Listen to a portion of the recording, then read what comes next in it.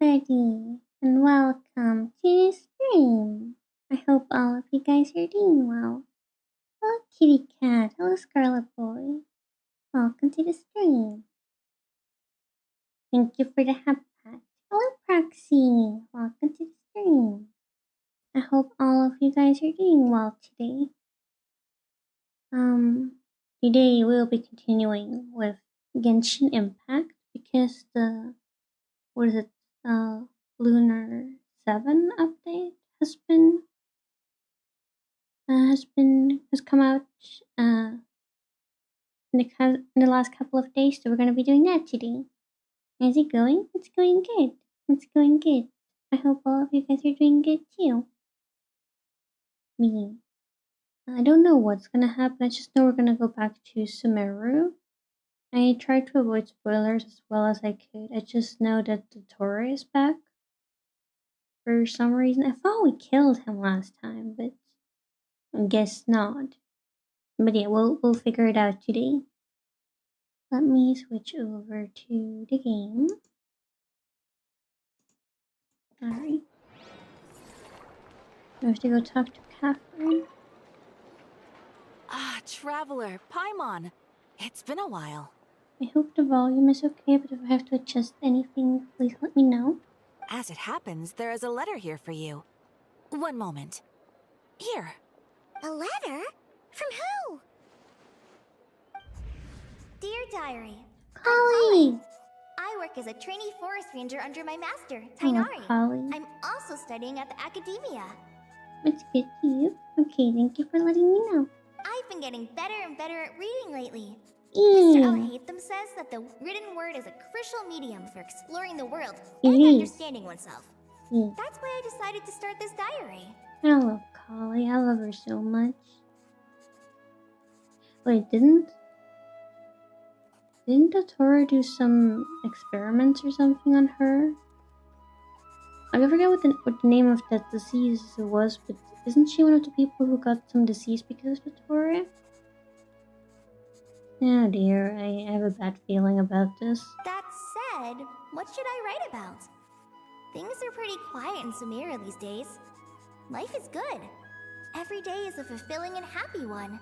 When I think back to the days when I suffered from Elazar, or way back to when I was injected with god remains, I am in a much better place now. I hope it stays that way forever. Elazar was the name of what she had.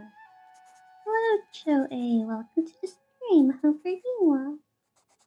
And hello, Fiction. Welcome to the stream. I hope you're doing well too. I'll leave it there for now. Master said he'll take me shopping in Sumeru City today, which is great, because I've been meaning to visit the toy seller at the Grand Bazaar for a while now. Kale, time to go. Yes, Master! Huh?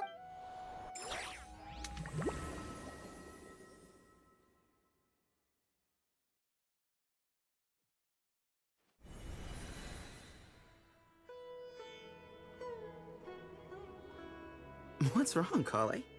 Is there something on my face? No, sorry. I didn't mean to stare. Did Master Tainari send you to pick me up? Master Tainari? What are you talking about? What's going on? Tainari is the General Mahamatra.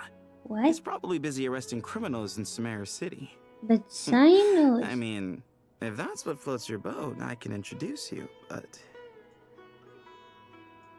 But Cyno is the General Mahamatra. Wait, Master Tainari is the General Mahamatra? But what about Mr. Cyno? Sorry? Oh, you mean that guy who just joined the Vahumana Darshan? Rumor has it he's the leader of the Temple of Silence. If that's true, it's pretty impressive. Huh? Sounds like you've been getting to know more and more people since you joined the academia. That's great, but don't let your forest ranger duties fall by the wayside, okay? Did they just rotate their roles? What? What's going on? Sethos is acting like he's my master, and Master Tainari has taken over Mr. Cyno's job. Is this some kind of prank? If so, it's a weird choice of prank. But anyway, Sethos doesn't look like he's joking. What is this all about? Hey, you're zoning out again. I'm gonna buy some tools for the Rangers. Why don't you stretch your legs a bit? It's been a while since you last visited the city, right? Something is weird. Wait! He's right. It has been a while since I last visited Sumeru City. Was it always like this? I mean, it feels familiar, yet somehow... something seems different. Is this really Sumeru City?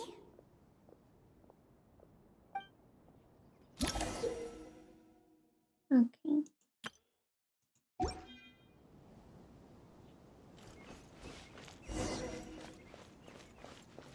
Oh right, don't forget to redeem your cookies if you haven't yet. Who just walked by? I think she's that famous merc. Famous merc. Hey, did you see who just walked by? Oh yes, I'll give you a quick treat.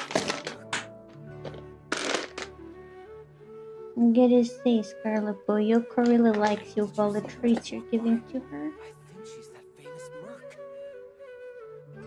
Okay. I'll put the treat down on her chair for her.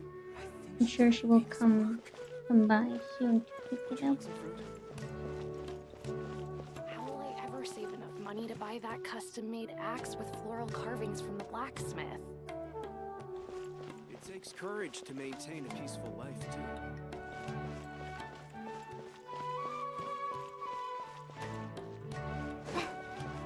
I heard that Sage disappears without a trace as soon as he gets off work. It's a little mysterious if you ask me.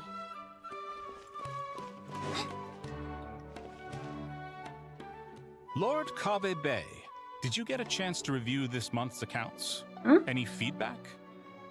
Wait, did he take over Dory's position? You mean the version you sent over a few days ago? Yeah, I took a look when I received it. I was thinking that maybe our profit margin is a little excessive. I visited some of our commercial partners last month. Their earnings are very slim. Are you suggesting that we give up some of our profits for them? Well, since we have more than we need, yes. Making money for its own sake is pointless. Don't worry, I've already planned for it, and the numbers look fine. We can adjust the rates starting from next month. This is very confusing. Also, about that designer you hired, I've had to revise his proposal 3 times now, but he just doesn't seem to... Let's cut our losses. Pay him his fee and send him on his way. I'd like you to get Layla on this instead.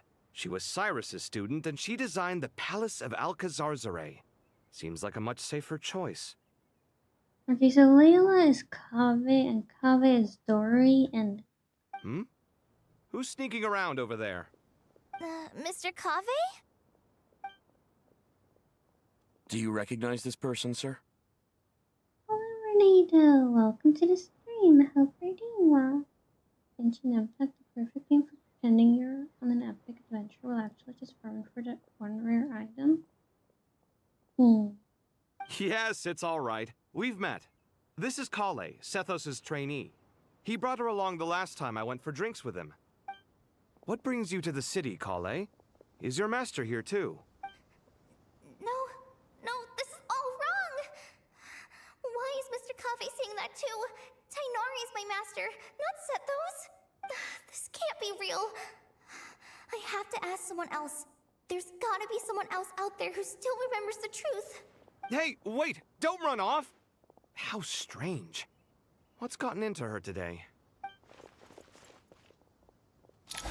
It's like everyone switched Wait, places. that's not Catherine. I guess I'll keep looking around.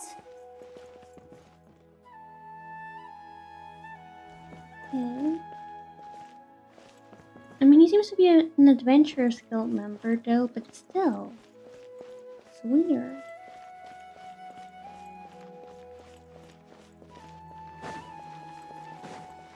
Would you like a cup of coffee? Students are under so much pressure. Lots of visitors today, I see. Welcome all. It's been a while. Hey, Rahman. You know that guy who sells face powder on Treasure Street?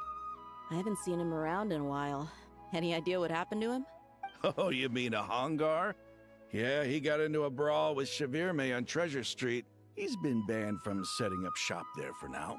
Seriously? Oh, well, that's a shame. I was planning to pick out some makeup for you. Oh, don't worry about it. Wait, is Neela's voice different? The legendary Flame Mane discussing makeup with the Zubair Theater star dancer. Now there's something you don't see every day. Okay, but that still sounds right for them. Flame-mane? You know, I'm not actually sure when people started calling me that. Wait, what? Maybe the other Eremites thought I needed a fiercer title to scare people off? Okay, so they just switched the roles with each other. To be completely honest, I think the title would fit you better than me, Dia. You think? Can't say I've never imagined myself as a merc. If I ever give up the dancing, maybe I'll head to the desert and give the Eremite life a try. You would? Is that so strange? Oh, not at all. In fact, I've actually had similar thoughts before. If I ever get tired of sleeping out in the wild, I think I might go look for a job at the Zubair Theater. I've adored the dance of Sub-Zeros ever since the first time I saw you perform it.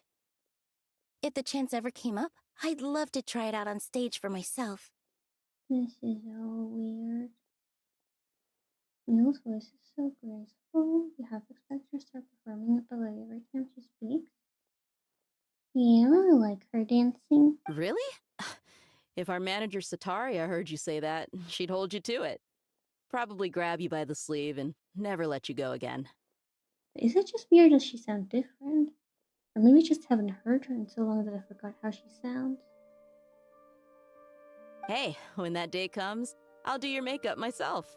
How's that sound? Sure. If the day comes, I'd be honored.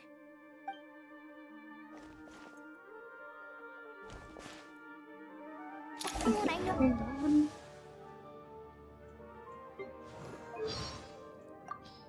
Hello, I'm Nilu from Zubair Theater. Okay, no, she does sound different. Hello, I'm Nilu from Zubair Theater. We have one dance scheduled for today, and it's about to start. Keep your eyes peeled. Okay. The question is, who's right? Them or me? Oh, my head feels so heavy. I can't think straight. Hi, Mr. Sino. What are you thinking about? There's a chapter in King of Invocations where the spirit of someone who died long ago possesses a living man's body. To the outside world, it looks like he's developed a whole new personality. Welcome to the stream. Hope you're doing well. I was just thinking how terrifying that would be for his friends. Imagine waking up one day to find that a friend of yours has suddenly become a different person. Huh? So what got you thinking about that? I don't know, but something feels off. Everything looks fine on the surface, but can human perception really be trusted? Okay.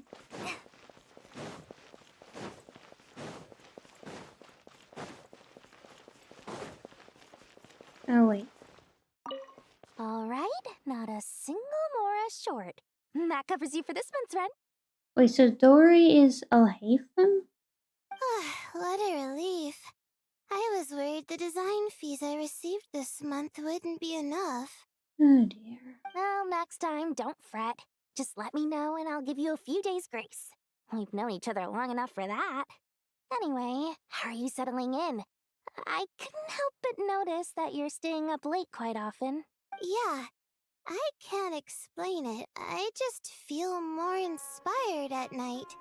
Once I get in the zone, I can race through a whole bunch of drafts, no problem. But what about you? I keep hearing you sighing these days. Is everything okay? Well, it's just... Don't you think this house is a little small? I guess I should be used to it after living here for so many years. But for some reason, I've been feeling claustrophobic recently. I want to move somewhere bigger. Okay, wait, so Dory knows? But do they know that they've switched their roles? Once I've made enough Mora, I'm gonna buy a huge new house. As big as... at least as big as the Palace of Alcazarzaray. That sounds really expensive. True. I'll never be able to afford it on a scribe's salary alone. I need to find another way.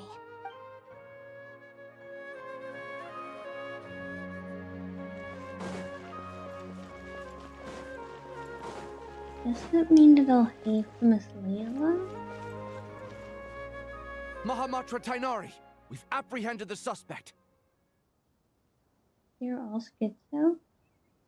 Yeah, apparently, but why? They say that the fool is prone to blind faith, but the wise man is not immune to it either.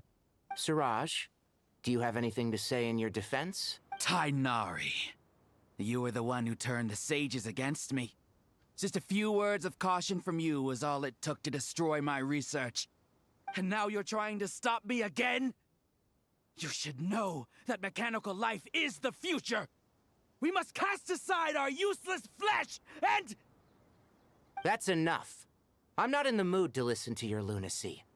Anyone could tell you how amateur your work is. Karina, Ilias, put him somewhere safely out of the way. Yes, sir. Next on the agenda is... Master? What is it? Wait, did Professor Zahahati send you? She's been encouraging me to take on an apprentice. Might be getting a bit ahead of herself there, though. No, Master! It's me! Kale! Listen to me. Something really weird is going on in Sumeru City. It's like everyone's identities have switched around. Wait, is Nahida still Nahida? Or is someone else the Dendro Archon now? You're not the General Mahamatra. You're a Forest Watcher. Just yesterday, we agreed to come to Sumeru City today to go shopping together and... All right, there's no rush. Let's back up a little. Your name is Kale, correct? Although this is our first meeting, you do seem strangely familiar somehow. Is there anything I can help you with? No.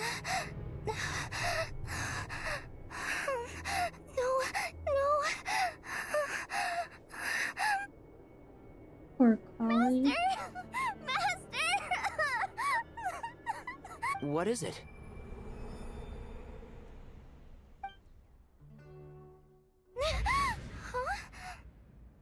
Wait, was it just a dream? Did you have another nightmare? I've told you before, when you're tired, lay down on your back in bed and get some proper sleep. It's much better for you than napping on your front. Poor posture obstructs your breathing, which can lead to all sorts of weird dreams. Wait, is that true?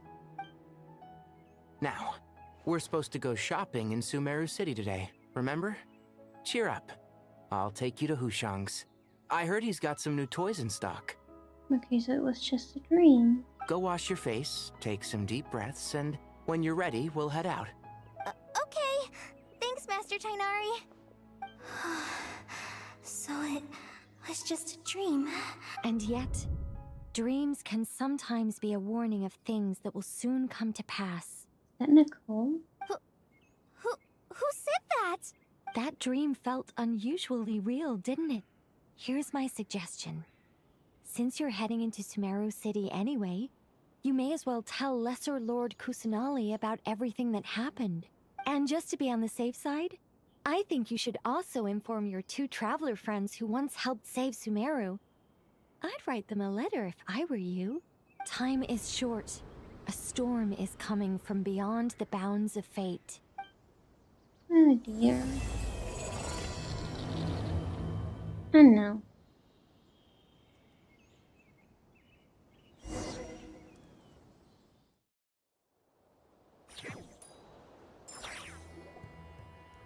What a strange situation. No wonder Kale was in such a rush to write us a letter. Imagine waking up one day to find that everything around you has changed. You might not even recognize Paimon anymore. Oh, that's a scary thought. Let's get to Sumeru and find out what the heck is going on.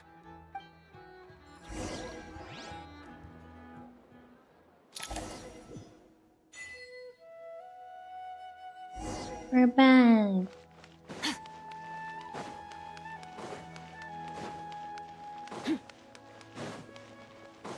Holly!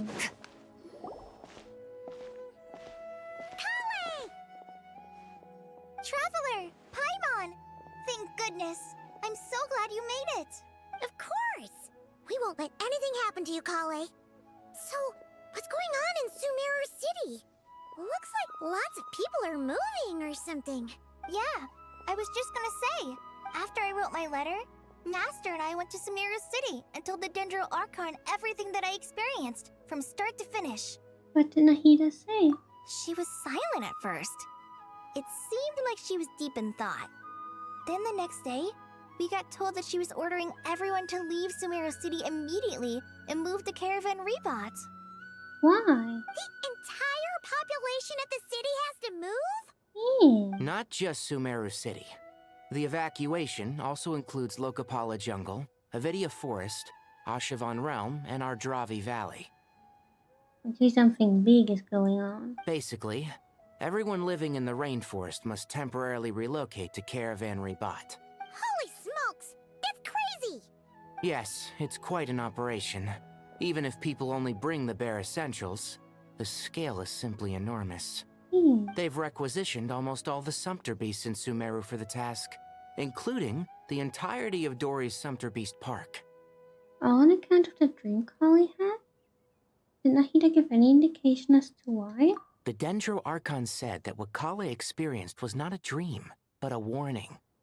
After our meeting, she immediately summoned the 6 sages to analyze the situation and discuss countermeasures. They concluded that the events seen in the dream are very likely to become a reality, and that an unknown danger is rapidly approaching. Oh, please keep that to yourself. We don't want to cause widespread panic. The official reason they've given is a large-scale renovation of the rainforest ecosystem. People are skeptical, but there haven't been any major incidents. So far, at least. The Dendro Archon seemed really worried when we spoke to her. She said you can go visit her in the Sanctuary of Surasthana when you arrive. She also said she'd hold out until the very end. Tainari? Kale? You got a minute?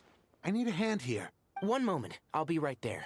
As a forest watcher, I've been tasked with assisting with the relocation work. There's a lot to be done, and they need all the help they can get. This will be the final group of evacuees from Sumeru City. While they're away from home, they'll be heavily reliant on outside help.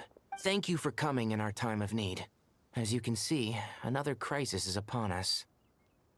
Excuse me, sorry to trouble you, but could you help an old man find his medicine? It's buried somewhere in my luggage. Why wouldn't you have your medicine, like, on your body somewhere in, like, a pocket or something? Where's my mom? Where did she go? Don't worry. It'll be okay.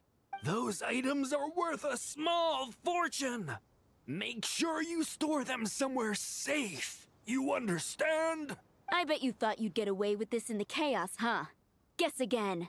No petty thief gets past me. A mass evacuation inevitably comes with all kinds of problems. Nahida wouldn't have resorted to this unless it was absolutely necessary.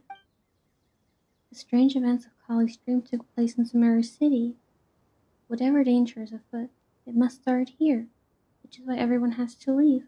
We should go help the evacuees. See you around. I'm so glad that you believed me and came all this way to help. It means a lot. Please stay safe. Of course I believe you. Don't worry. We may not know exactly what's going on yet, but as long as we stick together, we'll find a way through this. Goodbye! Look after yourselves! Will do. See ya! Paimon's not sure how she found the words to comfort Kale because, honestly, she's kind of nervous herself. Let's head to the Sanctuary of Surasthana and see Nahida. Yeah. I hope she has any idea what's going on. Who are you? Who goes there? No unauthorized access to this place. By order of Mahamatra Sino. Are you blind? It's the Traveler and Paimon.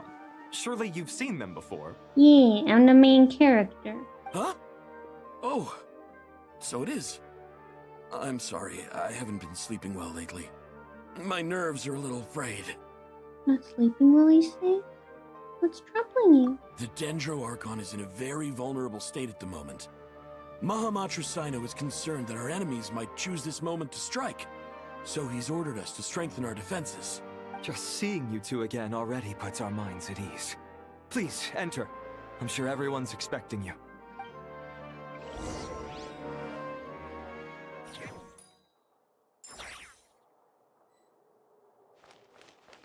Wait, where's Nahida? Oh, she's back there. Is she okay?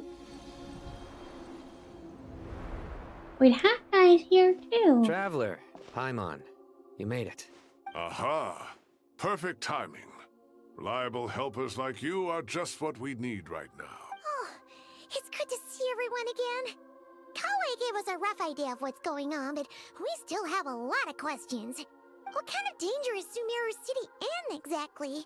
And how come everyone has to move to Caravan Rebot? At this stage, we can't be certain. We're investigating, but no definitive answers yet. I take it that Kale told you about her strange dream? Yeah. Apparently, everyone in Sumeru City was acting super weird. Even you guys. It was like you'd all switched places. That's right. Kale and Tainari reported the situation to the Dendro Archon. She believes that it wasn't merely a dream, and that whatever it was has something to do with Irminsul. Okay, but if something was wrong with Irminsul, then Kali would have been affected too, no? It's a reasonable inference. Only through Irminsul can people's memory and cognition be so significantly modified in such a short time. We don't know why Kale would dream of these things, nor who was trying to warn her. The Dendro Archon decided to connect to Irminsul to investigate more thoroughly. Has she found anything yet? Irminsul is connected directly to the ley lines.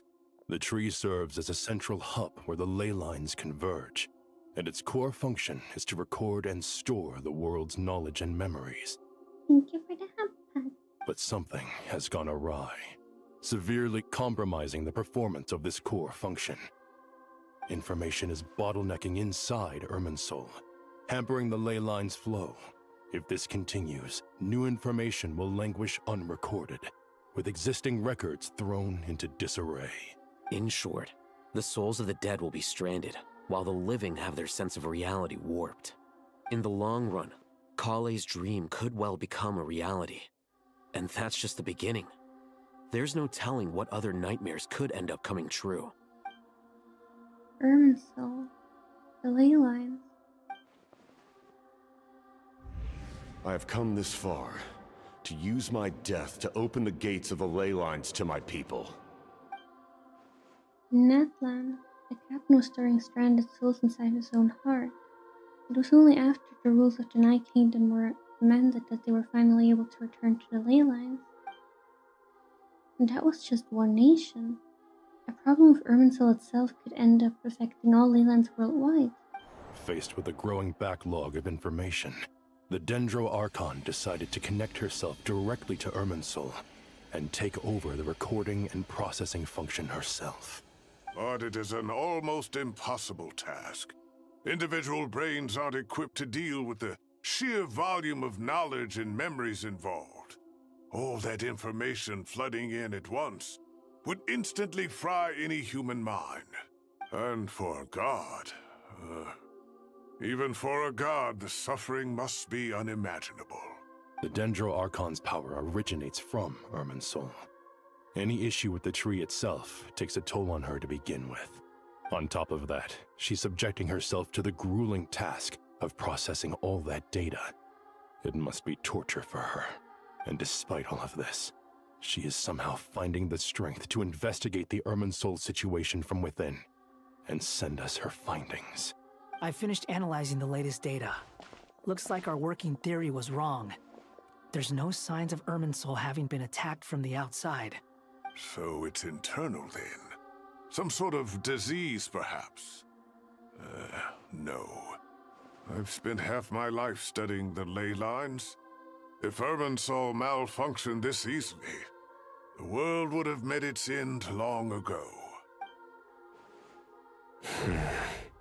What? Sino? What is it? Not long ago, I got a tip from the Core of 30 that a large number of unidentified merchant caravans had recently been spotted entering Sumeru through Beta Harbor. At first, I suspected that they might have something to do with all this, so I sent some people to investigate. But if Irminsul wasn't attacked from the outside... Don't you think there are more important things to worry about right now than guessing who's behind all this? It's been over 12 hours with no new intel. If even the Keeper of Irminsul is this badly affected, you can imagine how bad things are in there. Nahida? Dendro Archon. She okay? Nahida! What's wrong? Her breathing is weak, and her elemental energy levels are dangerously low. Looks like it's time to move to the backup plan. What's the backup plan? Get out of the city and take the Dendro Archon with us. The entrance to Irminsul is directly beneath the sanctuary of Surasthana. That means this is ground zero if anything goes wrong. The Dendro Archon has a very strong connection to Irminsul. But theoretically, this connection should grow weaker with distance. Under normal circumstances, she can unleash her full power here. But with Irminsul out of control, our first priority is to get her away from here. The situation is critical. There's no time to deliberate. Everyone in agreement? But if we all leave, wouldn't that leave Irminsul free to be attacked from the outside? I'll deal with it. I'll also let the Matra and the Core of 30 know to start evacuating.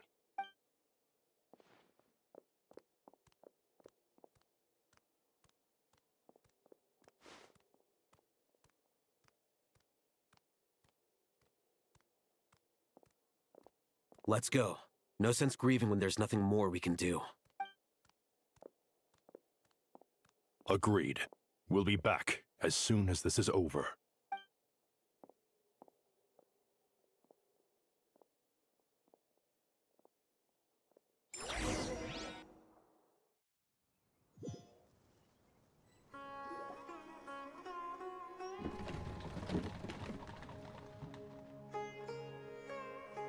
The last group of civilians has been safely evacuated.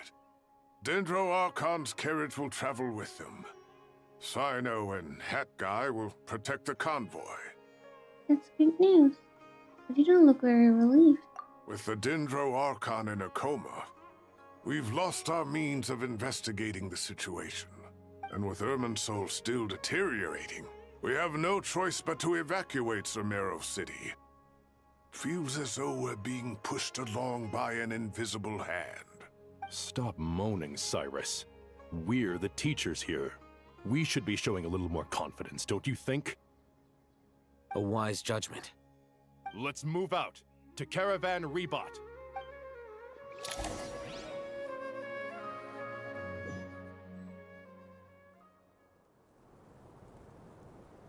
Sir, all units are in position. Good. Everything is going to plan. Interfering with Sumeru City is a necessary step, so do not hesitate. The Irminsul situation will not harm you. Who's that? We need to speed things up here, too. We don't want to keep our client waiting, do we? It's a Chewy guy. No, sir. You have my word. Everything will be completed on schedule. They say that fervent ambition attracts the favor of the gods, and with it, a vision. But we appear to be the exception. So, is our ambition not strong enough? Or does it threaten the very foundations of this world?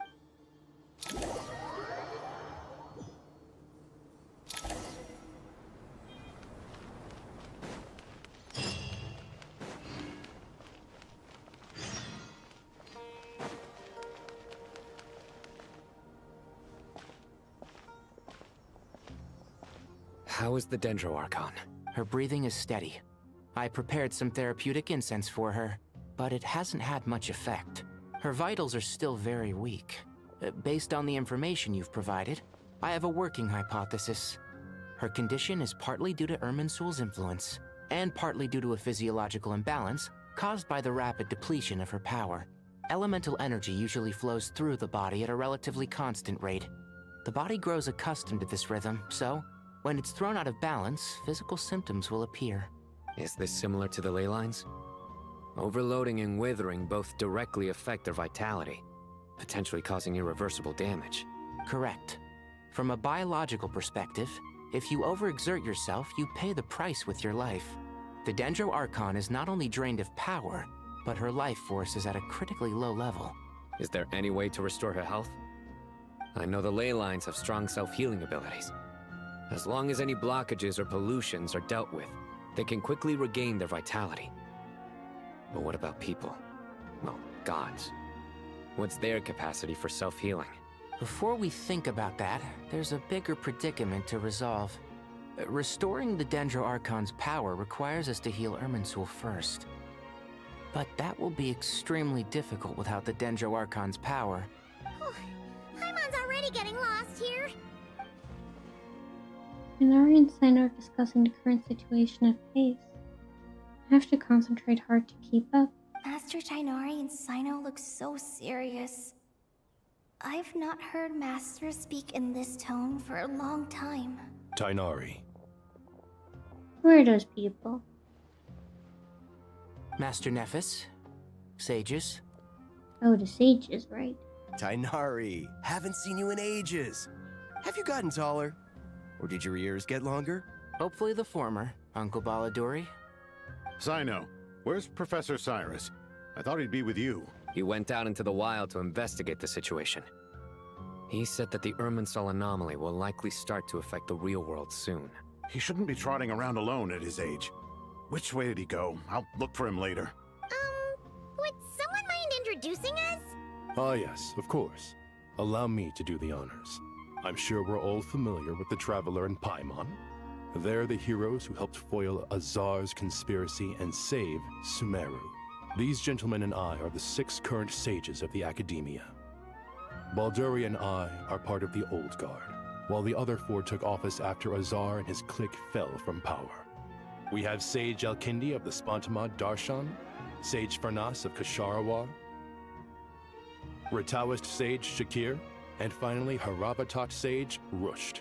Nice to meet you all! It's an honor. We'll be working together closely to resolve this crisis. Hello, Brad. Welcome to the stream. I hope you're doing well. I've heard much about you. Delighted to finally meet you in person.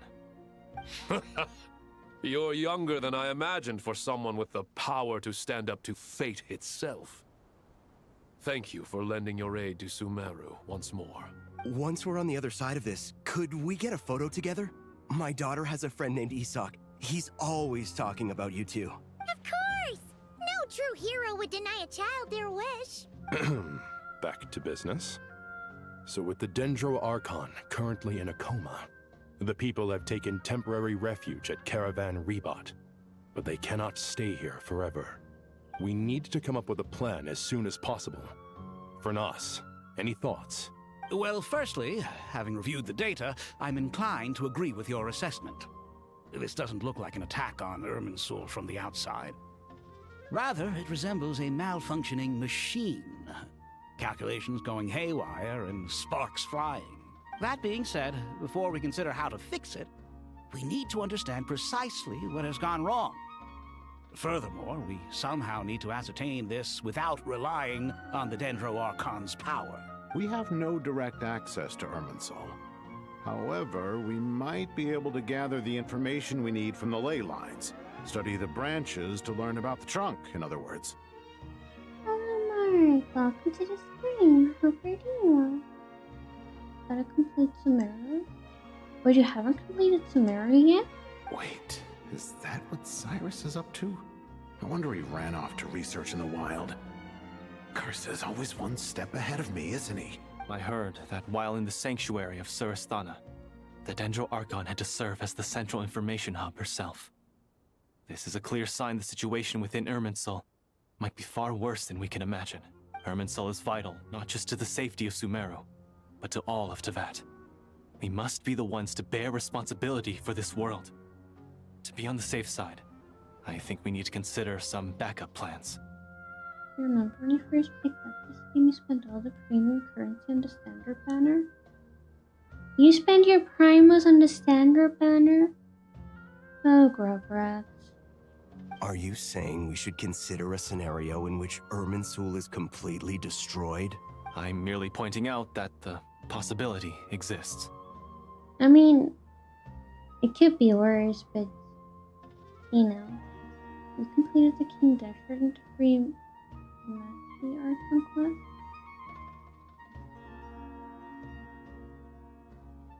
Okay, so we still have a lot more to have to do then. I just remember I really liked Fontaine. I loved the Fontaine Archon quest. I loved it so much. Though I kind of rushed through it because, like, I did Sumeru more or less around the time it came out, but then I didn't do Fontaine for a very long time. And then Natlan came out and I was like, oh, I didn't do Fontaine yet, so I kind of rushed through it. And I kind of wish I didn't have to rush through it, but I really liked the quest. I liked it a lot. You have a valid point. But until worst comes to worst, I believe we should focus our efforts on resolving the Irminsul anomaly and helping it recover. Kale, I understand that you were the first to foresee this crisis. If it's all right, I'd like to talk with you about it in more detail. Of course! But even I don't know how I came to have that dream. If there are no signs of external damage, could it be a stress fracture? Metals tend to suffer from this issue with long-term use. And Irminsul has existed for centuries, after all. It's possible, but surely a stress fracture would be more likely to cause a complete shutdown rather than chaos. Well, we don't know that. Sages, General Mahamatra, sorry to interrupt, but something has come up. What happened? Some citizens didn't believe that Sumeru City was really in any danger. What? They slipped away and hid during the relocation, No. intending to return home. If the god of your nation tells you to evacuate, you evacuate. How many people are we talking? About a dozen. Sakura found them while on patrol, but they appeared to be suffering from psychosis. For whatever reason, they were trying to kill each other. Yeah. That's why they were told to evacuate. Stupid people. By the time we arrived, there were only 2 survivors. One was unconscious from their injuries. The other tried to attack us, but was subdued. I only played it for like 2 months. I lost 50-50 and I carefully liked it. I didn't know what a 50-50 was until I quit the game. Oh dear. I mean, it's okay if you don't like the game. You should only play it if you want to. But just know that if you lose your 50-50, you can still get the character. Where did this happen? Near Yasna Monument. That's not far from Caravan Rebot. Master. I know. The Irminsul anomaly is beginning to have effects in the world. I didn't expect it to spread to Yasna Monument so soon. It almost feels like we're being chased relentlessly, with no time to catch our breath. Sir Cyrus said the same thing. He sent me back to report in, while he continues investigating. I'll go join him. We'll come with you. Count me in too. Don't let my age fool you, I can still fend for myself. Very well. Meanwhile, the rest of us will continue discussing our next steps. Get back soon. Take care of yourselves. It's getting dangerous out there. Okay.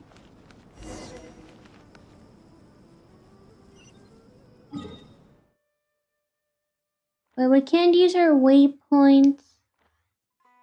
What's this fog? Okay, we'll walk.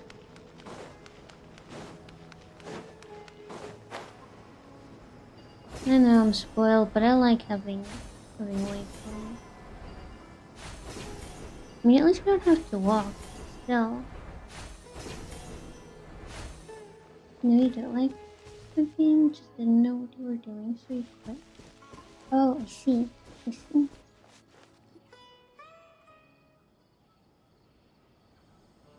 It's understandable, though. It can be confusing at first.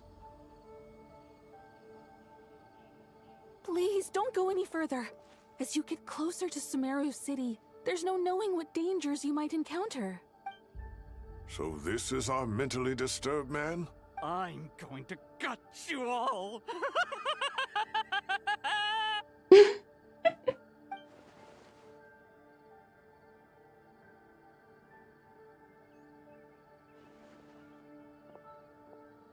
Cyrus, you didn't even bring a single guard? Do you think you're some sort of warrior? He seems sane to you. That's why I love you, Proxy. You're lurking in the background. It's okay, you can lurk in the background if you want to. It's fine. Come here and look at this. What is this? Oh, it's a leyline blossom? That's right. Flowers that bloom from openings in the ley lines, indicating some sort of anomaly. I don't believe I've ever seen a color like this before. Did you discover it nearby? Not just here. Way over there, too. They're everywhere.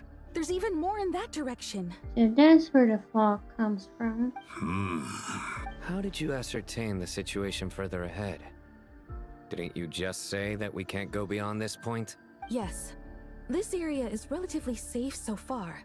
But if you continue forward, delusions will start afflicting your mind. However, some vision-bearing mercenaries were able to maintain their sanity a little better. They're the ones who brought back news from further afield. Sino, do you remember the class I taught on dissecting ley line blossoms? I do, Professor. I received full marks in that course. Good. After all these years, it's time to put that knowledge into practice. There must be anomalous information hidden within these blossoms. Alkindi, I'll need your help as well. Been a while since we worked on a project together, hasn't it? Sure has. Well, what are we waiting for? Let's get to work. anything we can do to help? Nita once said that Irminsul doesn't contain information about me, so theoretically I shouldn't be affected by such anomalies. We'll head a little further out. We'll see what else we can find. Will you need my help? I should be fine. All right, well, don't go too far. There's too many unknowns at this stage. Let's regroup at Caravan Rebot later. Don't worry if you don't show up. I'll come and find you.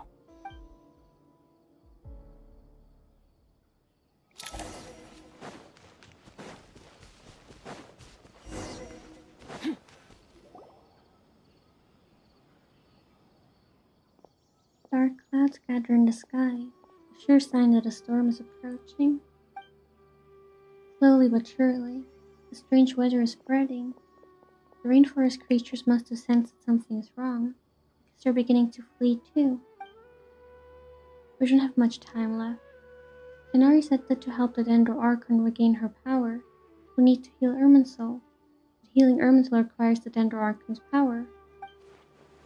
Is there any way to solve this puzzle? That should be the heart of Oasis. All we need to do is light it with the fire seed, and it'll restore a pep with elemental power. The damage it suffered internally will also slowly begin to heal. That's it. If I use Apep's Heart of Oasis, I might be able to help Nahida replenish her lost Ender power without any need to rely on Irminsul. What is it? You thought of something? I know a way to save Nahida. Really? Then let's get back and tell the others!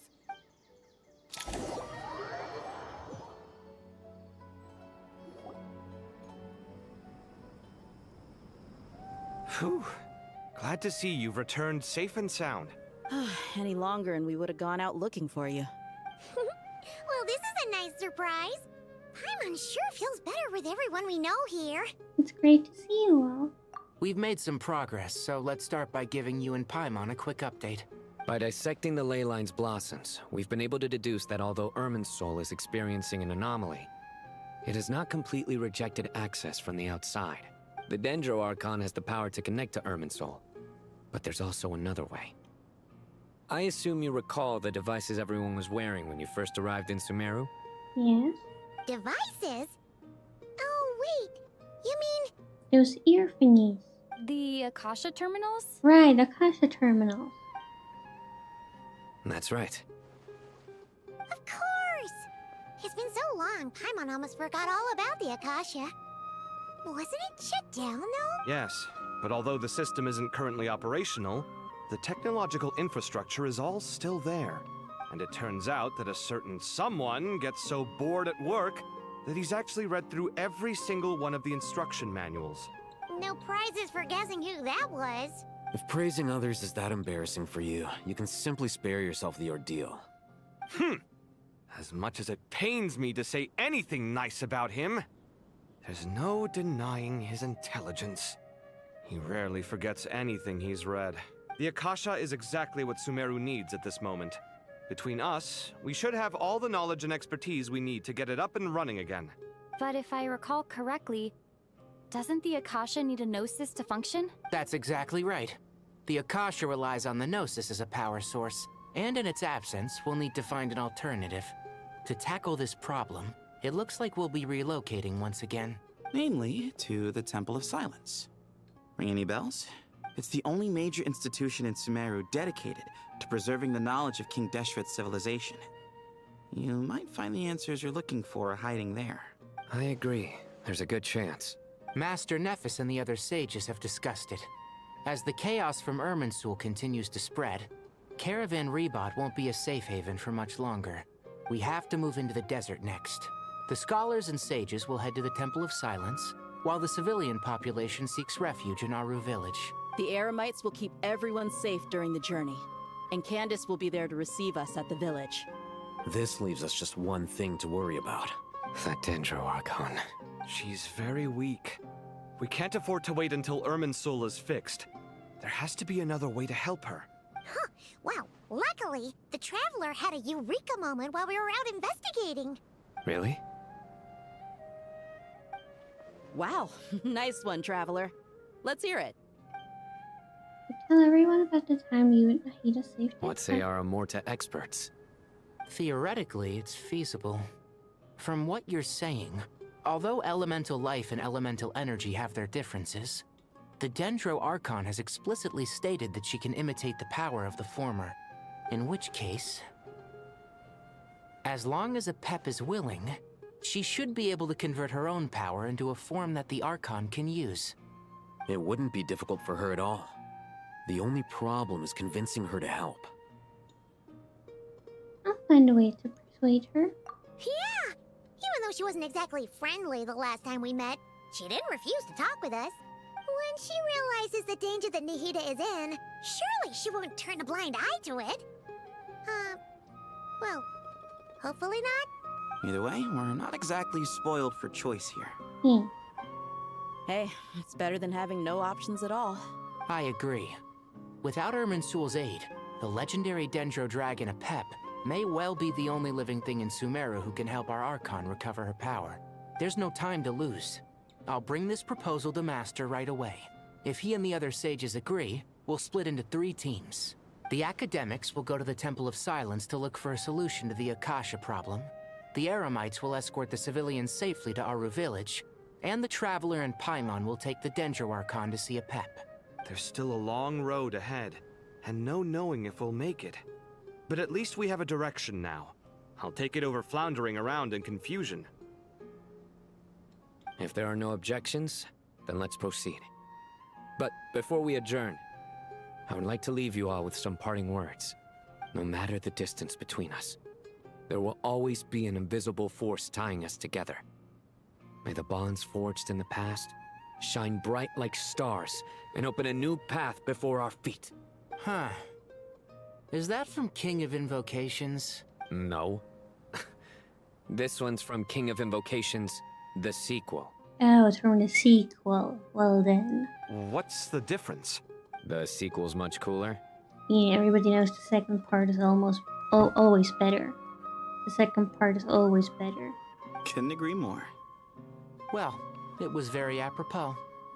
Once this is all over, I'll give everyone a copy of King of Invocations, and the sequel to show my gratitude. Come on, let's get moving.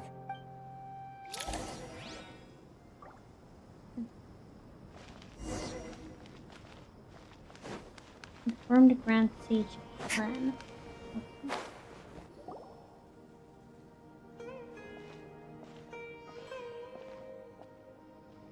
Tainari has brought me up to speed. I approve of your plan of action. But we can't proceed with everything right away. The people need to rest. For many of them, this will be their first time in the desert, so we'll need to find additional personnel to help escort them. You two, please go on ahead with the Dendro Archon. Let's rendezvous at the Temple of Silence later. No problem. We got this. Words can't express my gratitude. So let me just say, I hope everything goes smoothly for all of us. Goodbye for now. Alright, let's get going. If Paimon remembers correctly, the last time we saw a Pep was in... Traveler, Paimon. Could I borrow you guys for a moment? It'll only take a second. Kale, what's the matter? Well, the thing is, Master Tainari once told me, after you raise a problem, you should think about how to resolve it. But ever since I had that dream, I feel like I haven't been of any help at all. That's okay, it's a very large-scale problem. I tried my best to keep up with the conversation, but there was so much new information, I couldn't take it all in. So, I just wanted to ask, do you have any tips for me there? Huh, Paimon knows exactly how you feel, but fear not, everything you need to know is right here in Paimon's notes. Sumeru chapter! It's got tons of info about all the things we've seen and heard on our adventures. Some parts are a little simplified, but hopefully it all makes sense. He sure kept that one quiet. You see? Being the greatest guide in Tibet isn't just a fancy title. It takes a lot of hard work. Paimon doesn't always understand the things you're talking about with other people. Whenever that happens, she notes down the confusing parts and goes over them in her own time. This is perfect. Could I borrow it? Sure. Matter of fact, you can keep it if you want. Paimon has another copy. The spare copy was originally meant for the Traveler. Paimon used to worry that one day she might not need a guide anymore, so she wanted to have a gift for her, in case we ever parted ways. Wait, it says for him. Oh, hold on a second. Look, it says for him. You see that? A gift for him. I just keep getting misgendered in those gutches. Yes, Paimon is the well, actually. Well... But it doesn't seem so necessary nowadays. We have so many more places to see together. One copy will be enough for both of us. Thank you so much. But still, these are your treasured memories. I think I'll make my own copy and then return the original to you. Anyway, that was all. I won't keep you any longer. Have a safe trip. See you again soon. See ya! Alright, time to bring the Hida to see a Pep. Let's hope that old grouch is in a negotiating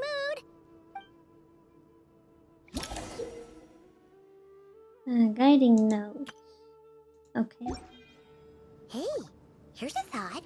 If we brought Nervalet along, do you think he could help us persuade a Pep to help? Actually, never mind. Huh? In a Pep size, Nervalet's probably one of those dragons who's grown too close to humankind. They might end up fighting for all we know. I was just thinking, how does New Violette have anything to do with this?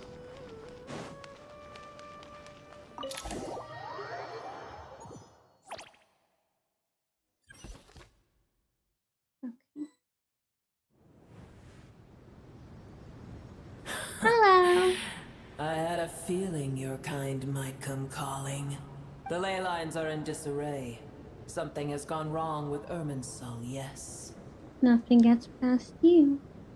I guess we can skip the explanation then. Even from a great distance away, I can sense that Sumeru is headed for destruction. You who took our home from us, prepare to watch as your own world is plunged into oblivion. Oh, how the cycle of history comes to a poetic conclusion. This isn't a joke, Apep! Nahida's in grave danger! Can you please help her? Is she now? Then do explain. For what reason should I lend Booer my assistance? The safety of Sumeru depends on it. The very survival of the world could be at stake.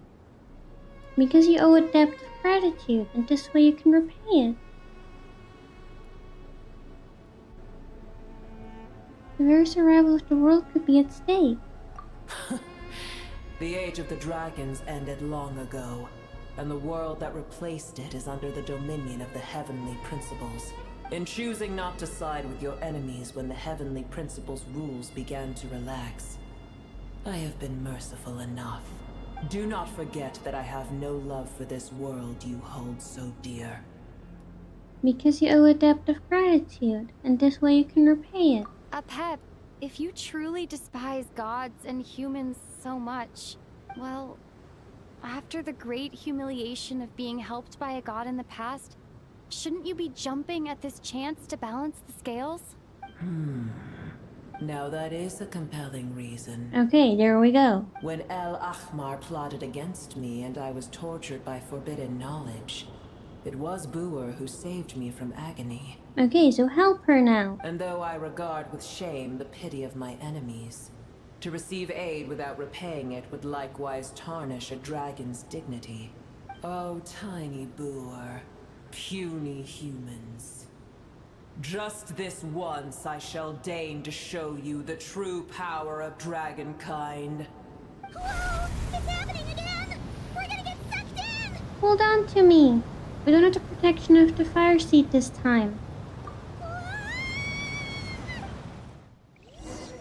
It's gonna be fine, don't worry.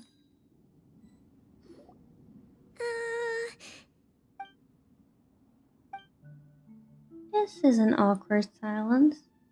Is silence a mandatory part of an audience with a dragon? It is done. The heart of Oasis is supplying her with life force as we speak. It shall not be long before she recovers. But I should warn you. Booer's existence is closely intertwined with Irminsul. Unless the issues plaguing it are resolved, she will never completely recover her former strength. Oh, thank you. Spare me your words of gratitude. Will giving your power to Nahida affect you in any way? You may also spare me your feigned concern. Just like last time. It's impossible to have a normal conversation with this dragon. A dragon's sovereign's power is far greater than you can imagine. While I was indeed weakened when the heart of Oasis ran dry, providing Tiny Booer with a morsel of my life force shall have little consequence for me. Oh, good to hear.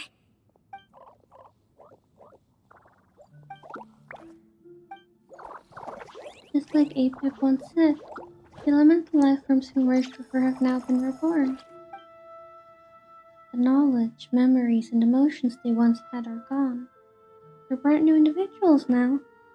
And yet, for some reason, they seem drawn to Paimon at me. Ever held in high favor, I see. Oh, well, you know. The compliment was sincere. Simply accept it. Come to think of it, I'm curious how Apep sensed the Leyline anomaly from so far away, and immediately guessed that something was wrong with Irminsul. Did she know something that we don't? Apep, do you know much about Irminsul? I did once. That tree was not planted by the heavenly principles. Irminsul existed before they ever arrived in Tevat. What? There was a time when it belonged to Tevat, to dragonkind. Its appearance and function then differed greatly from today. The ley lines flowed with an abundance of a familiar, primitive form of elemental energy. You may know it as the power of the Light Realm. The heavenly principles usurped and refashioned Irminsul, made it serve humanity, and used it to anchor the fate of the world. Yet in the end, humanity has failed to protect it. Heavenly principles, God of gods. It makes me sick. The enmity between your kind and mine can never be bridged. Even so, he still agreed to help us. As things stand today, holding a grudge against you would serve no purpose. But there will come a day when we reclaim this world for ourselves. The opportunity will arise no matter how long we must wait. I can already sense that far away from here, the Hydro Dragon has wrested his authority from the hands of the usurpers. But we have yet to meet. I know that we are both preparing for our revenge day and night. Uh-huh. It's probably best if we don't tell Apep that we're in such good terms with the Hydro Dragon. Yeah, she doesn't need to know that. I hear a great disturbance out there. Huh? What is it? Sandstorms come. The Jinn. I see. What happened? Another calamity approaches. You both seem restless. Let us part ways here. Boer is safe with me. Once she has recovered, I shall return her to your side. Oh, thanks again. Take care, alright? I told you already I have no need of your feigned concern. There she goes again. We've done what we came here for. Time to check what's going on out there.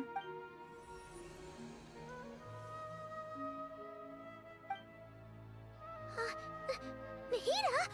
You're awake! Are you okay? Cease your interrogation. Yes, she awoke for a brief moment, but she has now lost consciousness again. Take it. We shall talk more at another time.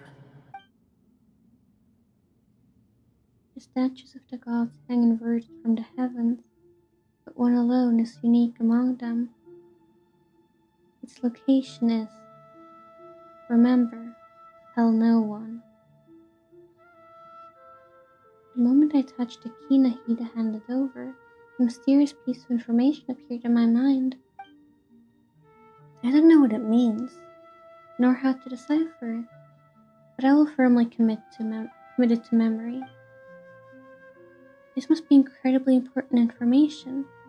I don't know why Nahida will keep it a secret from everyone, but it's probably best I do the same for now.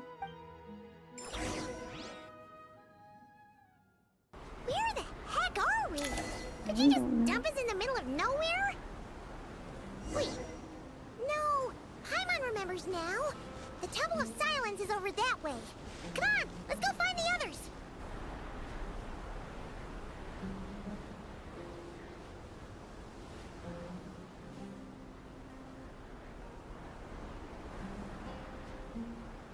There's no need for everyone to stay here. I'll protect the sages. The rest of you, return to Aru village. Yes, Mahamatra Sino.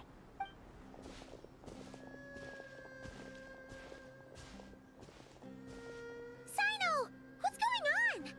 You're back. How is the Dendro Archon? She's still with Apep, but she's recovering. Apep gave Nahida some of her own life force. She's recovering. What a relief. What's with these sandstorms? It's the Jinn. Countless Jinn have stirred up violent sandstorms across the desert, blocking our path to the Temple of Silence. Tainari and Kale have returned to Aru village to help. The Jinn are being highly aggressive, so both the village and the merchant caravans require protection. It's just one thing after another. Where did all of them come from anyway? In all my trips to the desert, I've never seen anything like this before. As I see it, the only possible candidate is Gurabad. Gurabad? Baladuri could explain in more detail if he were here. All I know is a rumor I've heard about from previous trips to the desert. Supposedly, a great number of dormant Jinn lie sealed beneath that city. Jinn from Gurabad. A familiar figure comes to mind. Gurabad is, for me, a fated land. I must therefore return back to this city, where my destiny awaits me still, my master. I am sorry that I couldn't stay by your side for long, and that I could not have more time to get familiar with you. Lilipar. I should take a trip to Gurabad. Yeah. We once said goodbye to a friend there. Well, maybe not a friend exactly, but someone we met on the road anyway. She was a strange bottle. If we can find a way to wake her up, maybe she can help solve the situation in Gurabad. Well, be careful. You may find there's more than just the Jinn to worry about. You mean, there are other dangers in Gurabad? It's a sensible assumption to make. The moment we arrived in Caravan Rebod, the Irminsul anomaly started spreading in that direction. Now we've moved to the desert, and suddenly we're plagued by Jinn and sandstorms. To call it a coincidence would be a stretch. Don't worry, we've gotten a lot stronger since our last stint in Sumeru. Oh dear. Ah! When did they show up? It appears the monsters native to the desert have been stirred by the Jinn's activity.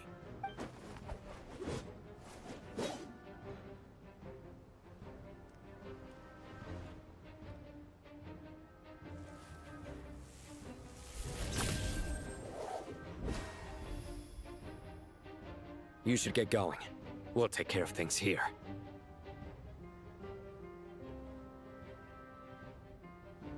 Be careful. You too. Don't do anything too risky. You got it?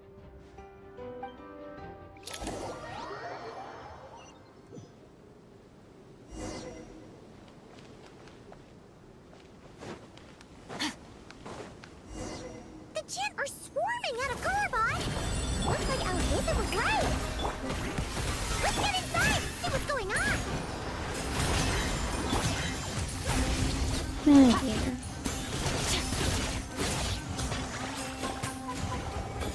Is there anything too risky? Why not? Don't worry, we never promised anything. We didn't promise anything. We don't have to do anything. We can do risky stuff if we want to. They just keep coming. How many of these things are there? I mean, honestly, I probably will. Never take them around. Let's just head further inside for now. We probably will do risky stuff.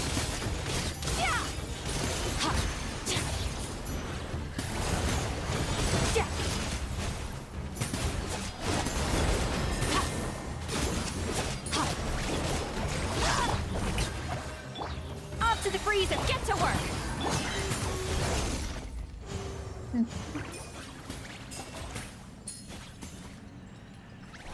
There are so many of... All units at the ready. Wait, the patootie!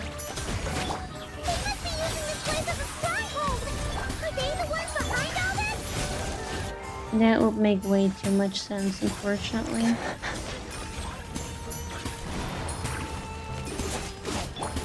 Strike a pop! Fulfill our pact! Fighting Jinn with one hand and Patootie with the other? Pure chaos! Show no mercy! Surge!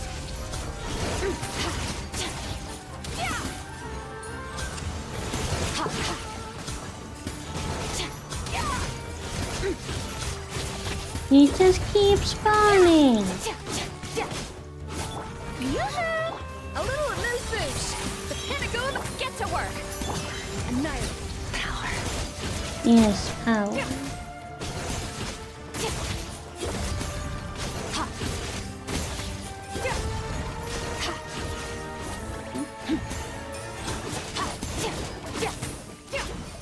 Shower me with praise! Adaptive, show no mercy! Surge! Oh, hello.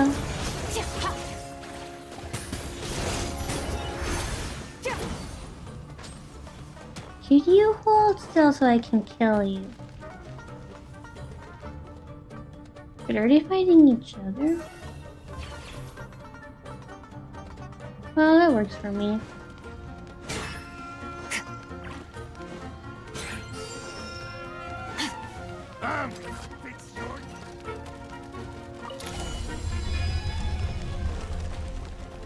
Do you see that strange machine? Paimon has a sneaking suspicion that that's the thing wrecking Gurabad and setting all those dangerous Jinn free. The target has reached the core zone. Requesting backup! Repeat, requesting backup! Backup en route! Stop her at all costs! Who, me?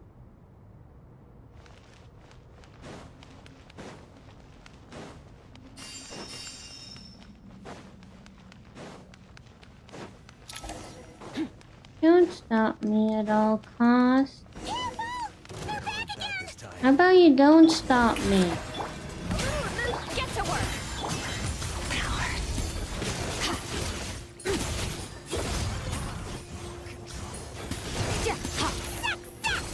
Nice one, Traveler.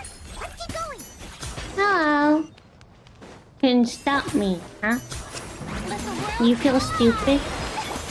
I hope you do. You should feel stupid. Fulfill our pact!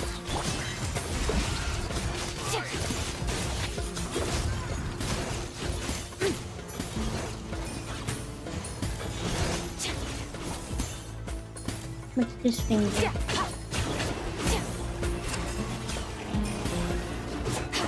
Okay.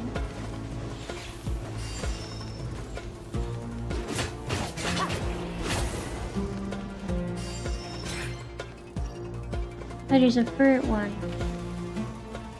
Get out of my way. This just got kaput. Now we can finally. Yeah, we made it kaput. It seems my subordinates failed to stop you in your tracks. Yeah, who are you? Apologies, sir. There is no need to apologize. You did well to hold your ground against such a powerful adversary for as long as you did. I must commend your courage and perseverance. So, you're in charge here, huh? First the problems with Irminsul, now this mess in Gurabad? Are you the ones responsible for all this? I'm afraid I cannot answer that. What's that supposed to mean? I assume you aren't naive enough to expect answers from an enemy. Oh, this guy is so snooty! However you want to spin it, you're clearly involved in this somehow. So you can either start talking, or we'll have to make you talk. Let's get him! Traveler, what's wrong? Something seems unusual about him. Is he trying to provoke us? This feels like a trap. Judging by the tents and supplies, there must be many more Fatui stationed here than the few we saw on the way in. So where are the rest? You're remarkably calm. Some would act more rashly upon finding the ringleader all alone. But you keep your cool. Even as your enemy, I must applaud you. I don't need your applause. Did you show yourself just to say that? Is this you trying to take back control of the conversation? Unfortunately, I really don't have anything to say to you. I am here merely to indulge my own curiosity. Your names are well known among the Fatui. Naturally, I wanted to observe you up close while I had the chance. Hey! Don't treat us like we're some kind of exotic animals in a zoo! Oh, I wouldn't dream of it. You seem rather predisposed to misunderstand me. I'm quite aware that you are both heroes of great renown. You have resolved crises in many nations and won countless allies along the way. I've been following your adventures with great admiration. My only regret is that the trajectory of your journey conflicts with our goals. What do you mean, admiration? Sorry, but that sounds pretty weird coming from you. I don't see why. We may happen to occupy opposing sides, but there is no cause for deep-seated enmity between us. To respect one's enemy is to respect oneself. Well, now that you're observing us up close, what do you see? I've observed as keenly as I can. Yet, while I endeavor to understand, your true strength remains a mystery to me. Violence is not my area of expertise either, so, you see, I would much rather converse with you like this than determine a victor with the edge of a blade. Besides, I've heard that even 3 moons in the sky fail to eclipse your brilliance. I know better than to bite off more than I can chew. 3 moons? So, you have a connection with the Harbinger, the Doctor. Well deduced. Our commander, Dottore, died in Nodcry, but there are things that do not end with his departure. We must Okay, so he did die. Look at me. I almost divulged more than I should have. What are you after? Revenge for Dottore? Or are you plotting something else? I've said quite enough, I believe. There's no point in continuing this conversation, except to say, I've noticed that you seem to know your way around here quite well. A repeated visitor to Gurabad, are we? Ugh. I'll take that as a yes. Then I'm sure you'll have heard the story of this place. The mother of the Jinn, Lilupar, and the tragic tale of her vengeance that spanned 3 generations. It was right here that Lilupar once helped the wise to ascend to the throne. But from that moment on, every king who sat upon it was corrupted by power. To find an enemy that's like, I know that you have killed millions, so I'd rather not be fighting you. Yeah. Took long enough to find someone like that. These degenerate rulers lost control over their nation, and with it, the right to occupy that exalted seat. What are you trying to say? I once admired you for your adventures. That is the earnest truth.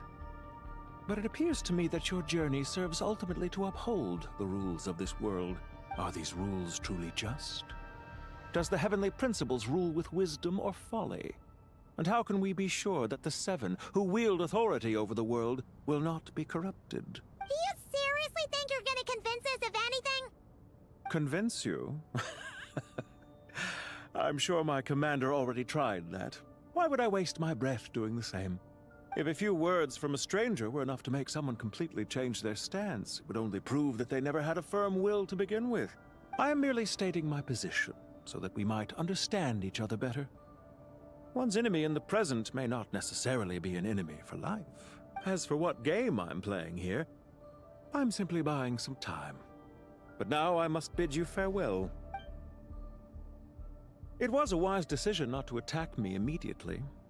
Since you did not fall for my ambush, I will now have to ask those in hiding to reveal themselves. Leave this to us, sir. Very well. I trust you to do what is necessary. Stall her while I execute the next step of the plan. No, don't stall me. Sumeru City, Irminsul. Hey! Stop right there!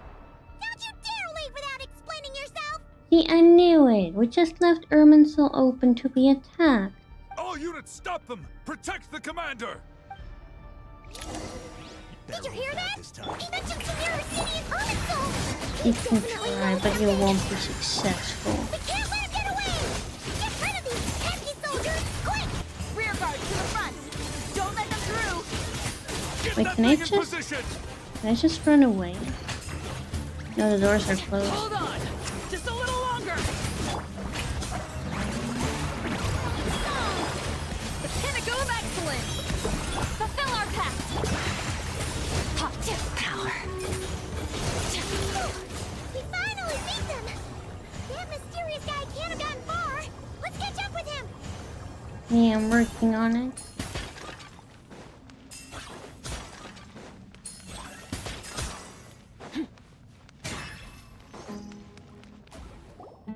Found him! Over here! You're very persistent. Oh, you don't say. Hey, you! Stop running and explain yourself! What are you trying to... I'm on wait! What's this? Relax. A small trap like this won't be enough to hold you. The sandstorms from Gurabad will die down soon enough, but this small window of time was all we needed to launch the next phase of our plan. There was more than one ambush. I shouldn't have let my guard down. Don't be discouraged. I knew that someone would come here eventually, so I planned ahead. Where to chat with you, which door to exit from, even which mechanism to wait by for you. I thought through every detail. You, meanwhile, know nothing of who I am.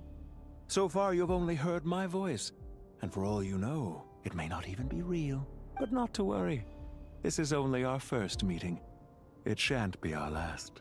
Just answer me one last question. Why do you continue to follow Dottore? He has conducted countless cruel experiments, even on his subordinates. Follow isn't quite the right word. Let's just say even those you see as villains have their friends, even if they aren't the most sincere of friendships. When any set of rules is established, there will be those who benefit and those who lose out. People will do anything to justify what they have gained or escape from the hardship imposed upon them. Neither he nor I are tolerated by the rules of this world. We were both searching for a new order. Our ideas of the final form that should take may have differed, but our journeys took a shared path. Goodbye, Traveler and Paimon. I wish you a timely escape, albeit not too soon. I will need a little more time to prepare, after all. Hey! Come back! Wait, this dark wall. We've seen these on our adventures before. It swallows people up! I'm sorry. She shouldn't have jumped a gun! It's okay, it happened. It's not your fault, Paimon. Let's just focus on getting out of here. Okay. He may have fooled us this time, but we'll get it back!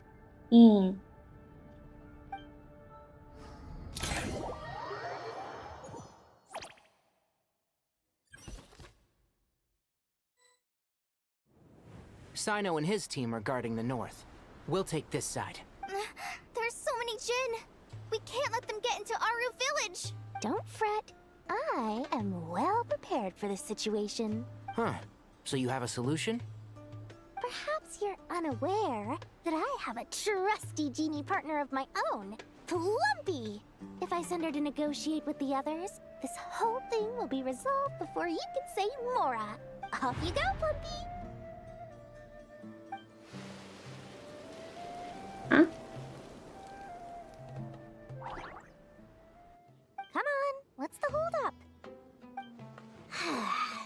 5,000 Mora. 20,000 Mora. 100,000 Mora.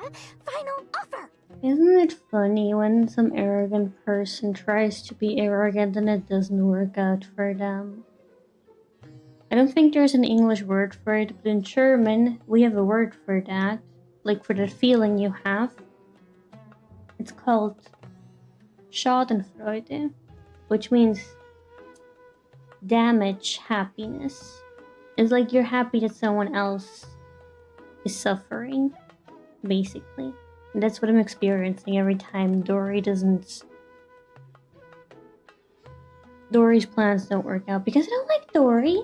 So every time something goes wrong for her, I'm like, yeah, serves you right. I know some people like her, I don't know why, but... Ah, so she's a hired partner.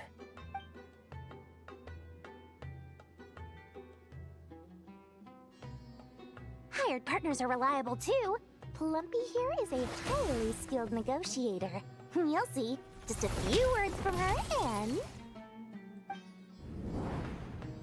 Yep, right. Plumpy!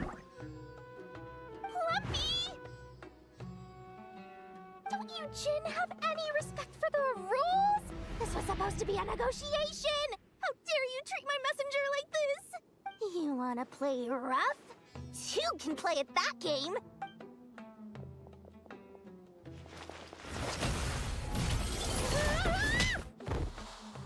Yeah, it didn't work out, did it? Looks like it's up to us now.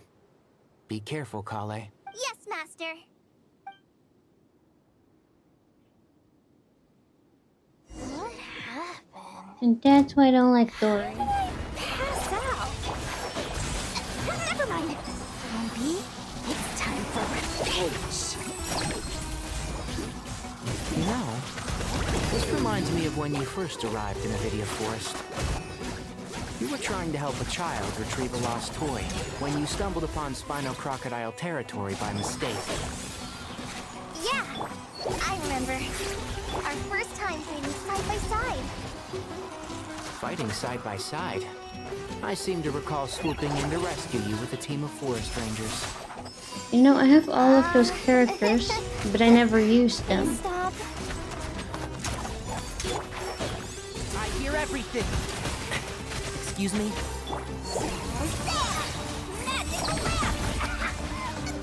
Hi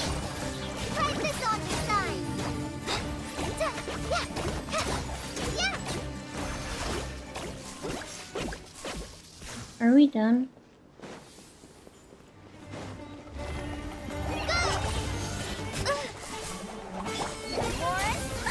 And Shroud! Let's nip that in the bud.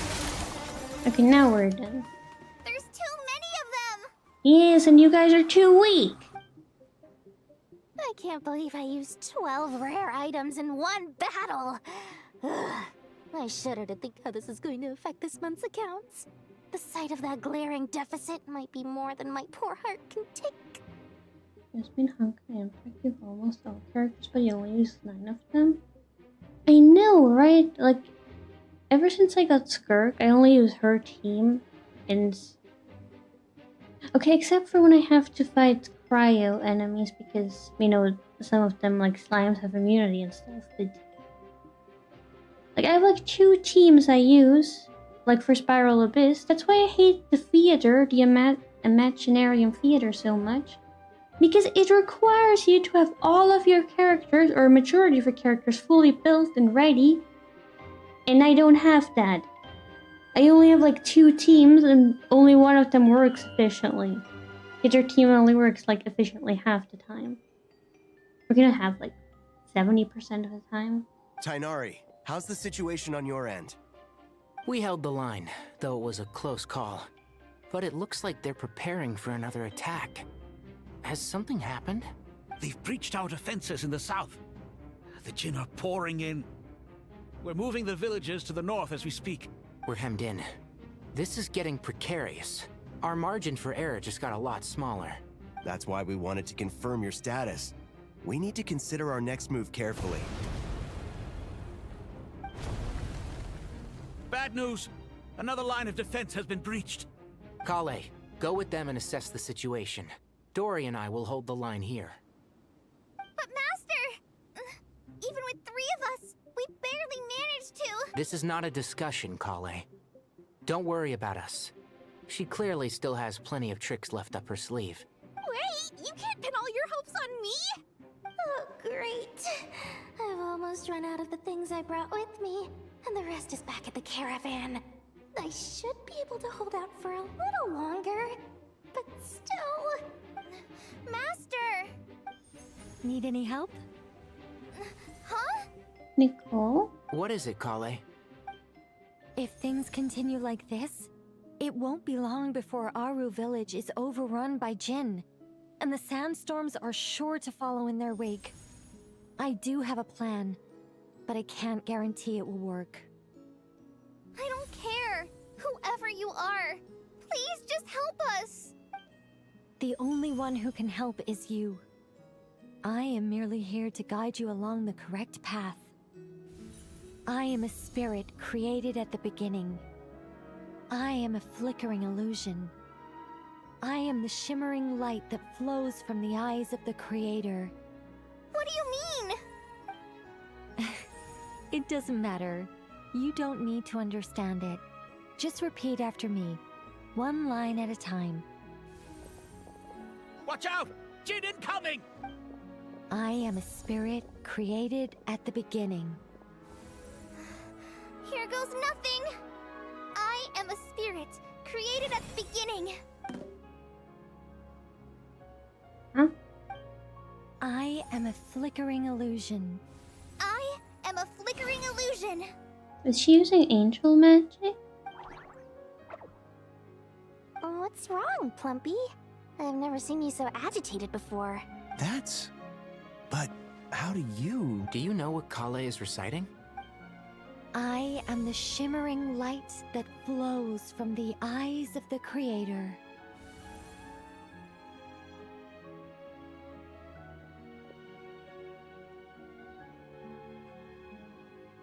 I am the shimmering light that flows from the eyes of the Creator!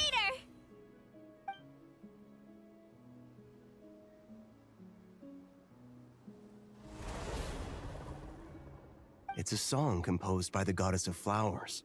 But very few records of it remain, even in historical texts. All we have is a few fragments. Is Kale an avid historian? Not to my knowledge. The Jinn have actually quieted down. Although... Oh, it's more than that.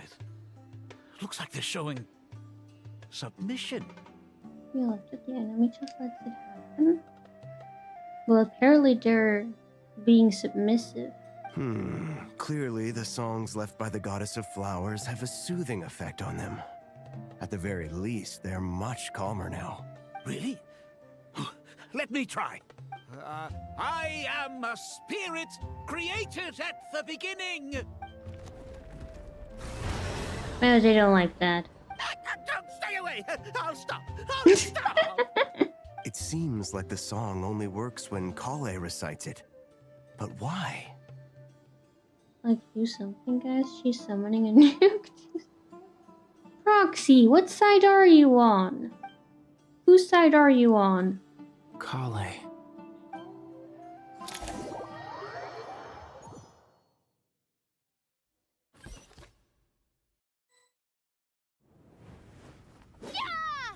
Yeah! Any luck?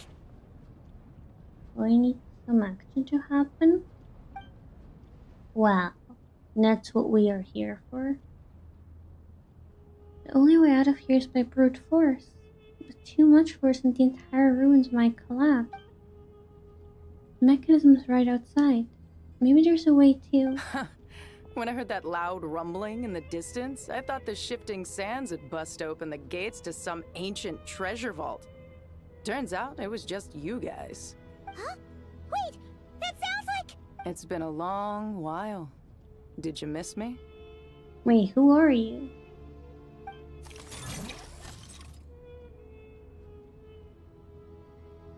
Am I supposed to know who that is? Jet! Ben! Jet? Let's save the catching up for later. First, I gotta get you guys out of there. When were we supposed to meet Jet? The desert-born mercenary once explored the mausoleum of King Dashwood alongside you and witnessed the sacrifice of her father, Shiro. Afterward, Jet returned to her father's homeland and joined the Tannic tribe, hoping to lay her parents' relics to rest at the Infernal Oasis. Wait, is this like a side quest that I never did? Or was it part of the Archon quest and I just forgot?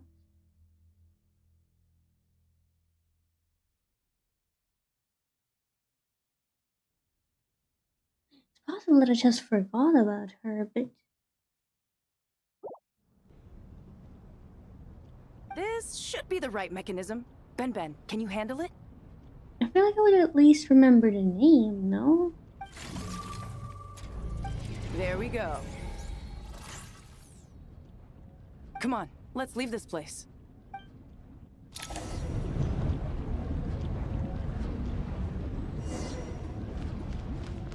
What if I don't leave? It's part of a world quest from what you can do. Okay. Oh, so it is a side quest. Yes, it did. I just wanted to see. Just wanted to see what would happen.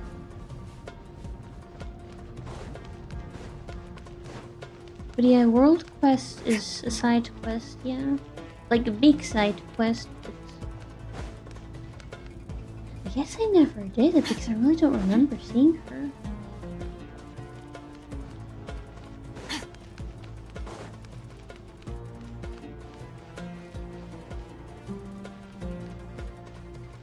Or did I do it and I just don't remember?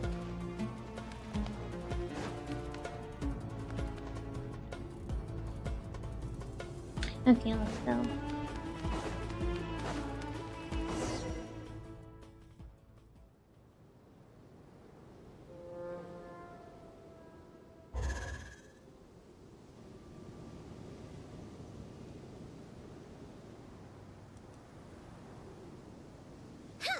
Those Fatui sure made themselves scarce. It's like they were never here. The Fatui? They came to the desert again? Yep. No idea what they're planning this time. They were being very coy about it. How have you been, Jet? Well, since we last met, I've started my own band of mercs. We've actually made quite a name for ourselves. Oh, yeah. On a slightly different note, I have some good news. I finally took care of Masaira. Not much to write home about. It was just another day. Found his hideout. Dragged him out of his cozy little bed. He tried to talk me into seeing his point of view, as usual. But I'm way past that by now. There was nothing he could say to save his life. So the Messiah chapter's finally come to a close. Remember to wipe the blood off your hands. What about you guys? Bet you'd forgotten all about me and Ben, huh? Of course not! We're super duper best friends! Okay, I will check after if I did the quest, because either I didn't do it or I just forgot all about her. To briefly recount the events of your recent travels to Chad. Wow. Sounds like I should make time to visit some other nations too. Anyway, what brings you to Gurabad? Oh, right. I almost forgot. We're here to look for Lilupar. That bottle? Seriously? Oh yes, Pam, of course we didn't forget her. Of course not. Yeah! We need her power to calm the Jinn and stop the sandstorms. Here's hoping we actually manage to find her, after all the trouble we've been through. Surely with everything's been going on in Gurabad, she must have woken up, right? Only one way to find out. Okay. Can I look at the...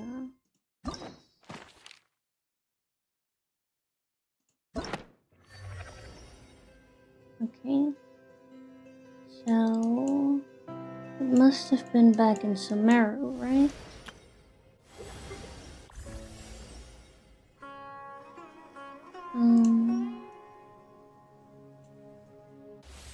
Yeah, this is Inazuma. So Sumeru, we did this. We did this, apparently. Wait, so I did do... or does it not show me the world quest?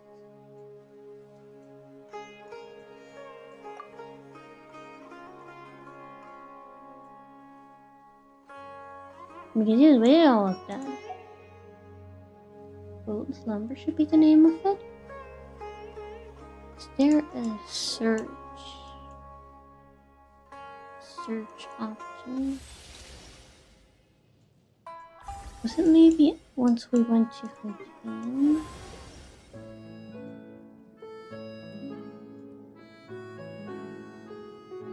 Or does it not show them to me here?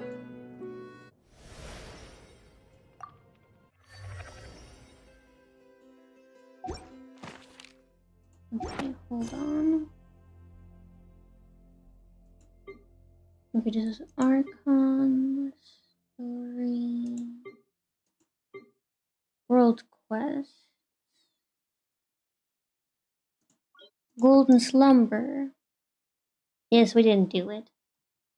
I just didn't do it.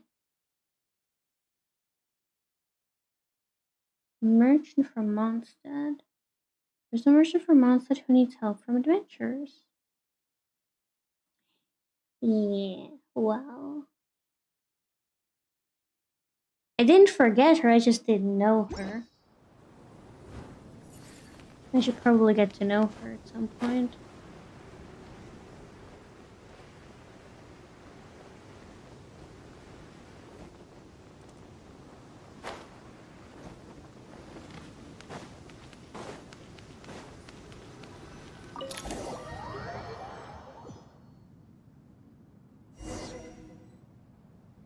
And the side quest becomes a part of the main story. I know, right? Like, they should, like, let me know. She'll be around here somewhere. Because some of the open world quests aren't really relevant to the main story, and sometimes they are. They should have, like, a special symbol or something, like, just FYI, this is important for the story.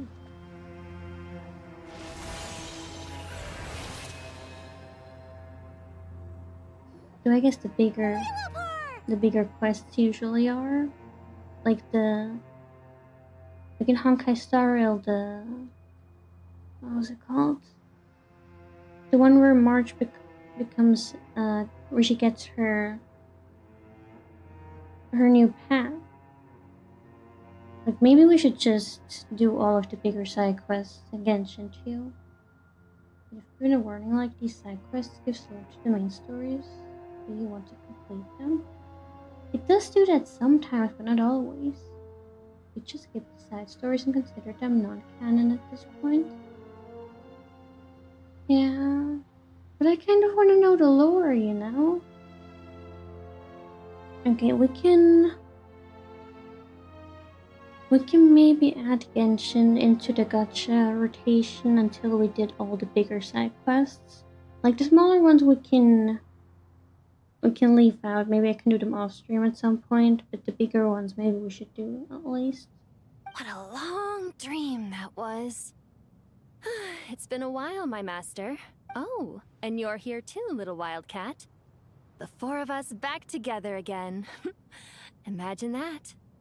How have you been? I hope this wasn't a rude awakening. In truth, it was at first. I was none too pleased when those miscreants barged in.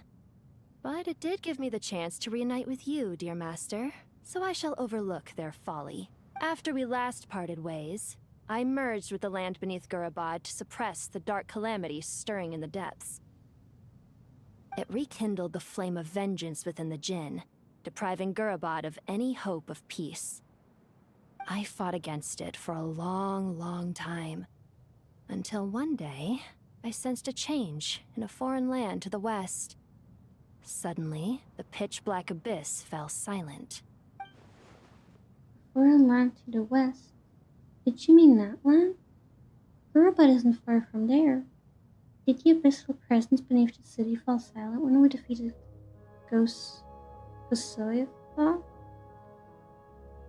Once satisfied that that dark power could no longer bewitch the Jinn, I too fell into a deep slumber, from which I have only now awoken. Why have you returned to Gurabad, my master? And why is my sand-swept homeland in disarray once more? Well, basically, Sumeru's in danger and a lot of our friends are affected. Some bad guys messed around with Irminsul and now they've released the Jinn in here. We managed to chase off the culprits, but we have no idea how to seal this place back up and stop the sandstorms. Child's play. I shall quell the Jinn and scatter the storms. Thank you, Lulupar. No need to thank me, my master. I have granted many wishes in my time, and this was the most trivial of them all.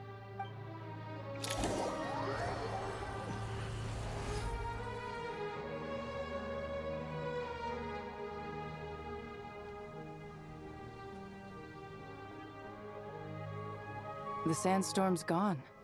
The sun shines bright again. When I said that we'd meet again under a lovelier sun, this was exactly how I imagined it. Yay! Although, honestly, Paimon would love to hang out with you more, even if the weather sucked. It goes for me too. Well, there shouldn't be any more Jinn breaking out, right? Are we okay to head back? Yeah, let's all head to the Temple of Silence. Sounds good. You can introduce us to your other friends. Another adventure begins. Lovely.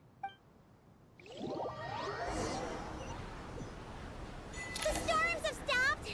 We should be able to get to the Temple of Silence without any problems now.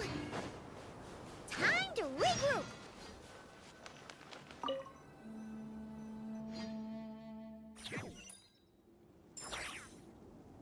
But you know what bothers me even more?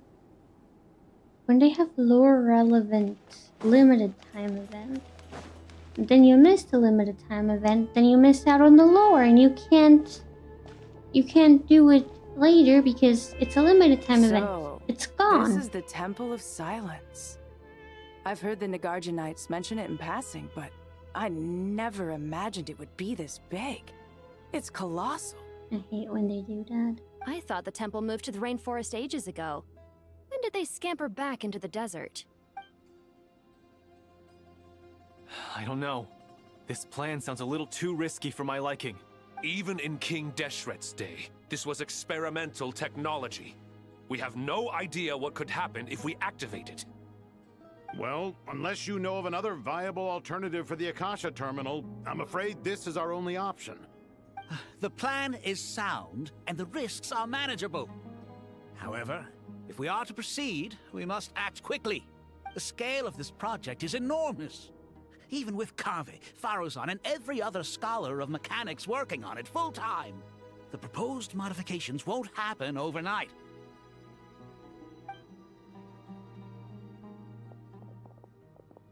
You're back. Everything all right?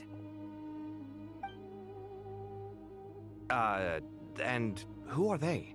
Friends of yours? Pretty much everyone in the Temple of Silence is.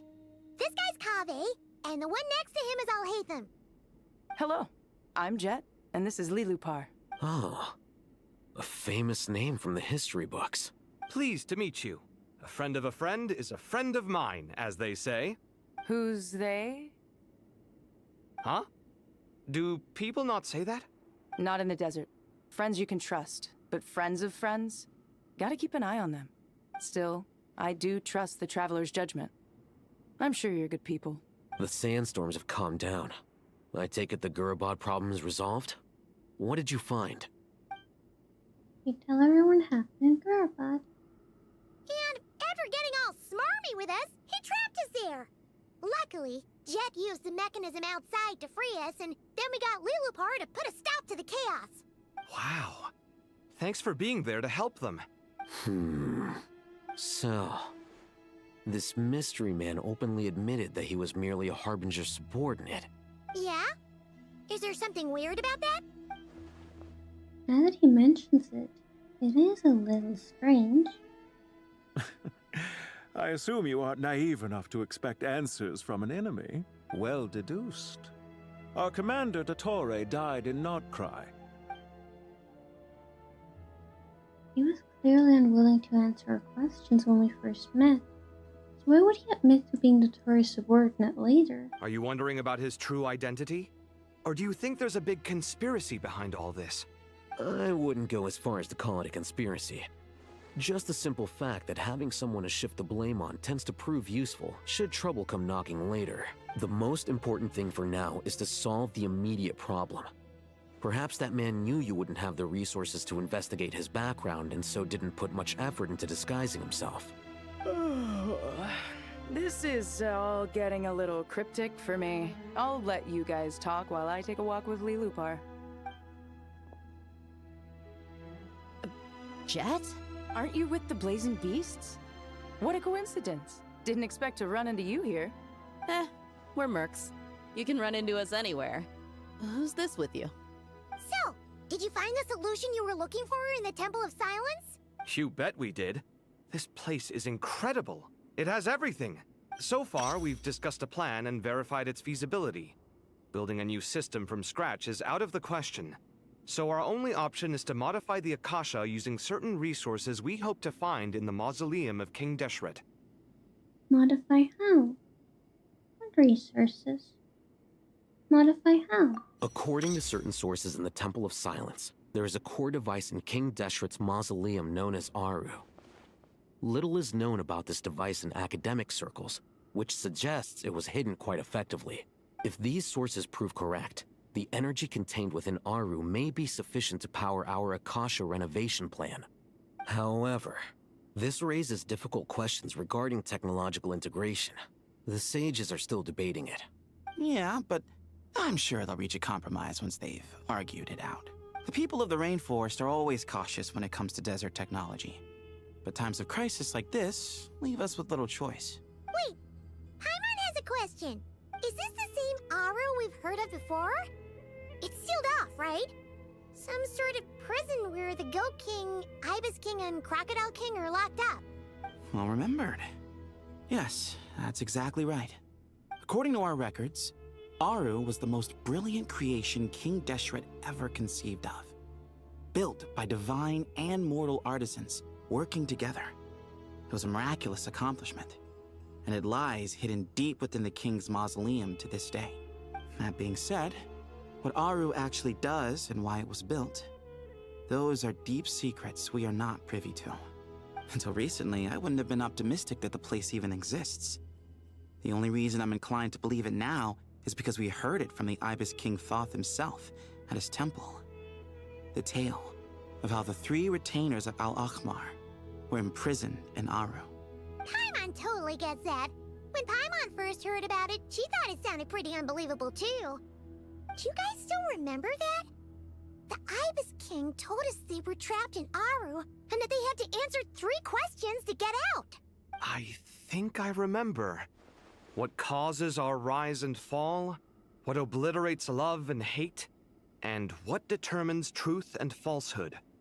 Those were the 3 questions, right? Yeah. If only Nefer were here. She's dealt with the Ibis King before, so she might know more. Oh, Nefer's a friend we met in Notcry. Notcry? Funny. She showed up here earlier. Wait, she's here? Huh? Yeah. Had another lady with her too. Both said they knew you. They contacted the sages, claiming they might be able to offer some assistance. Really? They came here to help out? Yes, really. It was just before you got back. One of them said she's made Nodcry her home. If she's the person you were talking about, then... Looks like betting on Aru was the right choice. See? They're right over there. Nicole! Nicole! Nefer! Why, hello! We're here to help.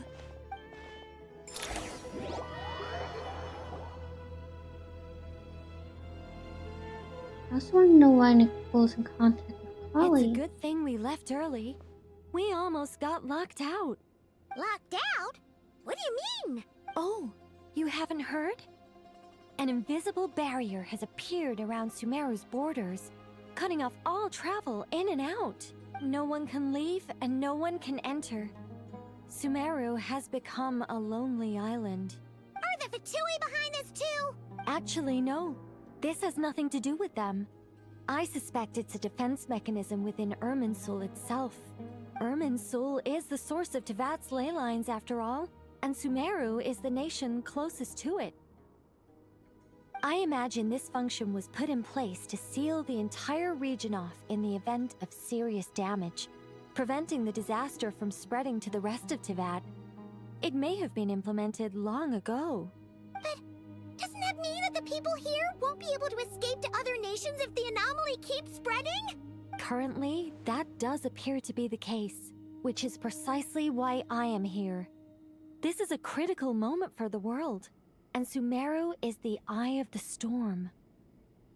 Here and here, we got all the maps to 100%. The grind never stops. You got all the maps to 100%? That must have taken a lot of effort. I barely have Mondstadt at 100. Like, I don't have all of Mondstadt at 100. But most of my maps aren't even at 50%. So you brought Nefer here? Paimon's surprised you managed to convince her to come back to Sumeru. Indeed. Even for someone of my wisdom and eloquence, this tested my skills to the limit.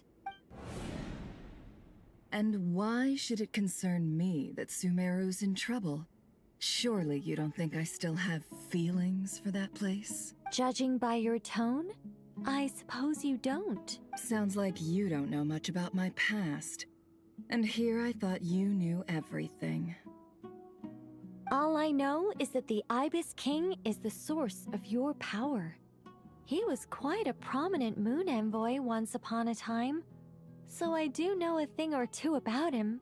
As for your past, I have ways to learn the full story if I wish to.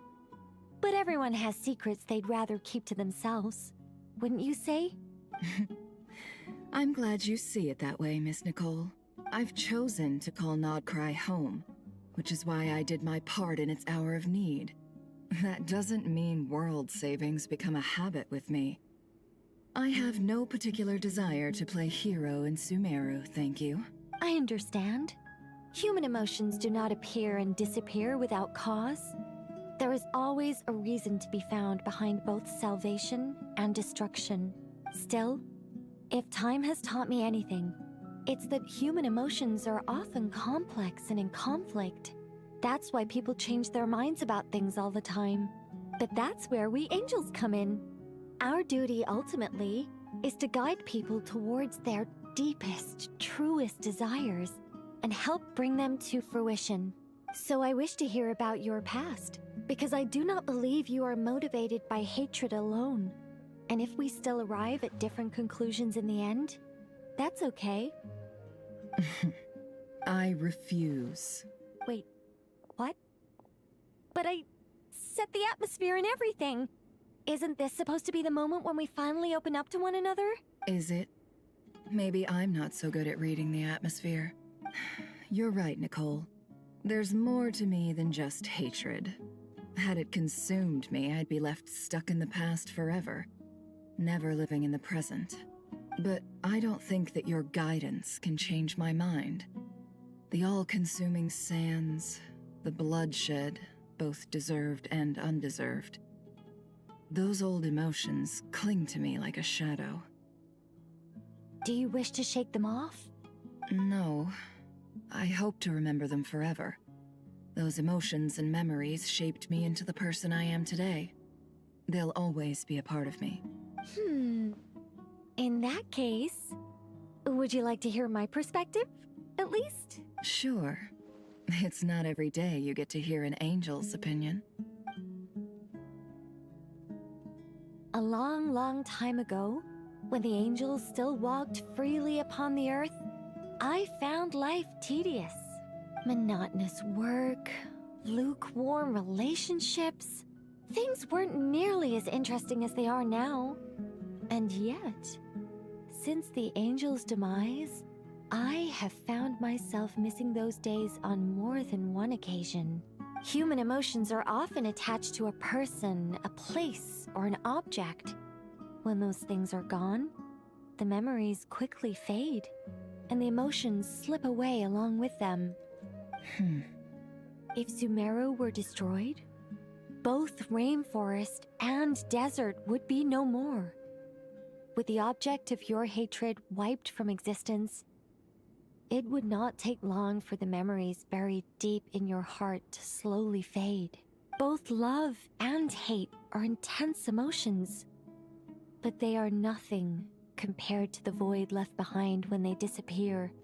Most sophisticated, Miss Nicole. But anyone focused on the future could only ever applaud the destruction of the things they hate. Still, I'm a special case. Someone once told me that human memory is more selective than a Mora-hungry merchant choosing between customers. We all need a reality check once in a while, so we don't forget the truth. As much as I dislike Sumeru, this is no way for it to perish. All right, you win. I'll help you out a little, but I won't work for free. How much will you need? You're not gonna milk this for all it's worth, are you? What do you think? I'll be upfront with you. I don't have much more on me. If that's what you need, I could borrow some from Alice. Or perhaps I could pay in sculptures. The ones I carve are actually worth quite a lot. Just cover my travel expenses. Huh? Is that all? That's all. Given all the people I owe favors to, I can just about justify a trip to Sumeru. Yehoda! Here, boss! What do you need? I'm going back to Sumeru for a while. While I'm away, you'll be in charge of the curatorium. Me? I'm in charge? Whoa! Don't worry, boss. You can count on me! And that was how the ingenious Angel Nicole brought you the perfect person for the job in your hour of need. Hip hip hooray! That was far more detailed than necessary. Not lacking in embellishment either. I never thought I'd return. Especially not the desert. But life doesn't always go as planned, I suppose. What's Candace up to? I don't think I've seen her yet. She is still taking care of things in our village. Should be joining us before too long.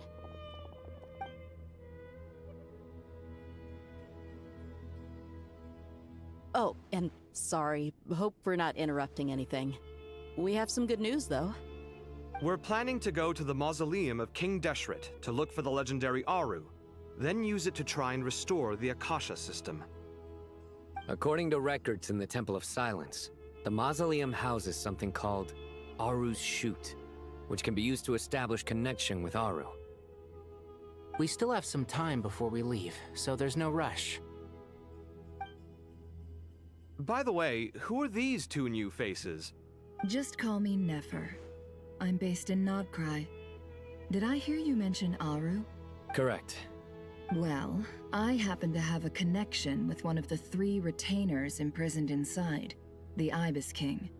I'm here to get things done, so if you don't mind, I think I should come with you. That sounds perfect. Miss Nefer, are you from the desert by any chance? Why do you ask? I don't know. There's a familiar air about you. Plus, you mentioned Candace. Sorry, I don't mean to pry. It was just a random thought. I'm Dia, an Eremite mercenary. My work usually keeps me out in the desert. I'm on good terms with Dory, and she's mentioned you all before.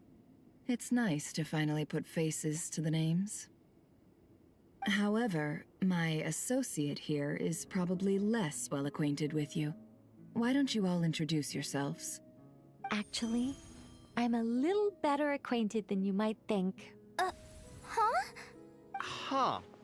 Are my eyes playing tricks on me? It looked like you spoke without moving your mouth. Ventriloquism. I have heard tell of it before. What is it, Kale? It's you! You're the voice who's been speaking in my head, aren't you? You encouraged me to report my dreams to the Dendro Archon, and got me to recite that magic prayer. Mm-hmm. I have many titles, but let's go with the most pertinent one. I am Nicole Rain, an angel who has lived since ancient times. An angel? Sounds like a big deal, but, what exactly is an angel? Oh, Well, we're a rather long-living race of beings. Not gods, technically, but we can still tell you a lot of stories from ancient history. Yep, and she's also an amazing sculptor. You could say she's a real creative type. Well, ma'am, if both the Traveler and Paimon give you rave reviews, you must be pretty impressive. Oh, please don't call me ma'am. I find it so awkward when people get too formal with me. Just relax and be yourselves. No need to be nervous. Miss Nicole, if it's okay, could I ask you a few questions? Yes, you may. I can see your heart is filled with confusion, and you are desperate for answers. I also know which questions you want to ask me. Why did you dream of Sumeru City in disarray? Why did those verses soothe the Jinn only when recited by you? I can guide you to the truth, but it involves a personal secret of yours. I'd prefer to speak with you alone, if possible. What secret?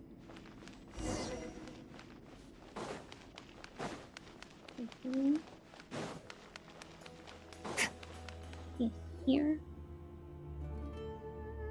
I thought we were going to speak alone. This is a lot more people than I was expecting. What's wrong with it? Even the doctors at Dar al-Shifa allow patients to be accompanied by family members. Well, if Kale doesn't mind her secret being revealed, I have no problem with it. Thanks for being so considerate, Miss Nicole. I don't know what secret you mean, but whatever it is, there's no need for me to hide it from my closest friends.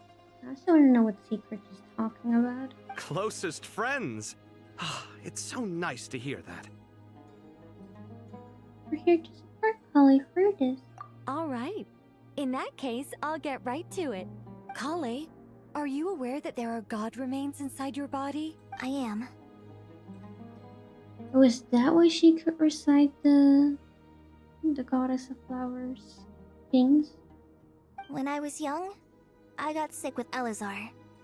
Nothing could cure it. The Fatui convinced my mom and dad that they could help, and I was sent to an unfamiliar place. There were a lot of other kids just like me there.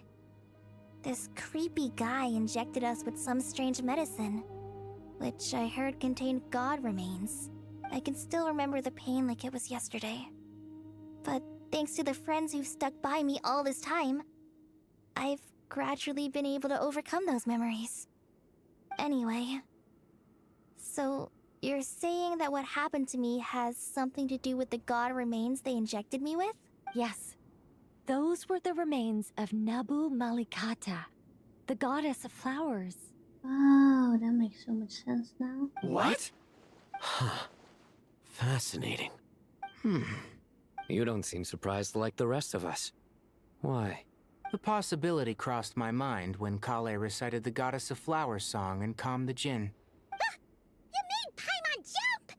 What are you doing here, Lilupar? I was merely passing through when I heard the name of the Goddess of Flowers. Be assured that I share your surprise. You, with the hat.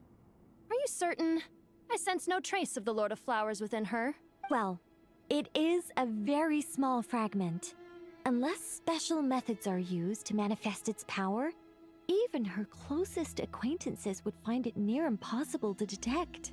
After the goddess passed away, her remains were scattered across the desert. King Deshret gathered all the pieces he could find and buried them in the Eternal Oasis. But some fragments remained unaccounted for. Eventually, the Fatui must have found a way to track some of them down. Presumably for use in some experiment. It's not an uncommon occurrence. You're more shaken than I thought. In one sense, you've been extraordinarily lucky. So many people who yearn for this kind of power never attain it, yet you have coexisted with her all this time without even realizing it. I don't know what to say. I'm glad that I could help everyone with this power, really. But knowing that a fragment of the Goddess of Flowers is inside my body is... it's a strange feeling. Well, people value their autonomy very highly. Even a well-intentioned intruder can shake one's sense of self. I understand how you feel, Kale. But once you get used to it, you'll find it's nothing to be concerned about. Huh. I guess you of all people have a good reason to speak on this. 2 good reasons, in fact. Incidentally, 3 is the maximum number of Hermanubis's Ba fragments that I could bear. Let me guess. Because 2's company, but 3's a crowd? Thanks for helping to explain the joke, Tainari. The first sort of first with that person and you? I mean, yeah. I would feel weird too if I had remains of some god in my body. Like, I don't know how that would influence me, but I think it would be weird, yeah. Not my intention. Goddess preserve me. I should take my leave. This boy in his wolf's head hat speaks much too differently from the Hermanubis I remember.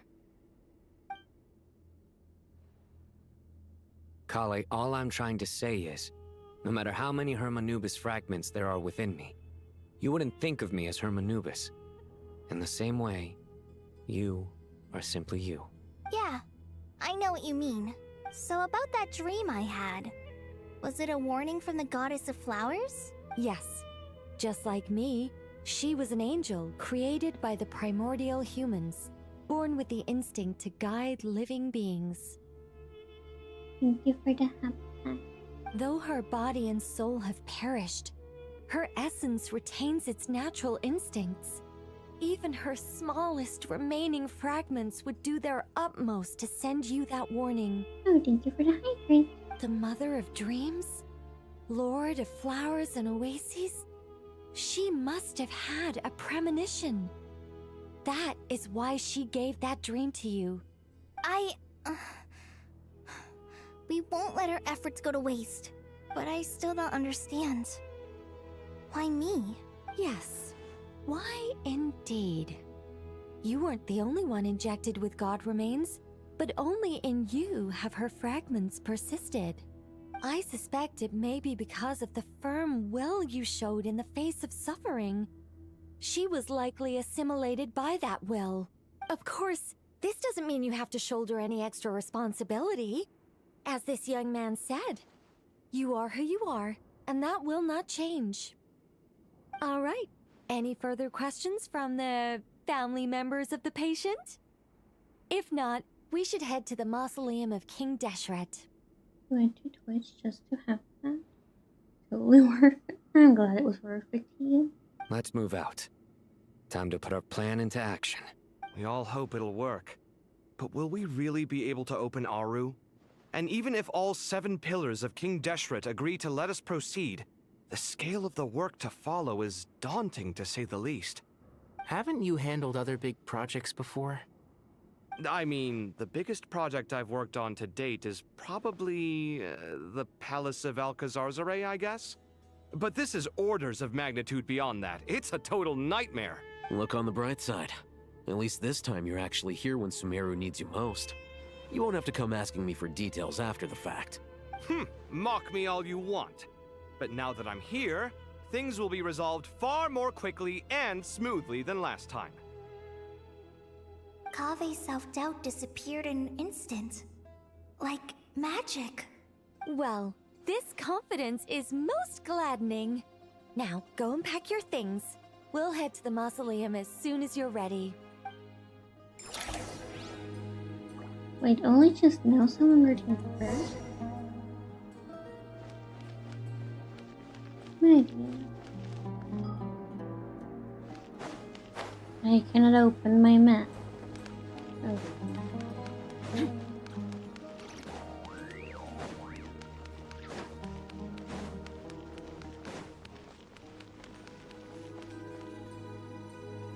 Oh, Miss Nicole.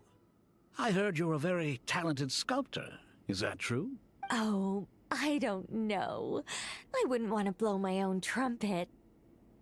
Honestly, even though Kasharawar is best known for its focus on mechanics, plenty of Kasharawar scholars are quite serious about sculpting as a hobby. So if they rate your work, that's enough for us.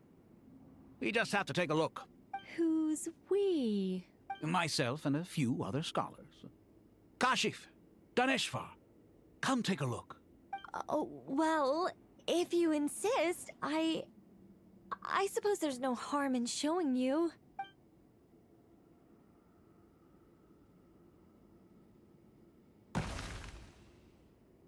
A squirrel! Whoa! Where did that come from? Look at the level of detail. It's so lifelike. The squirrel descends from the heavens like a champion, and the earth trembles beneath its feet. What do you think? Striking, isn't it? Hello everyone! Welcome to the stream. Hope you're doing well. It has been a while. Kave? Kave, come here for a sec. Oh, and Madame Faruzan, didn't you used to study in our darshan? Come take a look. All right, but hang on a moment. I have to finish reviewing this proposal first. You called? What is it, youngster? This squirrel statue. Isn't it cute? Oh, a squirrel. I wouldn't say cute per se. The realism is what stands out to me. Were you trying to carve a statue of a hero, young lady? Oh, a hero? I suppose so. Actually, I didn't really have a specific theme in mind. I just started working on it, and this is how it turned out. I see. Well, do you tend to read novels about heroes in your spare time? As a matter of fact, I do quite enjoy those. Everyone loves a good tale of daring do, right? Then perhaps this statue represents the heroic tale you long to see deep down inside. Also on the subject of heroism, I feel that if the subject posed with a finger raised towards the heavens, it would lend a greater gravitas to the overall image. I'm sure some would call it cliché or old-fashioned, but not me. I think it would be a perfect fit. It has a certain classical beauty about it. Kave! Sorry, Madame Faruzan, I'm a little busy right now. Don't wait up for me. What a pity. That young man has excellent aesthetic tastes. I was hoping to ask him for his opinion. What a genius idea! Why didn't I think of that? Classical beauty is a great direction to explore. That's it. Once I get back, I'm going to sculpt a heroic squirrel pointing its finger towards the sky. Precisely. A declaration of victory. You understand my vision. then place the two statues face to face. Yes! That's exactly what I was thinking. It'll be a masterpiece. Miss... I'm sorry. I didn't catch your name. Just call me Nicole. Madam Faruzan? Was it? Youngest young man. How old is Faruzan? The thing about Faruzan is she was like stuck in the desert in like a temple for a very long time. I don't remember how long exactly. But she was like stuck, but somehow she didn't age. So now everybody of her generation is long gone, but she's still alive. And that's why she calls everybody youngster, because she's technically a lot older than them. But yeah, what does it say somewhere? 100 years prior, as a household name in a century passed for the world she emerged into, and it was no longer the place she remembered. Yet she was trapped within a strange ruin and only escaped after much peril. A century had passed, whether due to academic disagreements or the passage of time, she has quite a few things to say about the current state of the academia, and is not afraid to put her sharp tongue to use in commenting about the others' researchers. However, she can be quite easy to talk to, so long as you call her Madam, that is. Right, if you don't call her Madam Faruzan, she gets quite mad at you. What? Oh, no. That wouldn't be right. Why ever not? Madam is a state of mind cultivated from within. Anyone may call me Madam if they so desire. My dear Miss Nicole, once we make it through these trying times, should we have the pleasure of meeting again, I shall look forward to seeing your new work. In this day of age, it's rare to find people with an appreciation for classical aesthetics. Meeting you was truly a pleasant surprise. Honestly, I feel the same way. It's been a long time since I met anyone interested in this style of statue. Clearly, they don't call you Madam for nothing. Also, I have to say, you're a very good judge of character. Because when I think about it, I really am someone who likes stories about heroes. That must be why I've quietly kept watch over generation after generation of them. Sorry, keeping watch over heroes? What exactly do you do for a living? Oh, never mind that. Let's not tell Madame Faruzan about Miss Nicole's true identity for now. Good idea. Let's limit the conversation to aesthetics. Yeah, it'll probably blow her mind or something.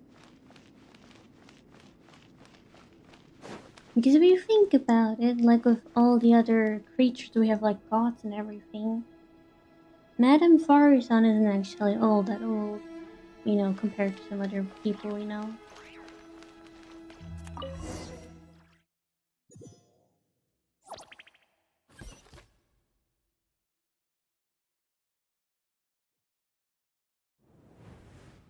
I hope everyone's ready. We'll be arriving at our destination very shortly.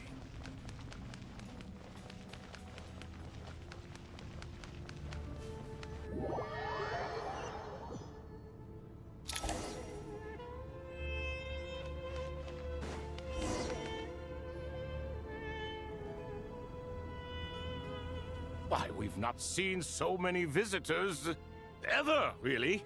What is this place now, a tourist attraction? Hello, Discipline. Welcome to the stream. I hope you're doing well. If you're a new subscriber, welcome to the Cult Kingdom. We're Genshin player and you have 24 characters. Good for you. Ah, closer inspection reveals many familiar faces. To what do we dusty old fellows owe the honor? Surely you're not just here to chat. You surmise correctly. We are here to carry out a rather enormous project. Ho, enormous, you say? How large, then? Larger than the gaping void in our lives? Why, you've even put a smile on Goatee and Croco's faces. All this activity is making for quite a special day. I know that laugh. Lilipar? What on earth are you doing here? Oh, this is hilarious. Turns out good things really do come to those who wait. As long as you stay alive long enough. When did you three get locked up in here? And still you act all high and mighty, putting on a show for the younglings. Truly hysterical. Why, you? Yes, I know. No need to shout. You're right, Lilupar. Goatee, Croco, and I all have the same problem. But didn't King Deshret seal you away? How did you break free, and how did you get in here? Who knows? Perhaps you can ask my master one day, should you ever get the chance. Behold, the executioners of old. Some have turned into fragments residing in human bodies, and others are imprisoned eternally, leaving not a single shard behind. It's almost tragic, watching lowly prisoners like you act all self-important. Curiosity gnaws at you, doesn't it? Your interest in the outside world threatens to burst you at the seams. I'm starting to take a liking to this magic bottle lady. Time is of the essence. Let's get down to business. We come to you, O three ancient lords, to request your assistance on behalf of the Academia. If we can help you regain your freedom, then please consider lending us your aid.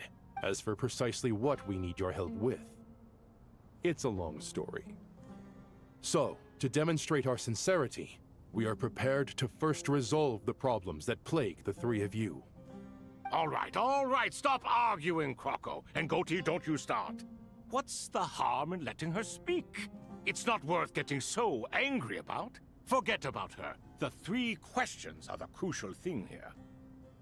But do you really have a way to answer them? You once answered the final question, Nefer, but the seal did not open. Unless, with the passage of time, you have found a new answer? You could say so.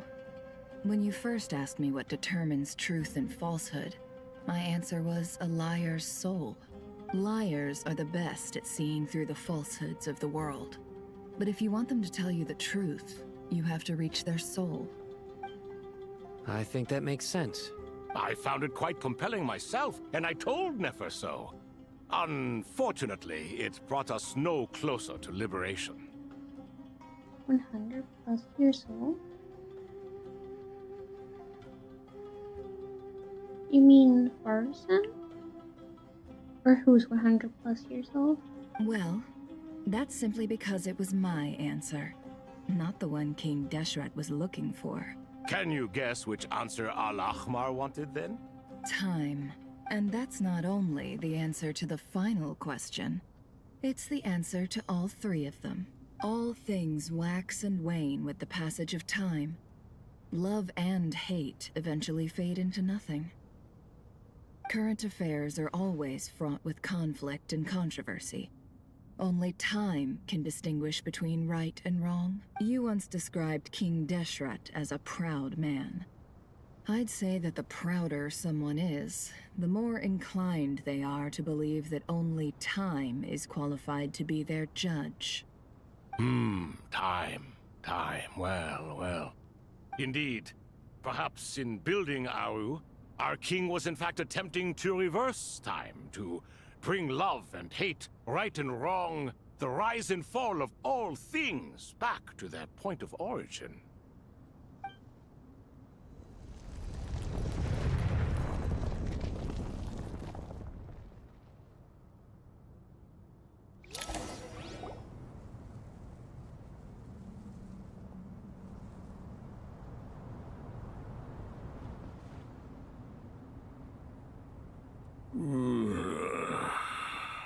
This is the most eventful day I have experienced in a long time. You have my sincere gratitude. Are those 3 of the 7 pillars? Turns out the statues were quite faithful to the source. You three seem to be in good spirits. Prison can help a person grow and learn to cherish what they have. Nevertheless, after everything you've done for me, I sincerely hope you never have to experience it for yourself. Hello, Nefer. It's good to see you, Thoth the Ibis King. Nice. Definitely puts my mind at ease, seeing you two getting along so well. Should we maybe introduce ourselves, or... Sure. I'm Sethos, the current leader of the Temple of Silence. This is General Mahamatra Sino. And this is the former Spantamot sage, Cyrus. But I'm guessing none of that means a whole lot to you. Everything is equally new to us, in truth. We've been gone from this mortal world for longer than you can imagine. Let's hold off on the introductions for now. We can always ask Nefer about you later. It'll give me something to talk about with my chosen disciple. You're like a helpless parrot. Gods and people of yore are not necessarily welcome in today's world. Self-awareness is one of my finest qualities. I thought I ought to share its fruits with you two. Is that so?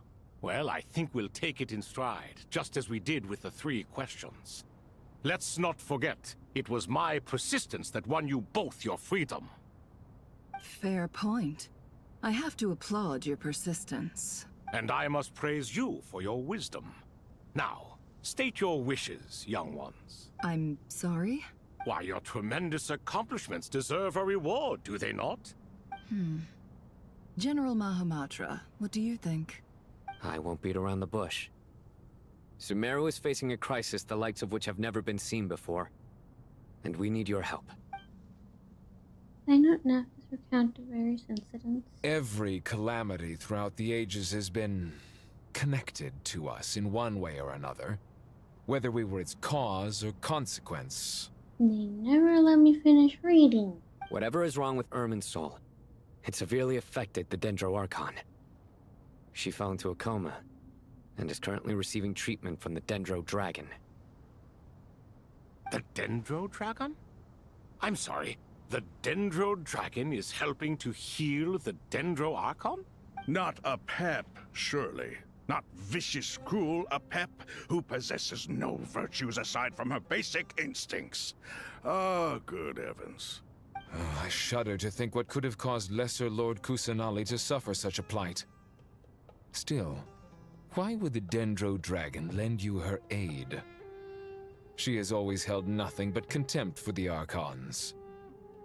I suppose she and Kusanali must have some history. You can help us make history too. A smooth talker. Well said, lad. Currently, no one can connect to Irminsul. We hope that by opening up Aru and making some modifications to it, we can use its technology to our advantage. Unfortunately, Aru is an imperfect creation. King Deshret never managed to realize his full vision before his death. Much remains to be done if it is to be pitted against Irminsul itself. Besides, I hear your reasons, but to give Aru up over such would be... The archaeological records clearly indicate that although Aru's construction took a long time, it was not beyond human means to achieve. Modern technology should solve the efficiency issues. We have no choice but to go all in on this. This is by no means a threat. But the only reason we helped you escape from Aru was to gain the necessary leverage to negotiate with you. You asked us to state our wishes, and we have. Each one of us here needs your help, as do all the thousands of people living in Sumeru. They need you, and they need Aru. What do we think, my fellow old fogies? Shall we lend our support or not? Since you ask so nicely, naturally. Naturally what? Are you for or against? I simply mean we shall do what comes naturally. You claim that you wish to open Aru. Know you then that the golden slumber created by King Deshret is preserved within? We do. We understand the risks involved. In all likelihood, the mortal world will never again be able to replicate King Deshret's work. Never will there be another chance to come so close to creating a utopia. Knowing this, are you sure of your decision? We are sure. Before people can dream, they must first live. If your minds are made up, very well. We shall summon our erstwhile colleagues to discuss this further. Saint Shezepank, Saint Bennu, once you surrendered to silence and were buried with King Deshret. But now, we invoke the right to awaken you with our voices.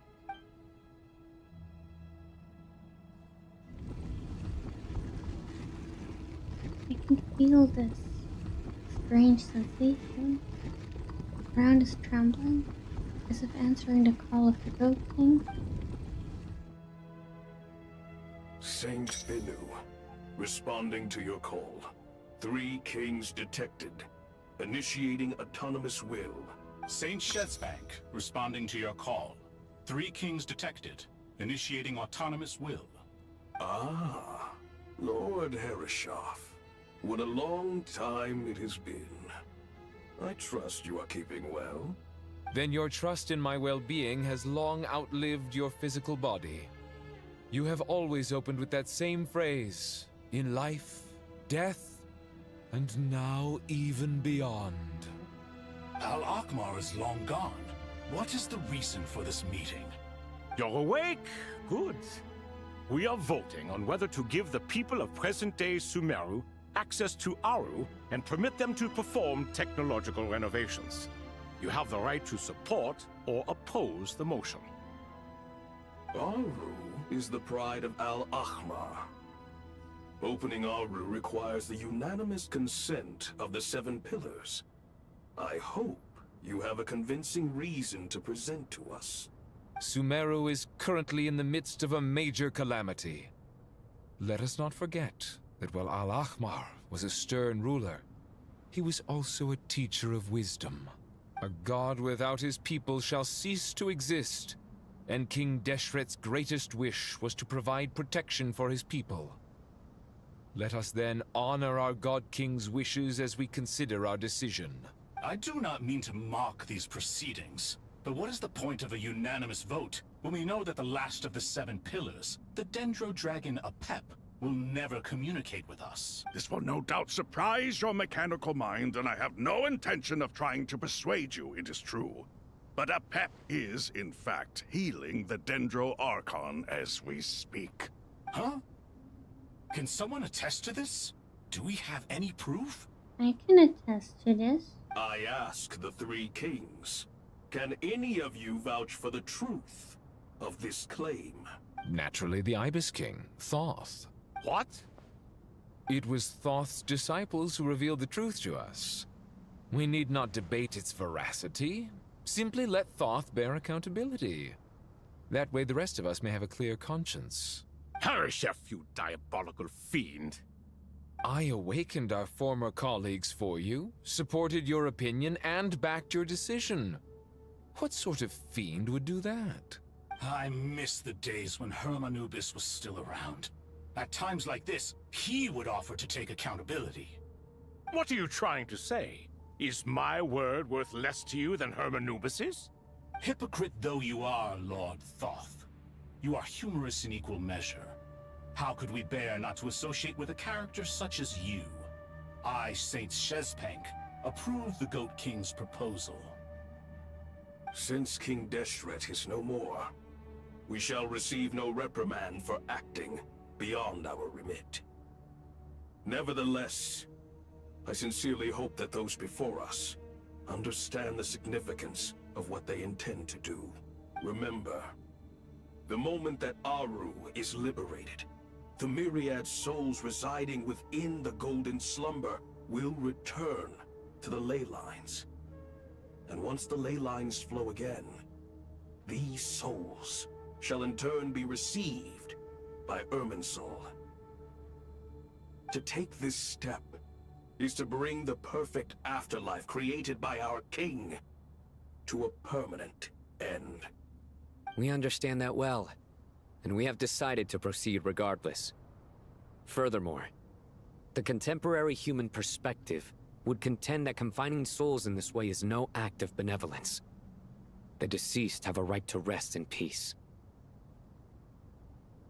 King Deshret's creation is clearly a place of rest and peace. It is just that many do not see it this way. But no matter. Saint Binu approves. Hermanubis' representative and the Dendro Dragon Apep made their choice ahead of time, while the Goat King, Ibis King, and Crocodile King have also granted permission to liberate Aru. By the grace of His Majesty, guided by his wisdom and will, Let the gates of Aru be reopened.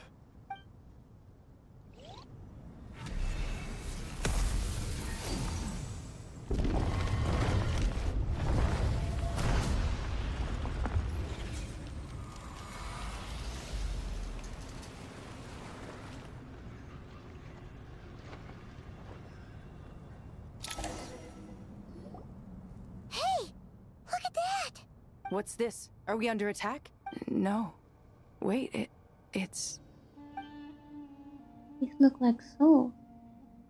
So let's approach us from within the light and pass through our bodies like wind through a veil. Here you are. Through the sands of time. I see you. Father. Father, is it really you? It's Chet's father, Jibril! That's right! He entered the Golden Slumber, didn't he? I smell blood and sand on you. You've grown. Strong as a wild beast, and without shedding a tear. You have to leave, don't you? Please, just answer me this. What should I do for you? This meeting is a blessing from the gods.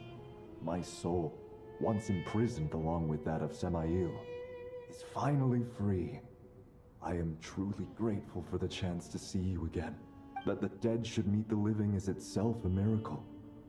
One brief, precious moment is enough. Enough to set my heart at ease. Do not weep for me, Jet. I know you will accomplish many great things in your life. You will go further and climb higher than I ever did. All I ask is that you take good care of yourself.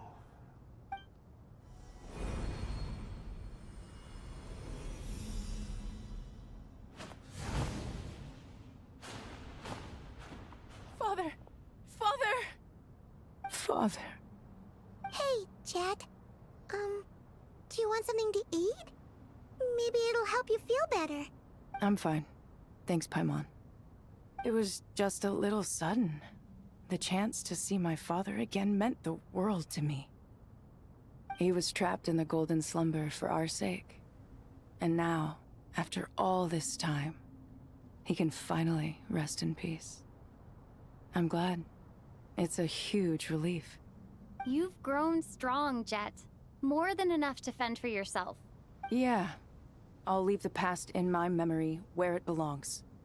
My family, the good times and the bad. Goodbye, Father.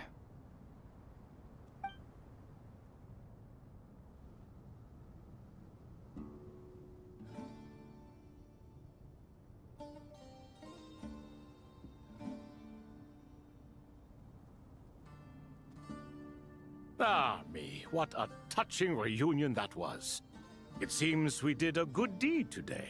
We three retainers, once imprisoned for our iniquity, are surely the least qualified to judge whether this deed is good or bad. Either way, Aru is open. Now you have your opportunity, and with it, whatever trouble may ensue. Although Aru was created by a god, human craftsmanship was nevertheless required to build the gate that connects it to this world. Perhaps the relationship between gods and humanity follows a similar principle. As for your proposed renovations, we cannot determine which functions to keep or discard. Proceed as you see fit, but please entrust the task to your most accomplished scholars, or Bennu will be most displeased. It matters not. The Ibis King shall be accountable if any problems arise. Ibis, you chose to take on disciples, and so it follows that you must accept the risks of associating with humans. If I'd known you'd be like this, I would have locked all of you away in Aru, never to leave again for all eternity. All of us? What does this have to do with me? Vilify me no further. Scholars, since you have liberated Aru, allow me to present you with a gift. Using Aru's power, we shall install a defense mechanism at our king's mausoleum. You must be guarded even against Irminsul itself. This shall afford you some convenience. Unseen and unheard, From this moment forth, none may by sight or hearing perceive anything said or done within the mausoleum. Amazing. And all this is achieved just with the power of Aru? With technology from the heavens, the possibilities are endless. Just because King Deshret did not use it for this purpose does not mean that it cannot be done. So, marvel away. This is the reward you have earned. All right. Well, that resolves the issue of confidentiality. What about the technical side? Do we have the manpower? Why, yes. I've already contacted them. They'll be here soon.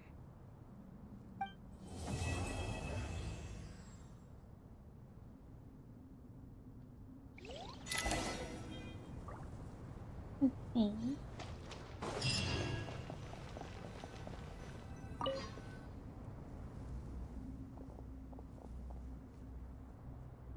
You must be the ones tasked by the Academia with renovating Aru? That's right. Good afternoon. I'm Kaveh, and these two are Termezi and Naisaburi. Hey, I'll hate them. Come and introduce yourself. We've met before. This is Thoth, the Ibis King, and everyone knows these two. Afternoon, gentlemen. I've only ever seen these two in murals. Ah, the paintings in the temple. They show us chatting, playing cards, playing chess. Precisely the activities we most enjoy, funnily enough.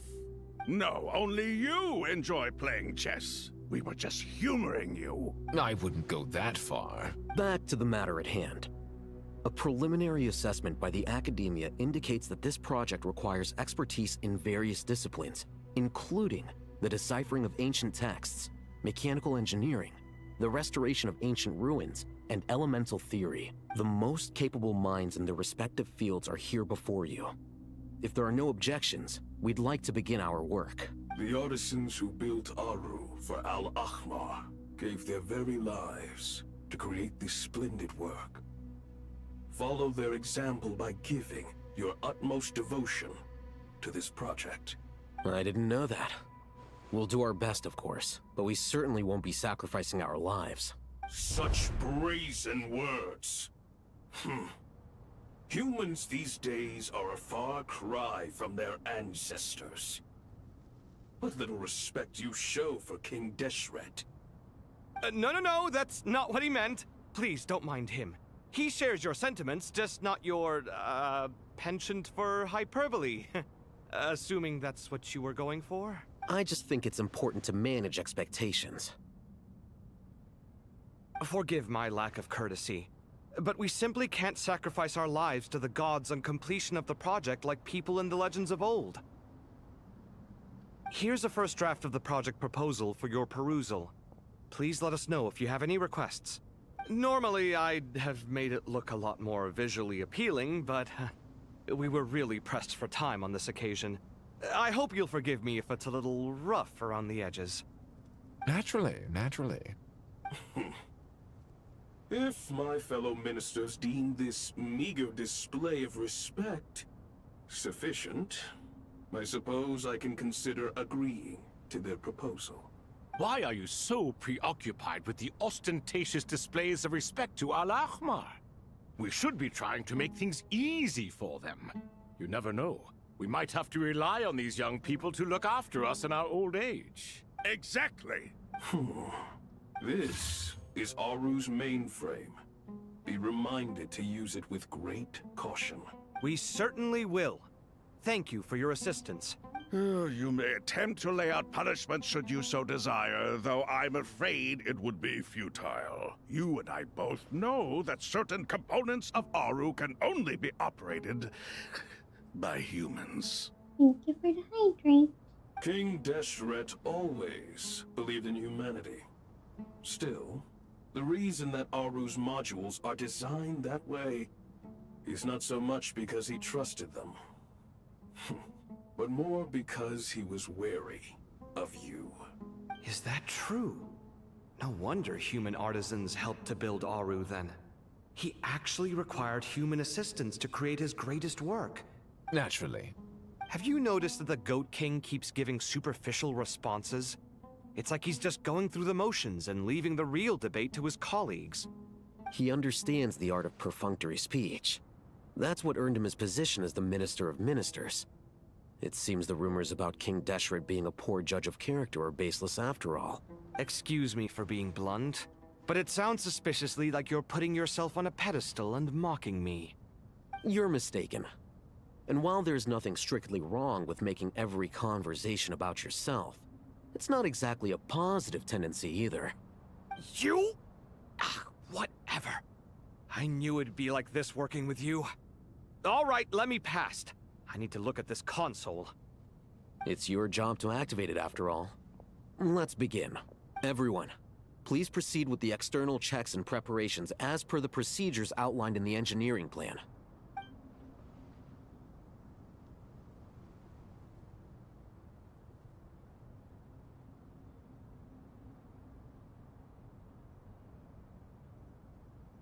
Hello there, youngsters. Whoa, the Ibis King came to life. What do you mean, came to life? I've been alive the whole time. You did say we could start our research, right? Are you having second thoughts now? I've reviewed the proposal. The work you're planning to carry out on this grand device is ambitious in its scope. You have ample confidence in your abilities, I take it? I wouldn't say I'm feeling hugely confident, but given how bad things are, I'd rather at least try something than sit around waiting to die. You are the top scholars of your day. I trust you are aware that there are countless links between Aru and the Akasha? Aru and the Akasha? But I thought the Akasha was the Academia's greatest technological accomplishment, created years ago by the Dendro Archon to help her people access knowledge. And you too? Do you not know either? You've read the instruction manual, right? You tell them. An instruction manual? The Akasha has an instruction manual? The Dendro Archon is a kind and thoughtful god indeed. It used to sit on a shelf in the corner at the House of Dana. Not the most popular read. If the manual is to be believed, Aru was in fact the original inspiration for the Akasha system. What? But there are so few records about Aru anywhere. And practically none of these scientific expeditions into the desert had anything to do with it. Hello, Astral. Why are you bonking me? I mean, welcome to the stream. I hope you're doing well, but why are you bonking me? It's quite an interesting welcoming. Not welcoming. An interesting hello you have there. Ah, but this is something you could not possibly have known. You may have heard many stories about the desert, but what is the most important aspect of history? Consider this a quiz. Anyone from Vahumana present? I'm from Vahumana. It's, well, veracity. Precisely. And a large part of veracity is the chronological order in which events occur. You were just about to head to bed? Oh, and you had to bonk me before you could go to bed as a bedtime ritual. Of course, I understand. Lee, thank you so much for dropping in. I hope you're having a lovely day, and I hope you will have a good rest. Please take care of yourself, Astral. Have a good rest. Bye-bye. I may as well tell you. In the beginning, Nabu Malikata, the goddess of flowers, descended upon Sumeru. The glory of the heaven was within her. She brought life, oases, and knowledge to this land. You sound so disappointed. I'm not disappointed in you. Why would I be disappointed in you? Did you do something bad? Did you do something wrong? Is there a reason I should be disappointed in you? Have a great spring, take care, and don't forget to stretch and hydrate. Of course, of course. Also, it's 3 a.m. You really should go to bed then if it's 3 a.m. for you. Maybe that's why I'm disappointed in you, Astral. Me. Please take care of yourself. Make sure you get enough rest. Rest is important, you know? Me. Good night. Sleep tight. Bye-bye. Then she created the Jinn. enlightened them, and ordered them to serve her. 2 other gods also walked upon this land where wisdom flowed in abundance, and the 3 met beneath the great green trees. It was the first and greatest alliance. We should speak with reverence of this covenant between the 3, which transcended both time and life. For they promised that in Sumeru, wisdom would be shared with all. All the great changes in Sumeru's history began with the goddess of flowers. For King Deshret's sake, she pried into the secrets of Celestia, and for this was burned to ashes by the flames of wrath. So grieved was King Deshret by her passing that he lost all interest in state affairs and devoted himself instead to the knowledge that she had brought back. It was after learning of the technology from that floating island in the sky that he first conceived of Aru. And so, the Akasha was inspired by Aru, while the basis for Aru itself came from Celestia's technology. Well, if the 2 share a common technological origin, then connecting one system to the other is an entirely feasible idea. Unbelievable. Have you no reverence at all for celestial technology? No, I do, but there's no time for that. The schedule is too tight. Blame it on the deadline. Perhaps you could try coming up with our cutoff dates. You know what it's like having to turn around 5 different drafts in one day? I wouldn't wish it on my worst enemy. Yeah, also, Sir Ibis, King, you don't plan on getting directly involved at all, do you? Yes, well, you strike us more as having come to give a popular science lecture. Or, wait, does this count as more of a first-hand witness statement? Neither. Anyway, this sounds like far too much work for me. Still, if Aru is so powerful, why didn't King Deshret use it for more ambitious ends? Because it was never fully completed. King Deshret had grand plans, but he perished before they could come to fruition. In the beginning, his wish was to create something that could rival the very world itself. The Lord of Flowers sacrificed everything for that ambition. What he desired, she bestowed, and thus was knowledge brought into the world. Her courage and sacrifice had to be honored with the most splendid of monuments, or King Deshret would surely have deemed it a grave injustice. And that monument, built from knowledge and technology, etched with a sacrificial and courageous love, even in its unfinished form, it deserves to be treasured. At that time, King Deshret said the following to the Lord of Dendro: "Since we share an eternal covenant, I shall never be your enemy. Hence, the fruits of wisdom from the heavens is not to be devoured. Remember, it is not that I lack the power to become the enemy of wisdom. Yet you and she have taught me much and shown me kindness. For this, I cherish you both." In the end, Aru was only used to store a portion of the souls. It was but a primitive form of the masterwork the king had envisaged. His final hope for Aru was to return to the past, when she yet lived. So the point you're making is, King Deshret was both powerful and ambitious, and he only ceased his imperious ways out of affection for the Goddess of Flowers and the Dendro Archon. You could see this as an act of mercy, but you could also see it as the sentiments that lay between these 3 gods placing constraints on him. This was, after all, the foundation of the alliance between them. This explains why Aru was both a prison and a monument, and why the answer to the 3 questions was time. You have to be careful who you get involved with, or you invite all manner of misfortune. This is as true for gods as it is for humans. Love is the same. It is both a prison and a monument. All right, let us pause the story here for now. Seeing as you've been so diligent, I'll offer a little help. Who's in charge again? Is it you 2? Ah, yes, me and him. Now then, close your eyes. Wisdom hides in the space between the tangible and the intangible. It is to convey the incommunicable through the simplest of mediums. By the power of King Deshret, I shall grant you a glimpse into the unseen secrets that lie at the threshold of existence.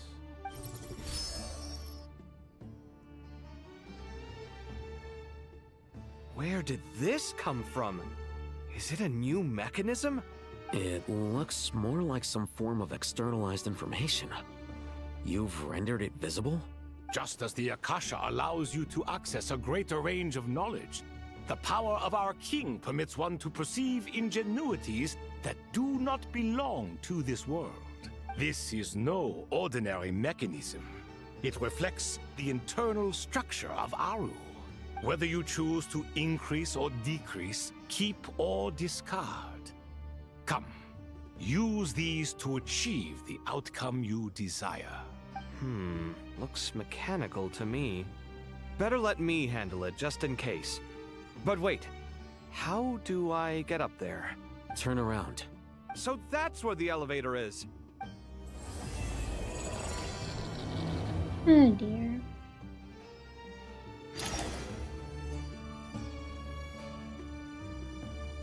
Okay, but also, why do they all talk so much?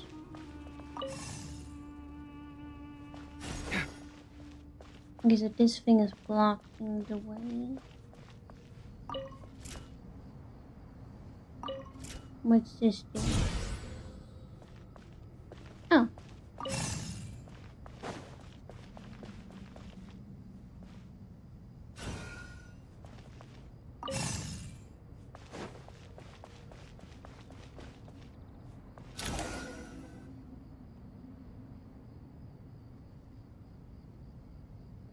Obelisks were used to record important information in the ancient desert civilization.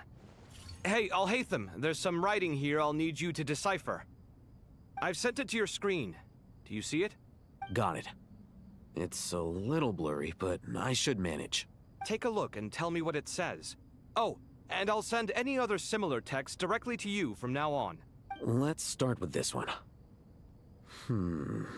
It's a variant of an older script. Herein lie verses written for the Yellow Sands. Looks like cultural information from the age of King Deshret. If so, I suggest you delete it. Words thrown together merely for fun. I had no idea Aru kept a record of this. Well, as long as you're certain that this is strictly private information, that's fine. It is unimportant. All right, well, I guess I'll start now. Okay.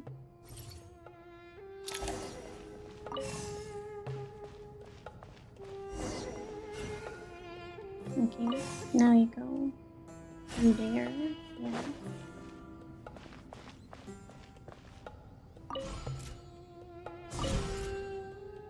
Oh, I have to wait a moment.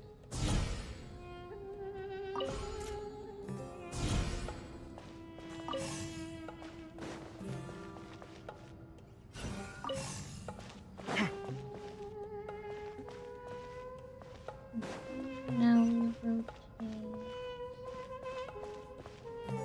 this again. Yes.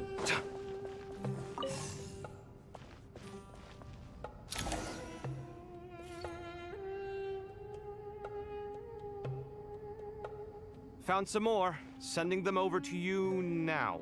These are all reports about the Gurubad conflict. Can we delete them? I'd say so. Most of this information has already been archived anyway. What if there are details in there that Vahumana missed? What are we supposed to do if they come after us in the future? They'll just have to live with it.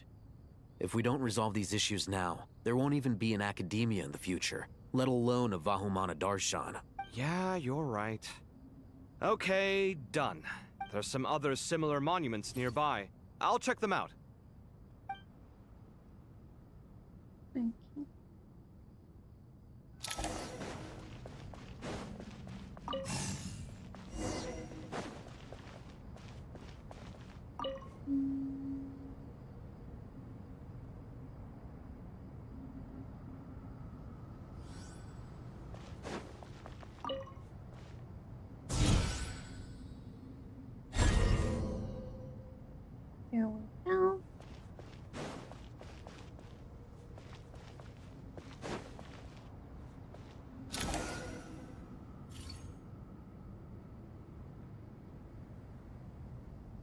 Another monument.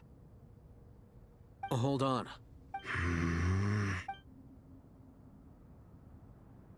You're still reading it? How long is it? It records the development and governance of the Oasis civilization. Most of it concerns the Jinn, but it also contains records left by the artisans who built Aru. Is it important? Some of it. There was no way for me to read the whole thing in its entirety, so I had to rely on my intuition to pick the parts worth keeping. Hardworking? Yeah, we're hardworking. What about the artisans' records? What do they mention? They're speculations, mostly. For instance, they were wondering how to protect themselves if King Deshret decided to silence them after the construction of Aru was complete. Sounds like pure mythology to me. Surely that kind of thing didn't really happen. The records do emphasize that this was merely their conjecture based on various myths. Still, the artisans did leave details of their plans to survive, including blueprints for their escape route. Even that got recorded? Okay, well, I'll make a copy of this first before I delete it. Is that truly necessary? You won't be needing those. No, the blueprints are important. I want to keep them as a memento.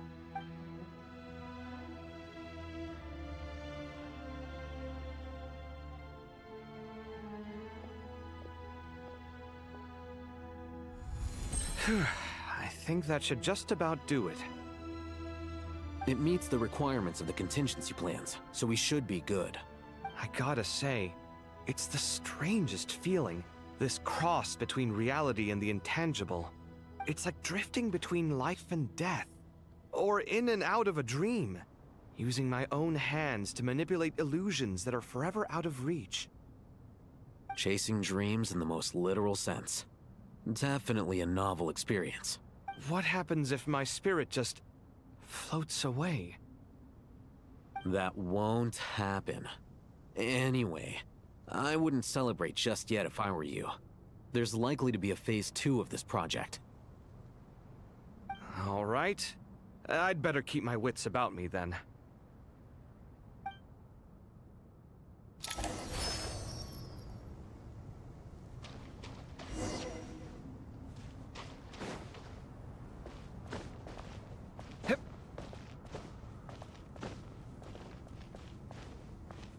Oh, I'm supposed to go there.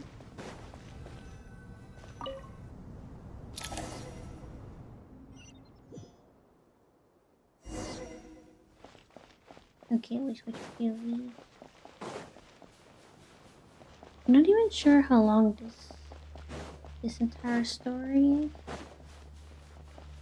But I just feel like there's a lot of talking that doesn't have to be that long.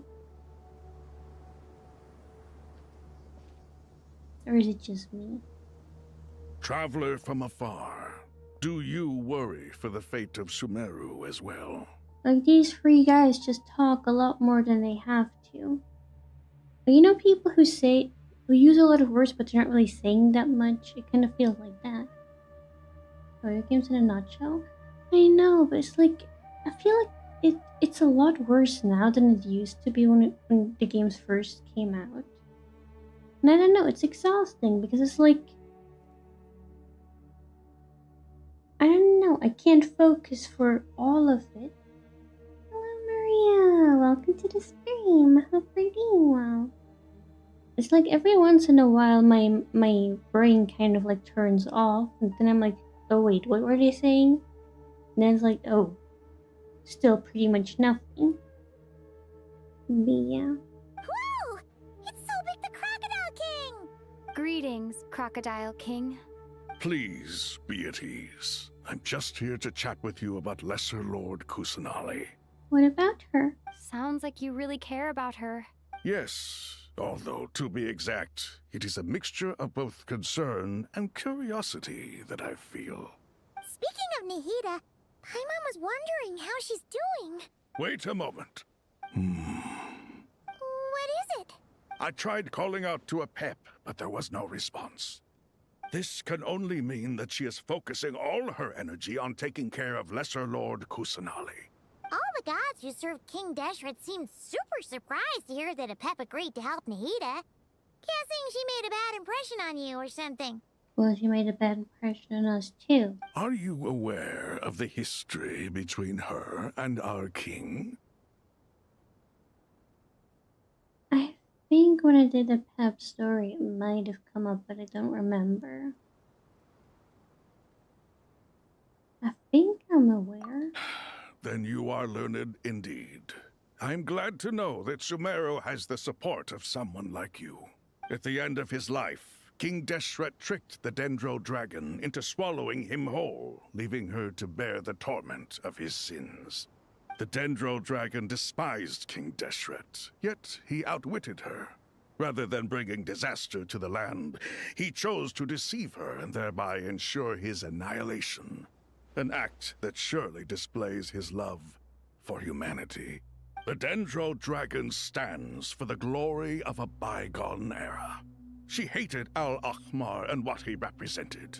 All the gods, all the power they wielded. And so, her willingness to help the Dendro Archon through this crisis comes as a great surprise indeed. It makes one wonder whether, perhaps, the Dendro Archon assisted her in the past. Yep, Nahida did her a huge favor. He tells Sobek about how Nahida helped to free Epep from her suffering. So Lesser Lord Kusanali put an end to the Dendro Dragon's many long years of torment. Also, what I still don't understand is we deleted Greater Lord Rukadevata from Irminsul, so why do they still refer to Nahida as Lesser Lord Kusanali, not just Lord Kusanali? Because if there's no more Greater Lord, she shouldn't be the Lesser Lord. Or did I forget about something again? I don't know, it doesn't make sense to me. As much as she loathes the Seven, Epep knows kindness when she sees it. No wonder she was willing to make an exception. Yeah, that's the sense we got from dealing with her too. She is not incapable of coexisting with other living things. Rather, she actively chooses to avoid coexistence. All of this being said, I wouldn't expect too much from her if I were you. Nothing will change her hatred towards humanity and gods. We'll keep that in mind. Anyway, how much longer do you think Nahida needs to stay with the Pep? Maybe we should go and pick her up. For all we know, the Fatui might still be in the desert. Just to be on the safe side, why don't we grab anyone who isn't busy right now and go look for her? I'm alright, Paimon. Nahida! Was that Nahida's voice? It seems the treatment was effective. He's okay.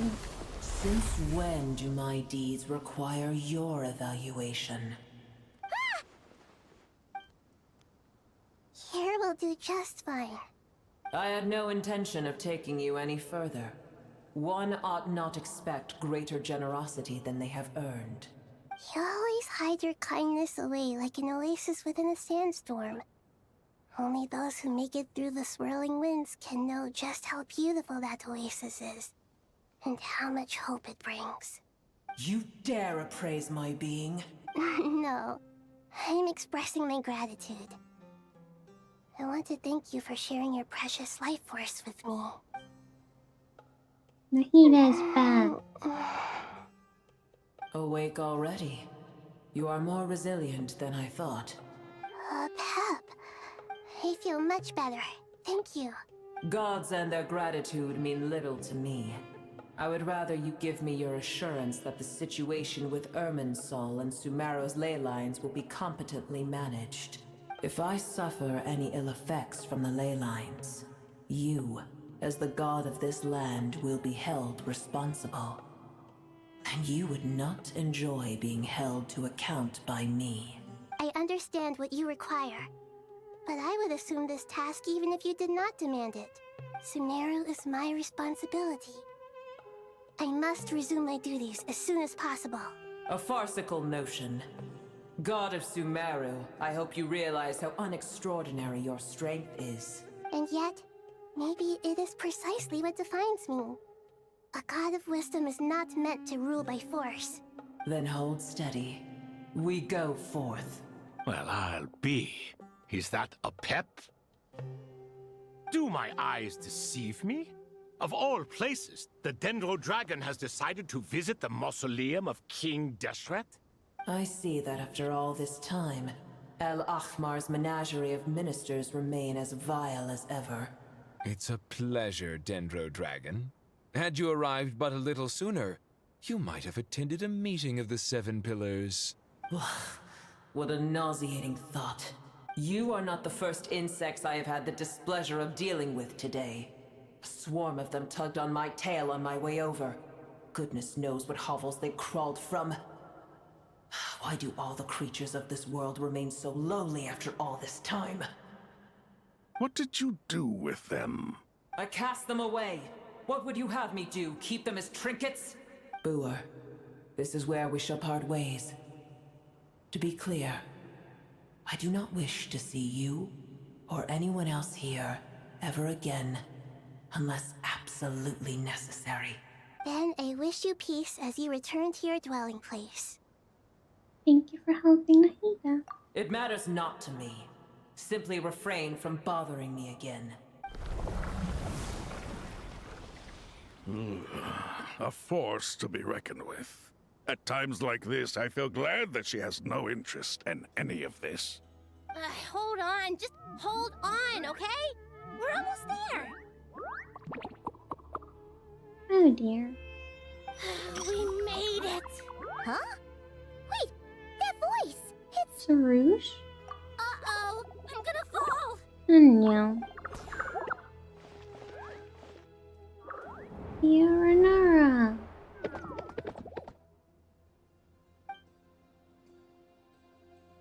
I've got you. Well, that's a relief. A pair of safe hands indeed. The Dendro Archon's familiars. They are the last thing I expected to see here. Huh? Wait, what are the Aranara doing here? Don't you guys hate the desert? Obviously I was worried about the Dendro Archon. I've been supporting them with my Pari powers the whole way here. Oh, you seem pretty nervous. Is it because there are too many people around? Not just people. It's all these non-human beings, too. It's hard on them. I can't believe you made such a long and dangerous journey just for my sake. I appreciate your support so much. Thank you all. I'll have to ask everyone to wait while I help our new arrival settle in. Once I'm done, I'll gather everyone to discuss our next steps. Traveler, Paimon, shall we find a place for our friends to stay? Sure. Awesome! Let's go! Well, first I have some questions. You answer Nahida's questions, bringing her up to speed on everything that has happened. Okay, I think that covers everything. Thank you. We can get going now.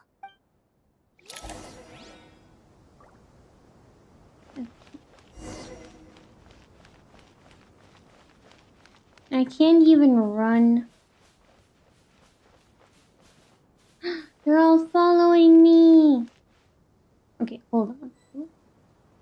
I can't change. I wanted to switch to Nahida.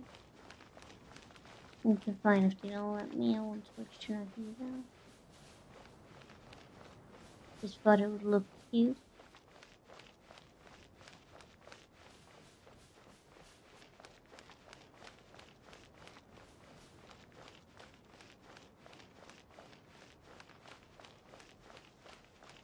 Alright.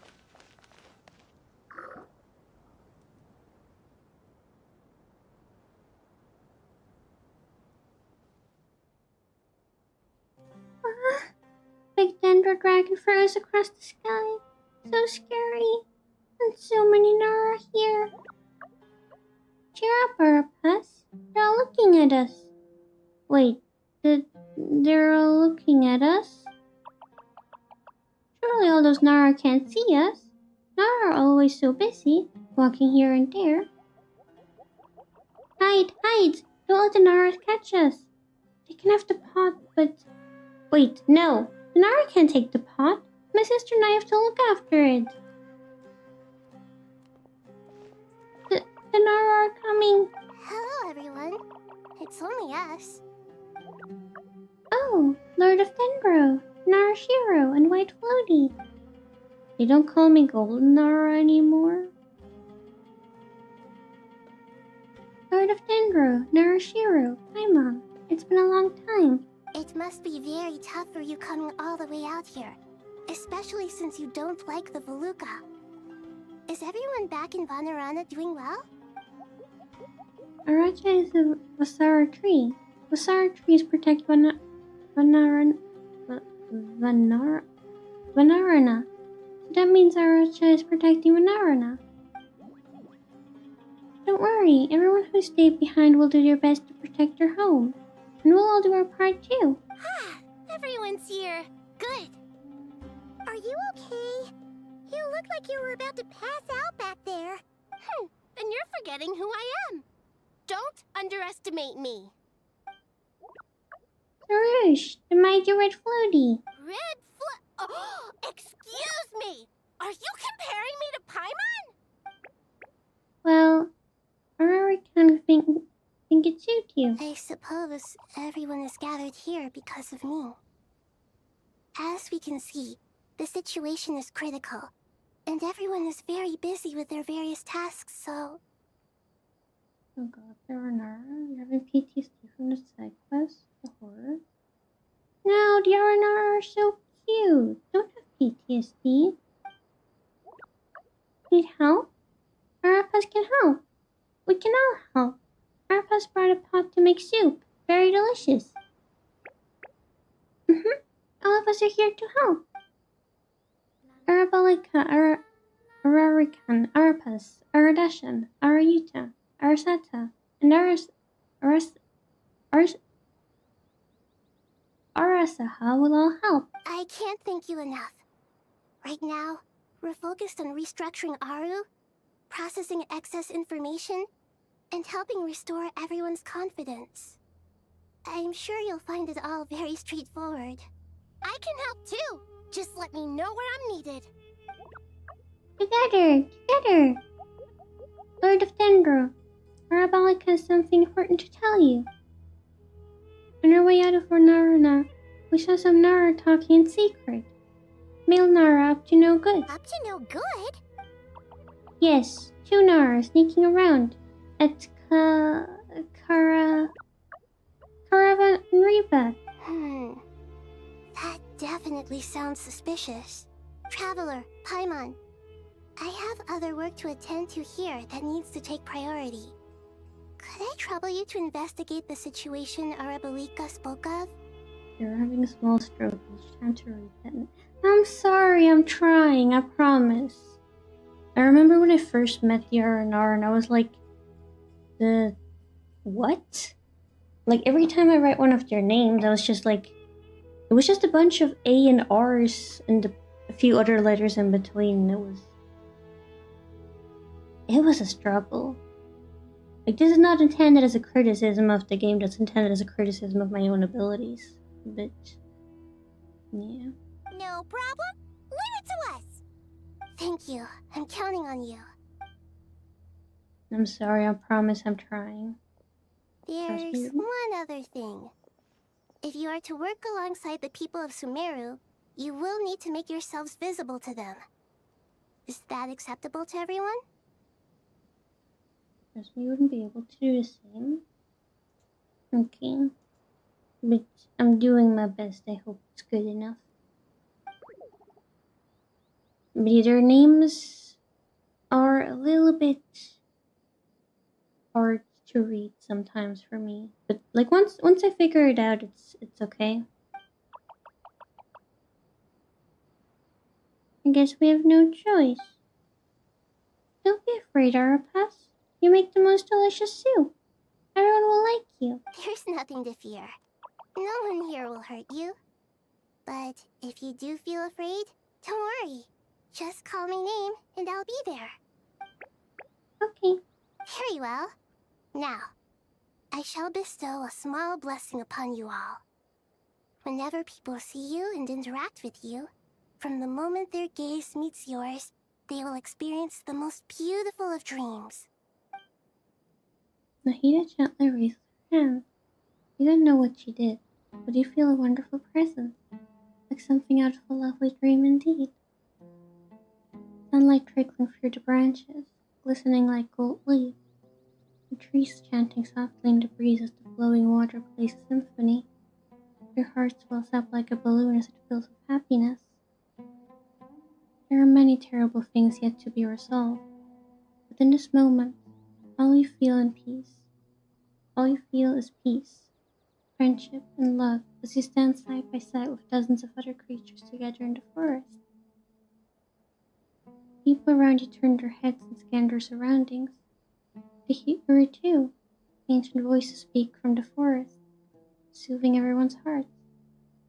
Do not fear. Do not be afraid. Do not be overcome by the storm. Do not fear. We will face it together. This too shall pass.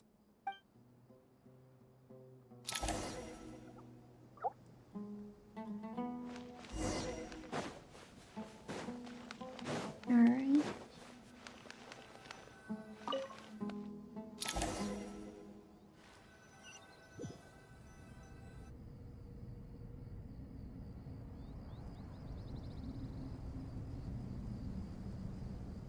Ah, everyone's here. Wonderful. Dendro Archon, you're back. Are you recovering all right? You mustn't push yourself too hard. I'm doing very well. Thank you for your concern. The scholars update Nahid on the progress of Aru's renovation. I see. Using the power of Aru to reboot the Akasha and gain access to Irminsul. It's a sound plan, although I regret to be the bearer of bad news. But with the state that Irminsul is currently in, it's impossible to access via traditional means. Even the Akasha won't change that. Alas, we had feared this may be the case. And what about non-traditional means? Non-traditional means? Are you saying... Desperate times call for new measures. What are we doing?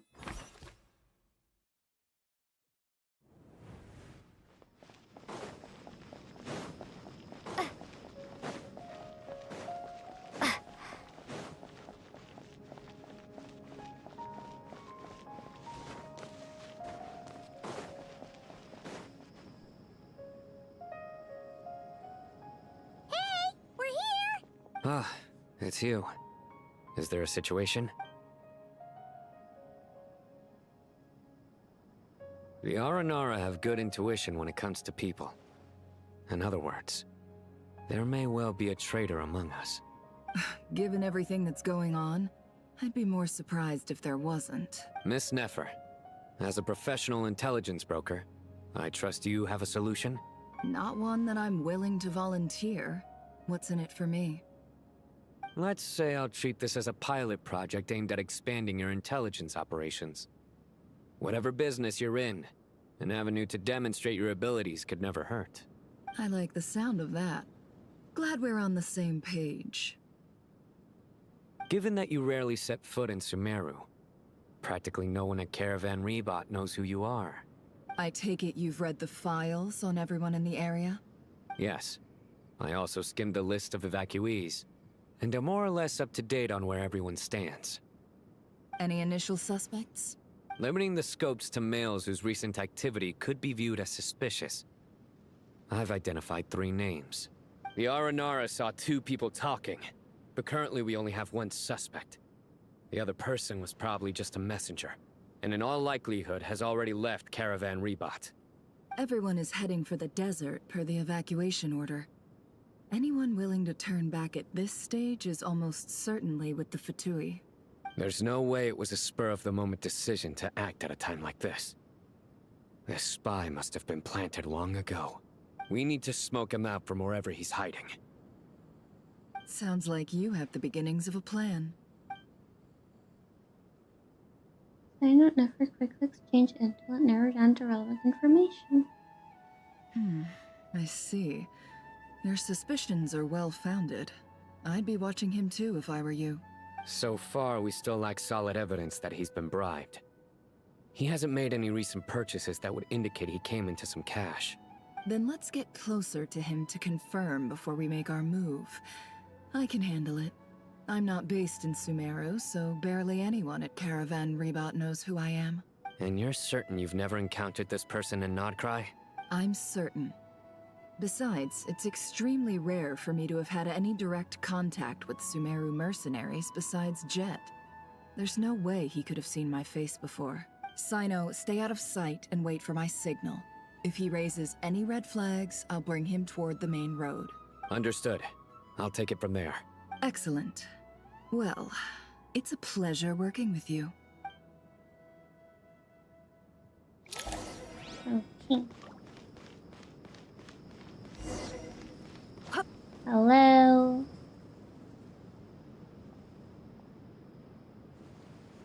Darker skin, scars, frequents the desert and has ample combat experience. Darker skin. So having a small tan counts as darker skin. You know, I understand that it's an Asian company and the Asian people are rather pale and like it's a beauty standard there to not get tanned, but you know, considering those people live in the desert, it would make sense for them to have dark skin, you know? But anyway, that's a different topic. Nothing unusual about how he dresses or acts. What's that he's looking at? His hand? A coin. Interesting. Could that be how his contact paid him? Conveniently discreet for someone trying to hide any unexplained income. And yet it could be highly valuable. Sorry to bother you. Has everyone here already left? I don't suppose you happen to see a lady wearing a hat? Ma'am, what are you doing in Caravan Rebot all by yourself? The main group evacuated some time ago. Didn't you pass them on the road? My friend and I lost some of our cargo along the way. I didn't want to miss out on potential business, so I told her to go on ahead and meet the client while I retraced our steps. I didn't think it would be so late by the time I found it. And then there was a terrible sandstorm. I guess I must have taken a wrong turn, because I didn't see any large groups on my way here. Forgive me for asking, but just to be on the safe side, could you describe this friend of yours? Sure. She has blonde hair, and she was wearing a hat and a white dress. You'd definitely know if you'd seen her. Yes, I think that does ring a bell. Ah, my apologies. During this exceptional time, the Corps of 30 are under orders to be extra cautious when dealing with unknown people, whoever they might be. I understand. Well, sir, is there anything else you need to know? If not, I'd better try and catch up with them. Thank you for the hydrate. Hey, wait! They left a good while ago now. You'll never catch up with them on your own. Why don't I give you a ride? I'm here to collect the last few people anyway. We have plenty of carts, so one more won't be a problem. That would be amazing. Traveling with a group will be much safer. I'll have to pay you for your trouble. Hey, let's not worry about the money for now. Wait here a moment. Once I'm done packing up, I'll take you to join the rest of the group. All right, thanks. Let me know if you need a hand carrying anything. No need for that. I'm strong enough for both of us. Okay. Well, I wish there was some way I could repay you. Guess it's my lucky day, running into someone who knows what they're doing here. You might have just saved my life, you know? You're not wrong there. I mean, what kind of cargo is so important that it's worth risking your life to get back? I hope for your sake that it's priceless. Actually, I suppose I can tell you, since you've been such a big help. But be sure to keep it to yourself, or we could both be in big trouble. Oh, really? Sounds mysterious. We're in the antiques business. You understand? Some of our goods aren't acquired through the most legitimate means. We have to be very discreet when we're selling them. That's why I had to go looking for the missing cargo alone. I mean, yeah, one of them is an NPC and the other one is a playable character. But, you know, the level of detail from the NPCs from back then when Genshin first came out and Genshin NPCs now is still a big difference. Like, I mean, they're still NPCs, of course, but they used to be even simpler than this. It's just lazy. Well, I mean, the more detail, the more money, you know? So, it would make sense that they try to save money with NPCs. Ah, no wonder. Well, ma'am, in that case, it turns out that maybe there is something you could do for me. I'm all ears. But to be clear, our commission isn't cheap. Think carefully before you ask. We don't want to ruin our relationship before we even hit the road. Better to be simple than a straight performance of the game. Yeah. Also, if all of the NPCs had very high quality models like the playable characters, do you have any idea how much space it would take up on your PC? It would make sense if this wasn't a gacha game. Yeah, but also, I don't know how big the game is. I still need to, I remember Proxy told me that I can uninstall Art Conquests I've already done. I still have to look up how to do that, but they take up so much space. If you added a very detailed model for every NPC, it would take even more space, so... I think all in all, it's fine the way it is with the level of detail. I'm sure that won't be a problem. My issue is, I have something that's a little difficult to sell on as well. Take a look at this. The mercenary reveals the old coin in his hand. Thanks to her dealings in Nokrai, I've first seen plenty of antiques in her time and recognized it as a very, very high-value item. The ancient coin used to pay off the mercenaries made of pure gold. At first glance, it's hard to discern its country of origin.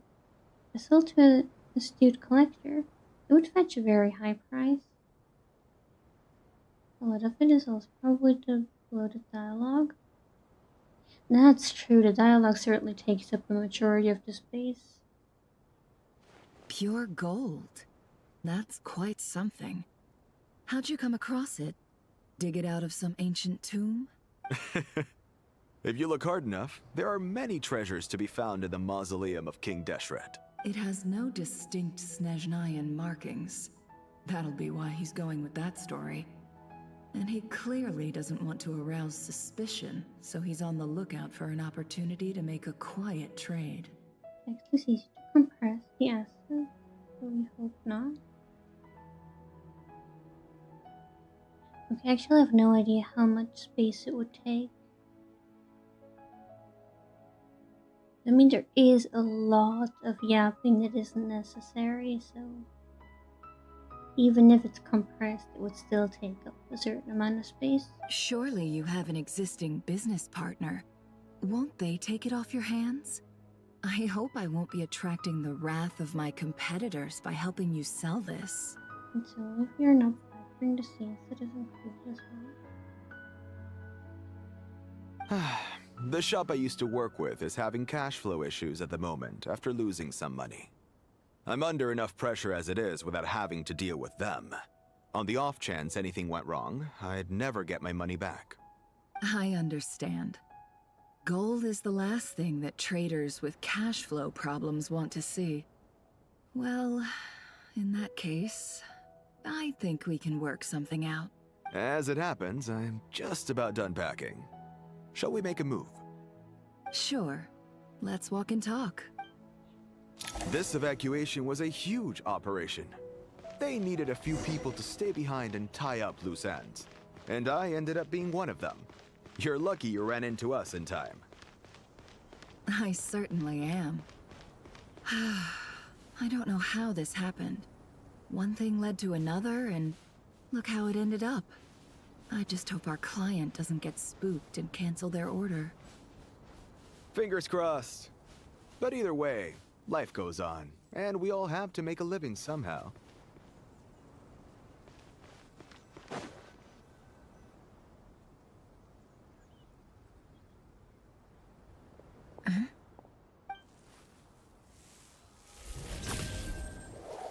Hands where I can see them. General Mahamatra! No, wait! What are you doing? This is the coin? Good. Sadly, you won't have the chance to spend it. Nicely done. Looks like Sumeru's mantra are a well-oiled machine nowadays. Unmarked gold coins are quite difficult to trace. Thanks to you, we have secured the evidence. Here's what's gonna happen. Dino nods to the group, then turns at Lisa to suspect. For long, he returns with Dean until he got out of the suspect. Southeast from here, leeward side of the hill. That's where he's meeting his contact. Great work. Candace tells me your interrogation skills are highly effective. Hers are quickly catching up. She's improved a lot in recent years. Looks like it's over to you for the next step. Because I'm quickest on my feet? Because you know how to trail a target. Plus, it'll be easier to monitor their activity from the air. Fine. I'll be quick. One more thing. The Traveler just brought a message from the Dendro Archon. Once you're done with this, we're to meet up at the mausoleum of King Deshret. Got it. Will do. Are you sure you'll be okay on your own? Gee, I don't know. Maybe you should come with me. Okay. Then Paimon's coming with you. It's so sad when people don't recognize sarcasm. There are literally previous resources here. Open settings, go to resources, then you select the best resource management. Oh, okay. Thank you for letting me know, Proxy. Really? You do know this is a stealth operation, right? Meaning, you have to be quiet? Paimon? Are you sure about this? Well, Paimon at least wants to give it a shot. Like everyone says, if you never try, you'll never know. Besides, being the best guide in Tibet has to count for something. This should be a piece of cake. Fine. Join me if you want. But be warned. If anything goes wrong, I'll have to gag you and shove you into a bush. No need! Paimon will be super careful. Promise! Good. Then what are we waiting for? Let's go. Ah! Coming!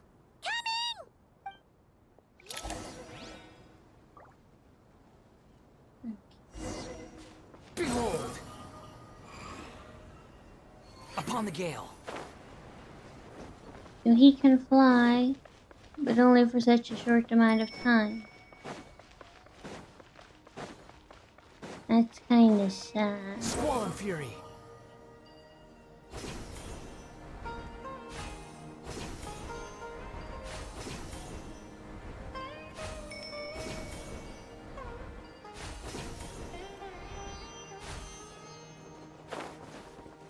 No.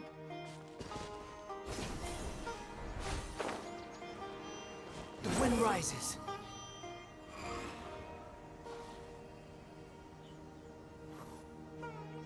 That guy! Wait up! Hey, slow down, will ya? We're here. Now we wait. Okay, yeah, cool. Cool. What's on your mind, Paimon? Huh? Oh, nothing? I thought all you cared about besides being a guide was food and sleep. Why the sudden urge to go on a dangerous mission? What's that supposed to mean? Paimon's been on plenty of dangerous missions before. But never on your own. You hardly ever leave the Traveler's side. Just saying. I'm kind of at loose ends right now. So if you did want to share, I suppose I'd have to listen. If not, suit yourself. Makes no difference to me. That guy? Do you think Paimon is useless? What? Where's that coming from? When we were in Nodcry, Paimon suddenly realized something. Even though Paimon's with the Traveler every single day, whenever we face real danger, she can't do anything to help. We just realized the name I gave him. Paimon doesn't get like this very often.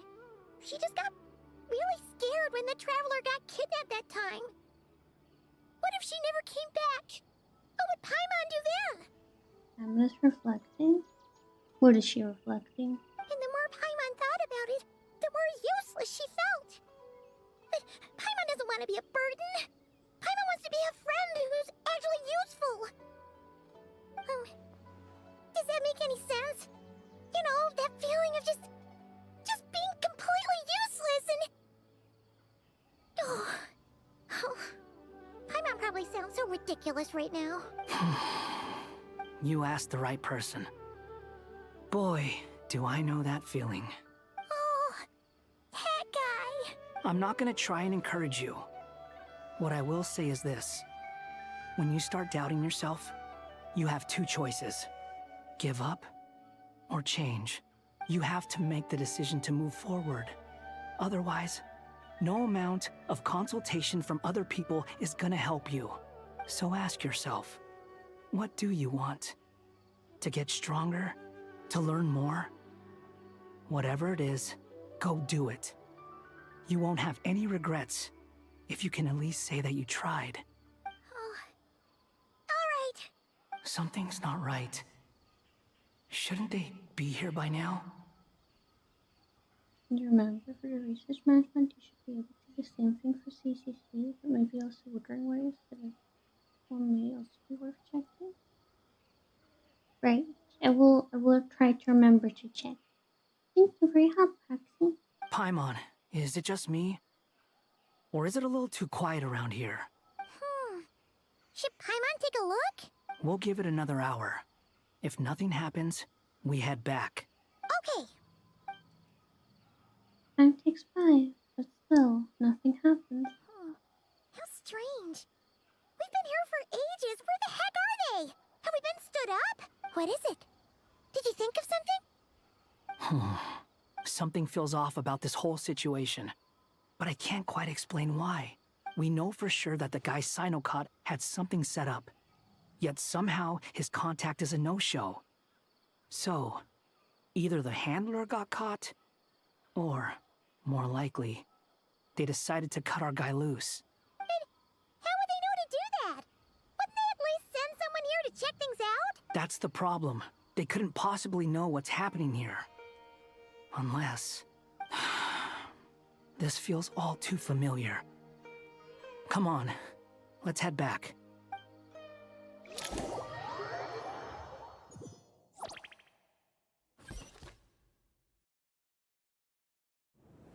Even though this isn't a formal meeting, I'd still like to start by saying how grateful I am to each and every one of you. Thank you all for coming here and standing by our side. Shesipank and Bennu are currently assisting the scholars with the maintenance of Aru. Please forgive their absence. As for Hermanubis, may he rest in peace. We remember him with great fondness. There have been times when I imagined what it might be like to meet you all.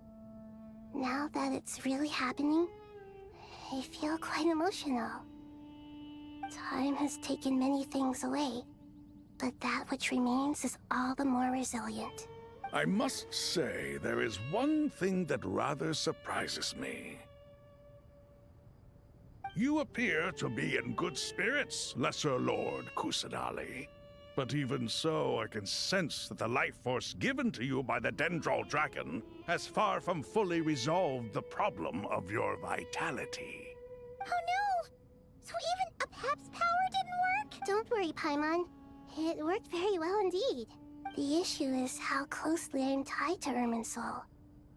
Until the problem with it is resolved, there is no way I can fully recover. Sumeru has undergone tremendous changes during your absence. When gods pass away, inevitably, people's faith in them grows weaker. You must have sensed it already. Your power is not what it once was. Regrettably, this is true. I too have grown weaker due to the effects of Irminsul. Right now, we're all in quite a sorry state. Then what do you suggest? We take all the help we can get. Sumeru is our shared home. You and I, gods and humans alike. We must unite all our strength in this moment. Though Al-Ahmar is no longer with us, the alliance between the three gods remains in force. Regardless, as subjects of our king, we have a responsibility to support Sumeru through this catastrophe. Not to mention that it was the people of Sumeru who released us from this prison of Aru. Times have changed, and the people of today possess greater wisdom than those of the past.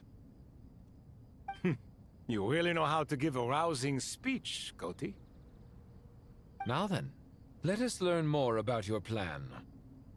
The brightest minds of the Sumeru Academia are busy opening and renovating Aru. They claim it has something to do with Irminsul? Correct. Irminsul has existed in Teyvat since the very beginning. But during the Age of the Dragons, it did not possess the significance it holds today. After the heavenly principles arrived, the power of the Light Realm was divided into elemental energy, and Irminsul was refashioned as a device that records and preserves all information. Since then, everything in this world has been inextricably linked to it. As the Dendro Archon, I have a duty to protect Irminsul. To Sumeru, it is both a national treasure and undeniably a major threat. Teyvat has seen many upheavals in the last few years.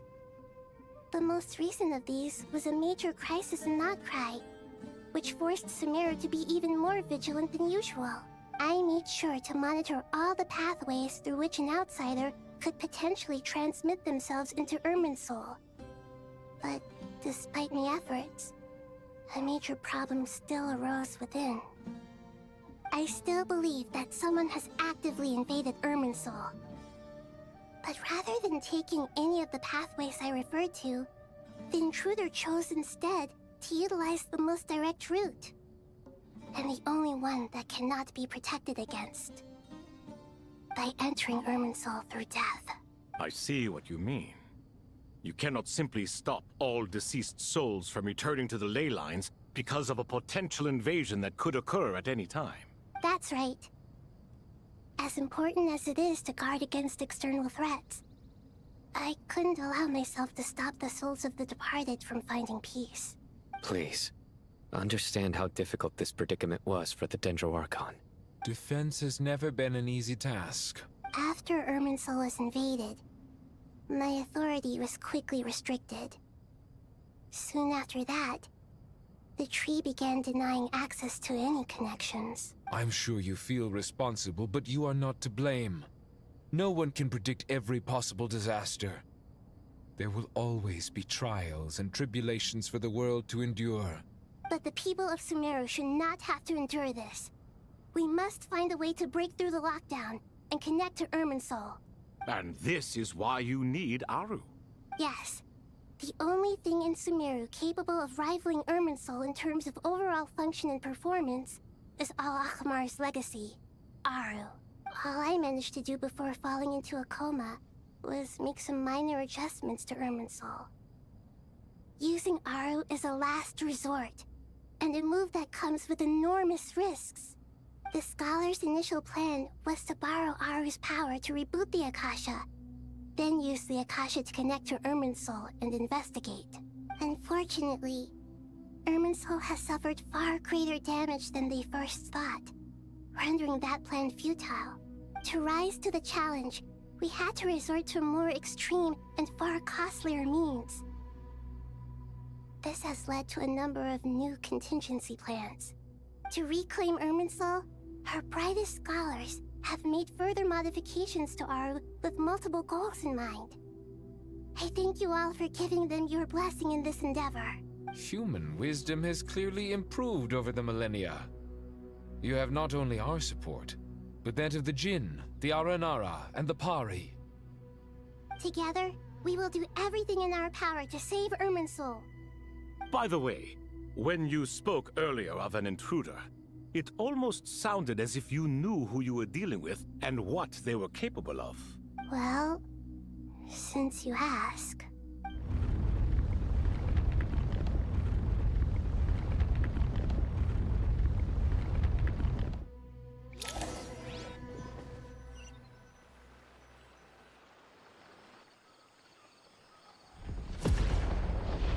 No.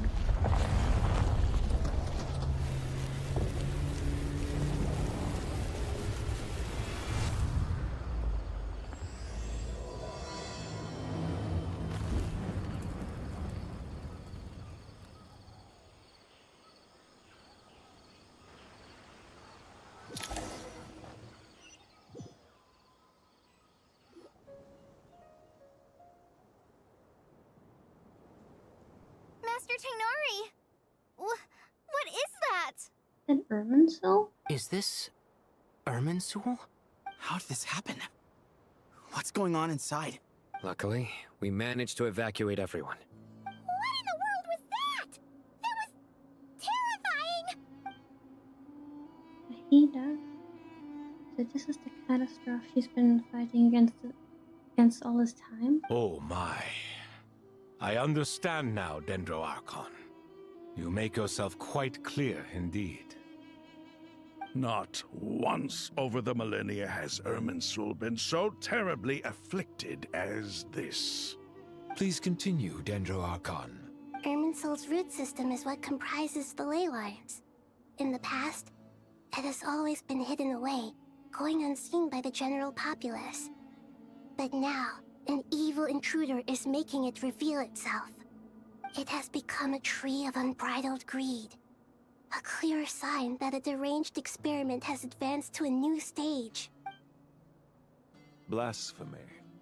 From where I stand, an experiment in the name of blasphemy sounds rather improper.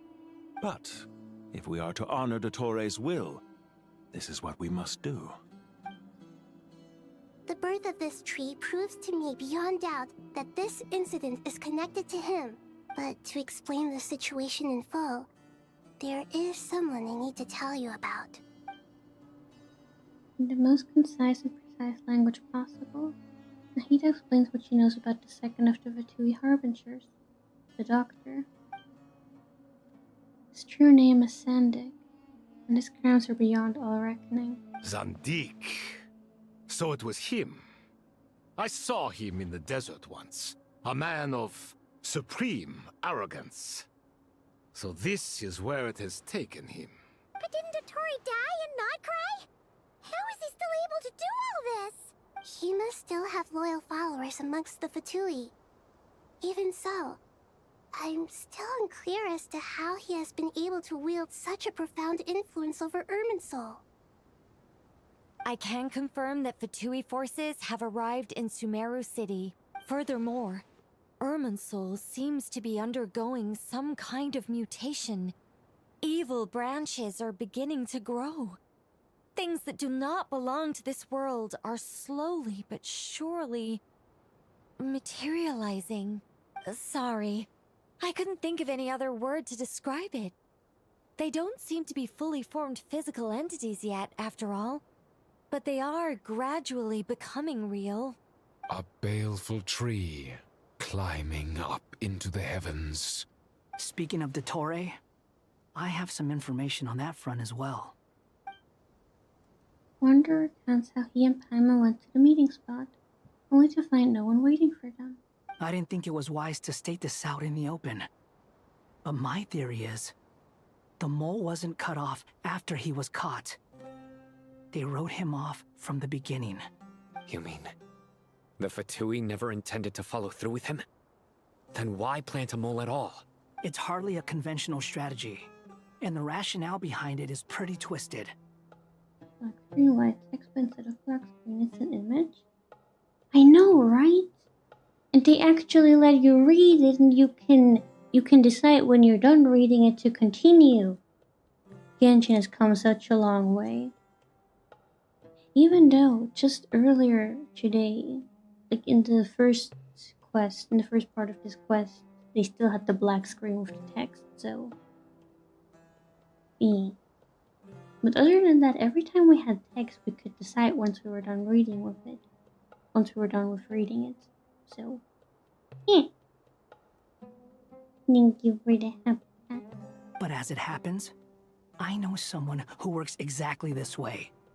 And when it comes down to it, his goals are very simple. He just wants to confuse people, so they can't figure out what he's up to. Technology? Yes, indeed. He's been a collaborator of Dottore's from the outset. That fact alone confirms that Dottore is involved with this somehow.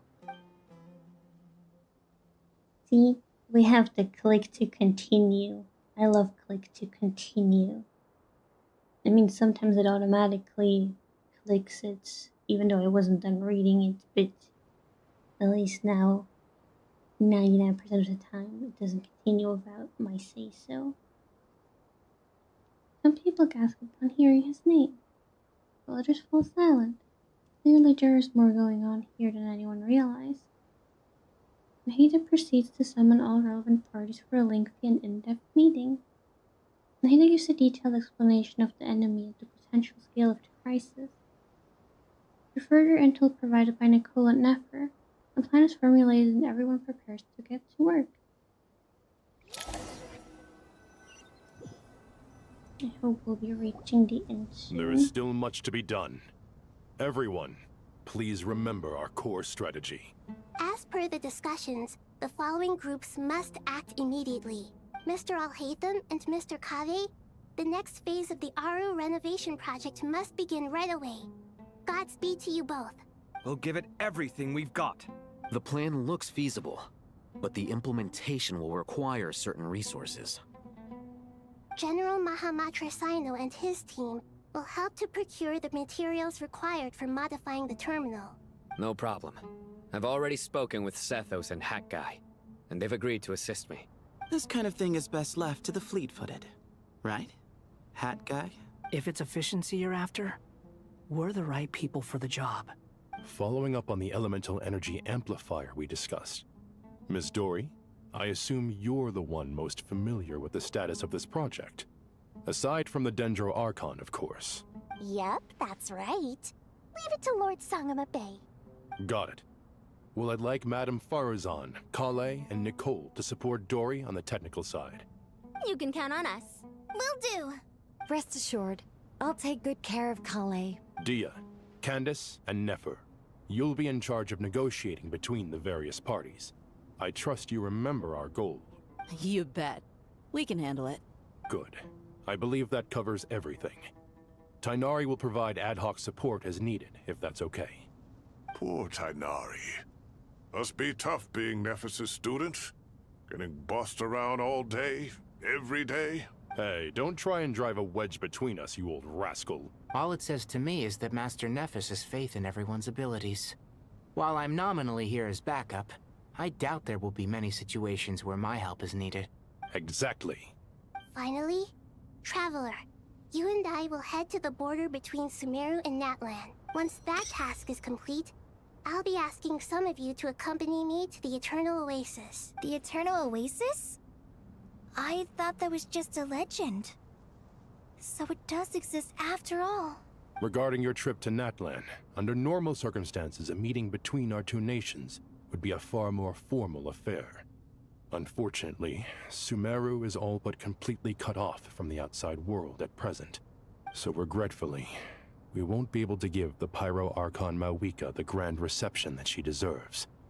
My apologies for the inconvenience. Not a problem. We'll do our utmost. No point putting too much pressure on yourselves. That goes for everyone. Right. Especially you, Dendro Archon. I'm sure you're still feeling quite weak. Don't worry about me. The Dendro Dragon's life force will sustain me. Plus, we'll be there every step of the way. Nahida will be just fine. Yes. I believe in myself. And I believe in every one of you. Well, time to get going. Alright.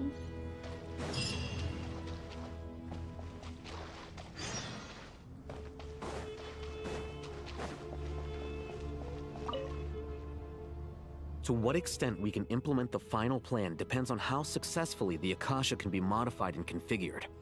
And to make sure the configuration works, Aru will also need some further optimization. Yeah, no surprises there.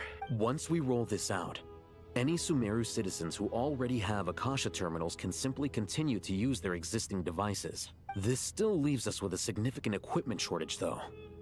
Many groups of people were never issued Akasha terminals, including mercenaries, the desert folk, and many others. We'll need a supply of rare materials for the renovation of Aru and the production of new terminals. Right now, the best place to source these locally is from the primal constructs within King Deshret's mausoleum. Time is not on our side here. It's gonna be a race against the clock. The Aru merge and renovation project will have to be carried out by you two. Everything's riding on this, so failure is not an option. Best of luck to you both. As discussed, General Mahamatra Sino and Mr. Hat Guy will source the required materials. Mr. Sethos is quite familiar with the layout of King Deshret's mausoleum.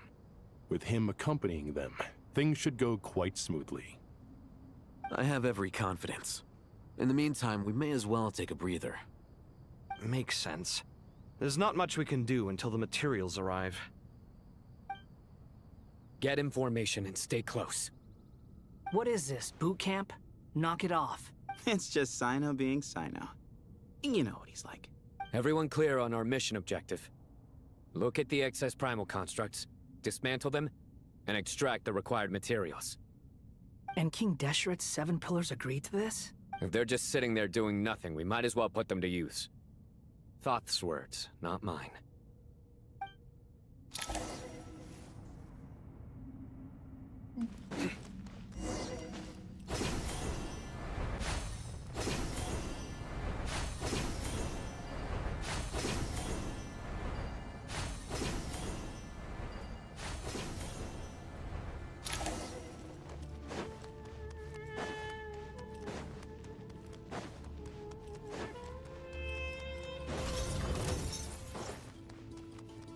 I have to fight them.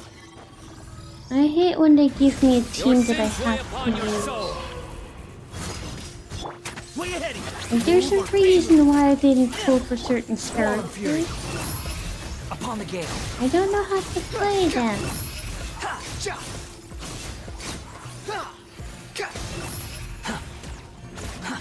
Too slow. Give me some space. Nowhere to run. Cry louder. Yeah, cry louder. Surrender. Excuse me. I'm too slow.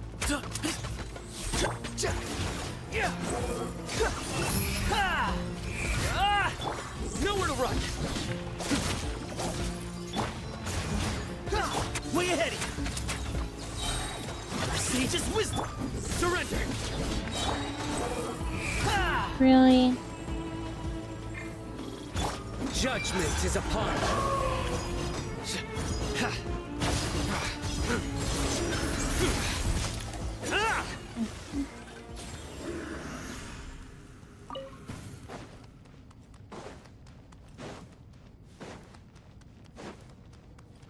Oh. Thank you.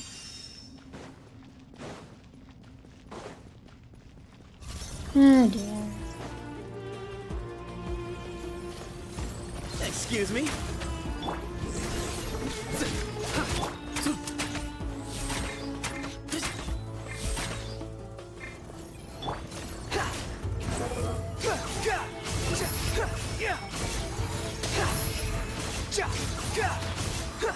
That's far enough.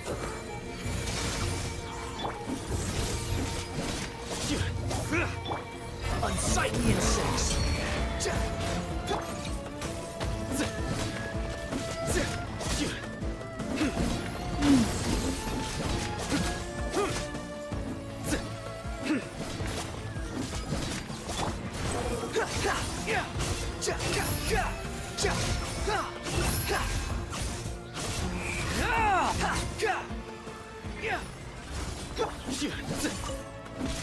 How many of them do I have to fight? Way ahead. Behold.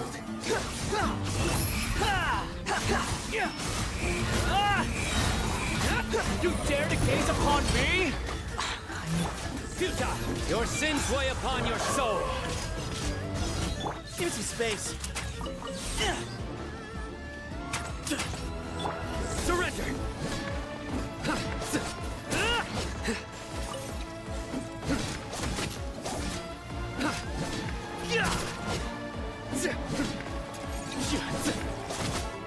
Nowhere to run!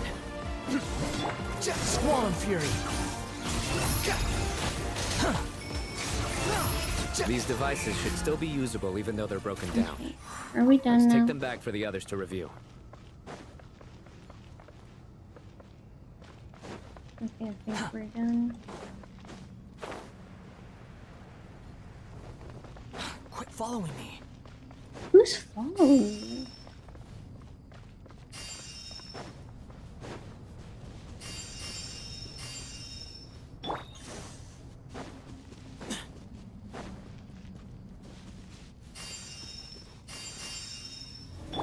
Yeah.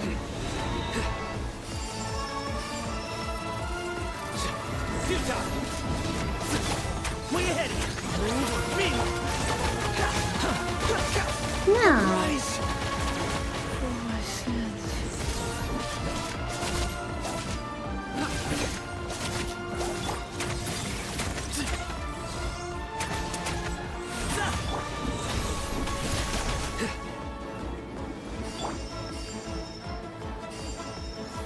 Behold! Into space! Judgment is upon you! Can you please stop? Squall and fury!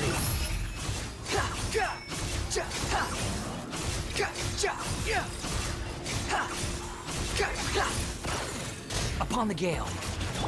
Nowhere to run! Almost done.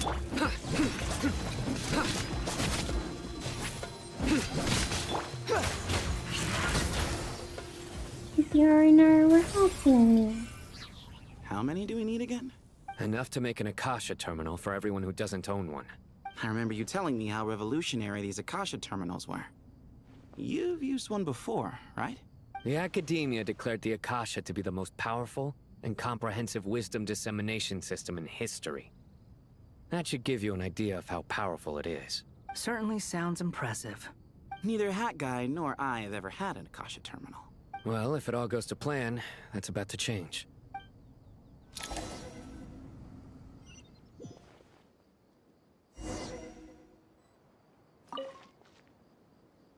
Oh, goody! Thank you so much for handling the delivery. What a long way it was. You've really outdone yourselves. I'm well aware what a bumpy, dangerous journey it must have been. Now, I would have loved to oversee the process myself, but of course, those of us who know the plan can't leave the mausoleum. Oh, trust me, I'm patting myself on the back for my assembly work here. Simply flawless work. But will you really be needing all of this? According to our plan, yes, this is the quantity required. I have no complaints about the quality either. Only the price. So expensive. I heard you covered a lot of the funding out of your own pocket. Oh, that's an exaggeration. The Academia provided most of the funds. I just offered a small token of my goodwill. Of course, the real tragedy is how little profit I'm making on this. You know, it's a serious crisis when you can't even make money out of it. Thank you for the help. It's really quite a beautiful design. And I'm intrigued by how such a diminutive device is able to output the power of the Light Realm. Did you attend the lecture on Light Realm energy, Madame Farzan? I don't believe I saw you there. Of course I attended. I was just a little late, so I had to listen to the whole thing from outside the back door. Anyway, I have a perfectly good understanding of Light Realm, elemental and abyssal energy, as well as the relationship between the three. Good to know. Master told me in private that the conversion process between Light Realm energy and elemental energy involves highly classified knowledge that shouldn't be disseminated too widely. But even so, the scholars still shared said information. Well, you can't enforce a rule that everyone breaks. Is that the idea? At first, the Dendro Archon was reluctant to explain it in great depth for safety reasons. Later, she came to terms with it, and simply informed my master that we would all have to face the question of survival together. To protect someone from such dangers means keeping them in the dark. But for someone to know and embody the wisdom within, they must understand its very essence. It's an information hazard. We're exposed to danger just by knowing the facts. And just like bait, it lures us in by offering us the solution to our problems. A tricky problem. But today, this big problem has been broken down into many smaller, more trivial ones. What do you mean? I get it. For instance, you and I share secret knowledge, while she and I take on the risks of life, death, and fate. Something like that? Hey, what? That is not what I call a trivial problem. Well, as they often say in Bahumana, an event that is monumental to the individual is negligible in the grand scheme of history. Generally, the fate of the individual is an insignificant affair. Being from Amorta, where the subject of our research tends to be a lot more personal, I have to disagree. It's hard to dismiss the individual as insignificant. In other words, the big problem of survival has been broken down into many small, interconnected factors, and each one of us represents one of those factors. When the same secret is shared with a group of people, the same fate binds them together. Most people would find this unimaginable, but to us scholars, this is the path that has always beckoned to us. Sharing knowledge is a good way to fight against fate. I will always believe in that. All right, I think that's everything. Thanks a lot. But don't go anywhere just yet. I'll still be needing you to calibrate the equipment.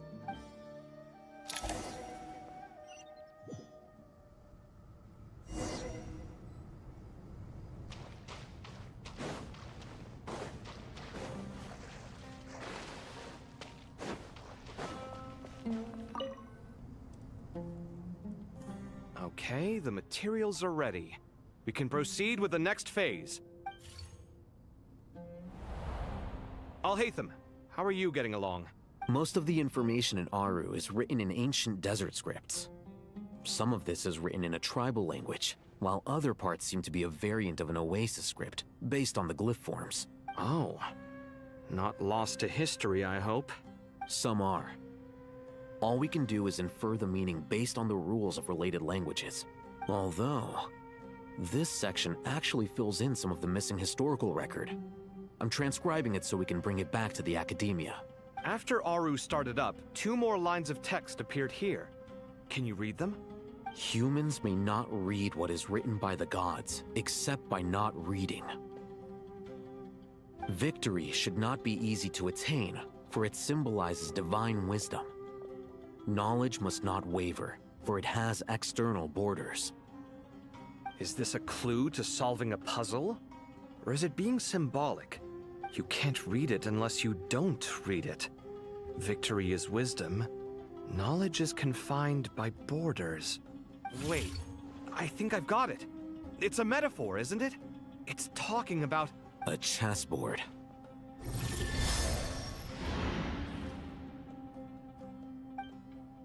You were right. The youth of today are skilled at solving riddles. Have the secrets buried in the desert not been unearthed over the years all the same? Since Aru is a place reachable through wisdom, this day was bound to come sooner or later. Oh, I've always been against overly cryptic sentences. Don't you get tired of reading and writing all that? Ah, it's you 3. Just in time. We've been delving deep into Aru, and now this board has appeared. I've heard this was how you'd while away your free hours.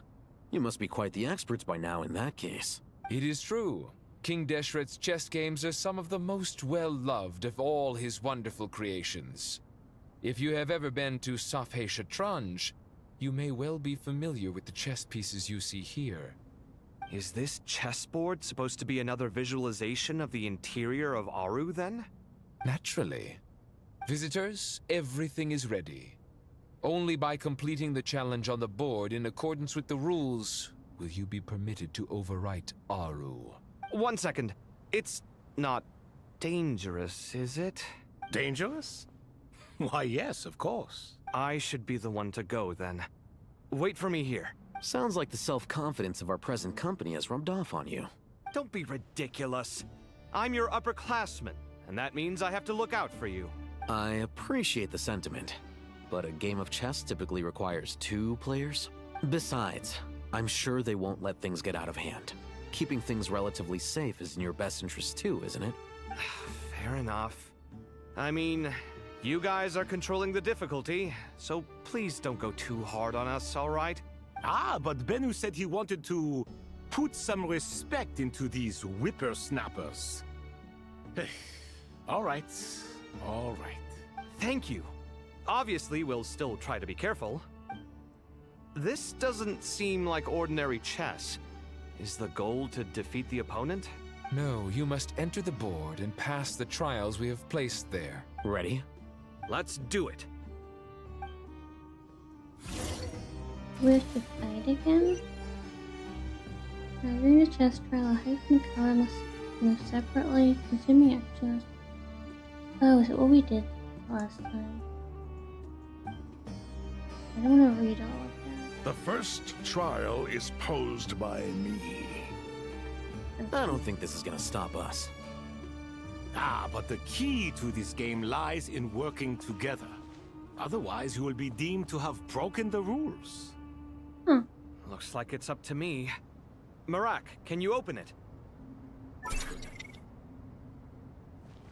King Deshret's favorite primal construct. Living on in suitcase form, of all things. Amusing. Ho! Excellent work.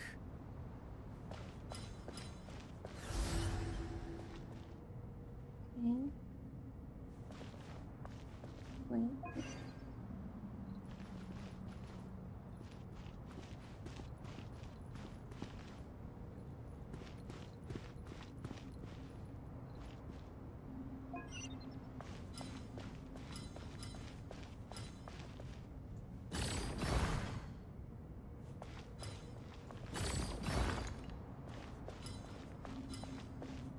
Okay, so I just had to move them for him.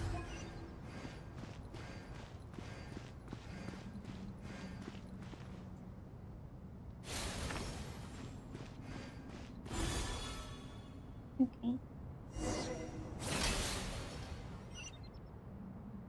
Now is the time for my trial.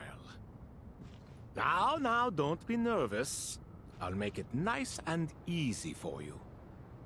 Really? Thanks in advance. We appreciate it.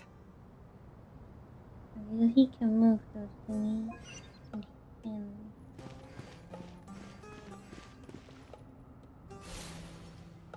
Okay.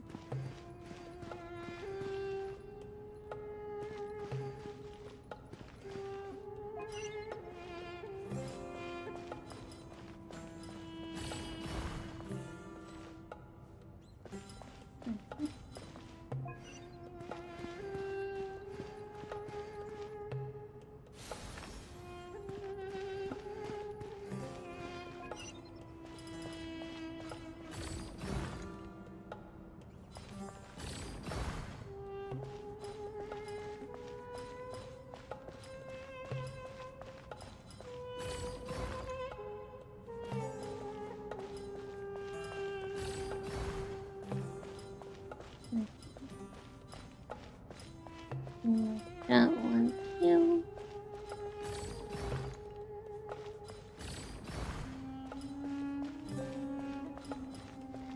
Okay, now if I go this way. Okay, and you can join too.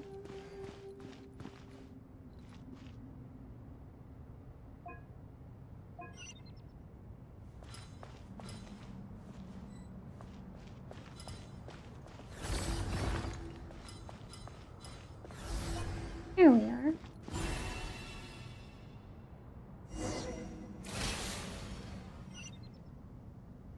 Ibis King, don't you think this all rather inappropriate?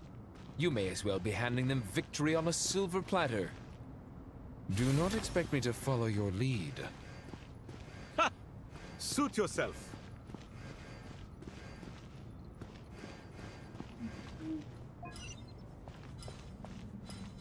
Oh.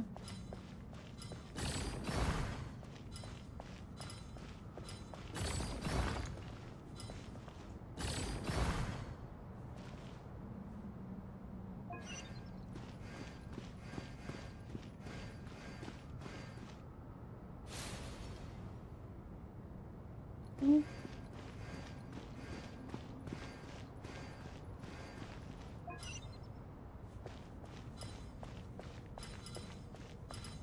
Let's move this out of the way too.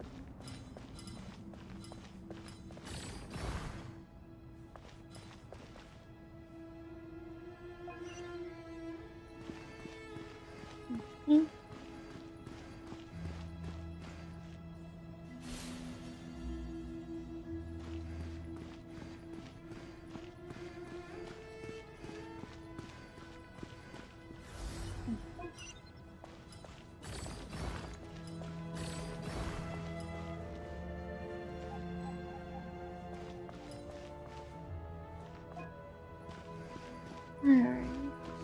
We need to start here, so.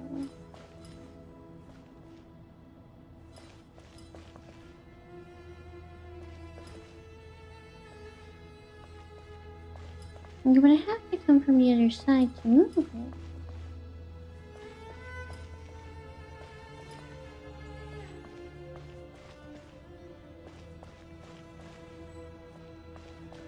Has the stream been going? We're making progress. I reset it. I think it was supposed to. Ibis King, don't you think this all rather inappropriate? You may as well be handing them victory on a silver platter. Do not expect me to follow your lead. Ha! Suit yourself.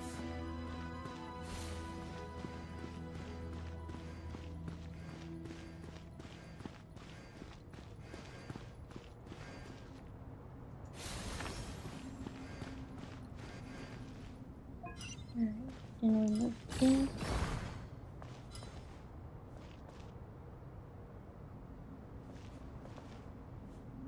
Guess we can move it from that side, but I can't get to. So hold on. We have blocked the pathway. All progress is good progress. Yeah. Okay, what if... Ibis King, don't you think this all rather inappropriate? You may as well be handing them victory on a silver platter. Do not expect me to follow your lead. Ha! Suit yourself. I guess I have to make sure to in the correct order.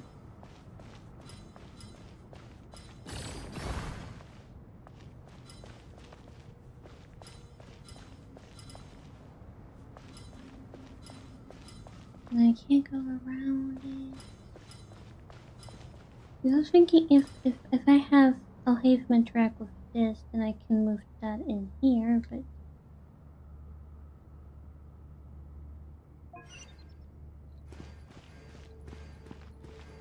Okay.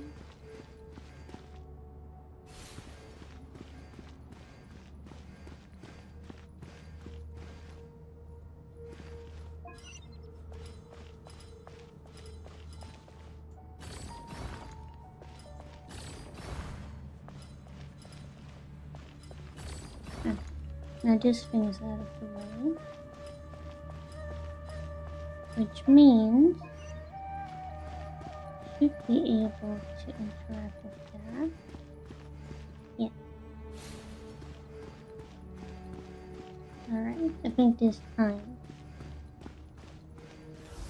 we're good. Now we move this in here.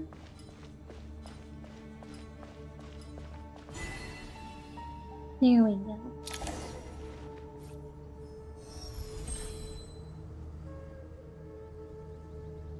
Done. Finally. It's over. My thoughts exactly. But seriously, that was incredible. Standing on the chessboard felt completely different from standing on solid ground. And also... Oh, sorry. I'll save my thoughts for later. Thanks to the three of you for helping us out with this. Is it just me, or were you giving us quite a lot of guidance along the way? We made but a humble contribution. You lived up to our expectations. Bravo! Our aid was not given for naught. In addition to the existing functions, I'd like to ask you for another favor. Since Aru's interference shield can cover the entirety of the mausoleum, it should be possible to extend its range even further. Perhaps you can find a way. So, building upon the existing functions to... Ah! I'm with you! Imagine for a moment. What would the ideal outcome look like if this function were compatible with the devices? I agree. This is the best solution possible. Please, everyone, we beg you to help us. Me, oh my! Well, since you ask so very nicely, I suppose... Goti? Croco? What do you say? He didn't do anything. Naturally. I did all the work, but I'm not getting credit. Time to go! Let's go find Nahida! I never get credit. I do all the work, I don't get the credit. There you are. Miss Nicole truly is an angel. She shows great wisdom in guiding others, and she has already sent word to Natlan on our behalf. She said that while the other members of the Hexen Circle are busy with important work, she is quite free, and she's more than willing to accompany the people of Sumeru for the entire journey. Oh, there's Nicole, all right. Always super patient and loves to help everyone out. She's the best. She is. So kind and enthusiastic. Well, time for us to get going.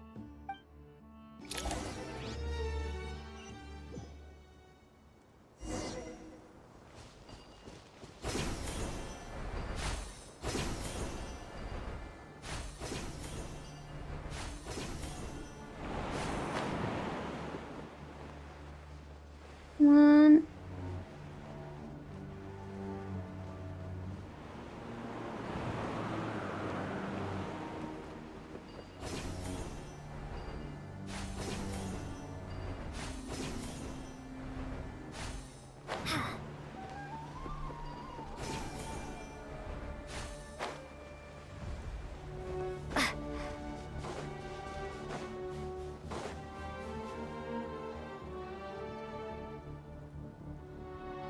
This should be one of the closest places to Natlan in all of Sumeru.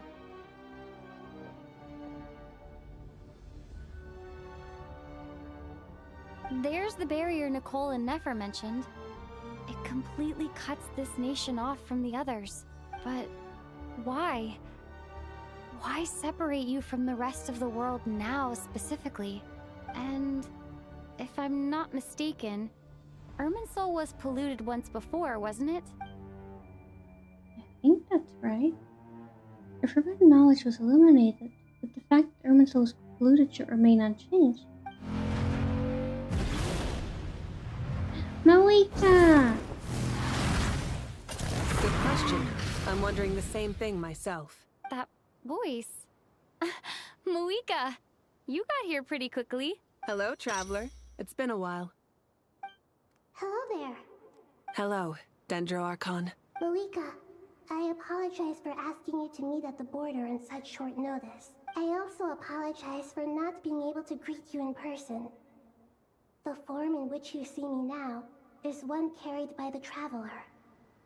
The real me is inside the mausoleum of King Deshret, and I am reaching out to you with my mind from here. Irminsul has been infiltrated by the Doctor.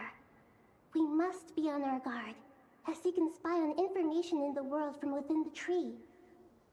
Fortunately, there is no record of the Traveler in Irminsul, and you are still within Natlan's borders. My records will be preserved in the Night Kingdom, rather than the ley lines. As long as the Night Kingdom remains disconnected from the ley line cycle, the Doctor has no way of knowing my movements. Exactly. So by meeting each other in this way, the meeting essentially never happened. No wonder Paimon didn't come. You were concerned that her activity would be recorded by Irminsul. The Natlanese have heard about the situation in Sumeru. With the borders sealed off, merchants have been forced to stop their shipments. It's pretty serious, and you're the ones bearing the brunt of it. I'd like to address the question you raised at the beginning. I can offer a brief explanation, although it will sound rather cruel. I don't reach this conclusion gladly, but Irminsul predates the heavenly principles. It existed long ago, when the dragons of Natlan were at the height of their power. So even when the people of Sumeru became ill because of pollution, it was not a critical issue from the perspective of Irminsul itself. As long as it continues to function normally, the barrier will not be activated.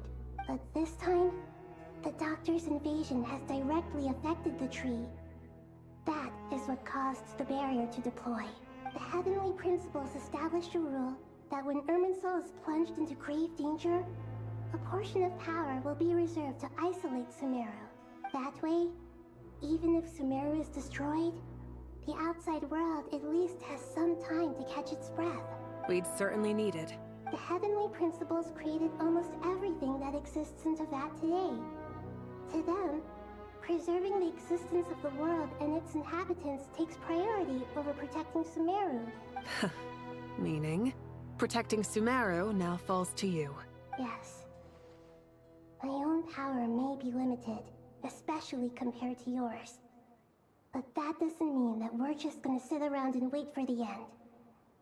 If necessary, I will utilize any and every means at my disposal. Nicole of the Hexen Circle didn't say exactly what this meeting was about. But after hearing everything you've said so far, I think I can guess where this is going. That's right.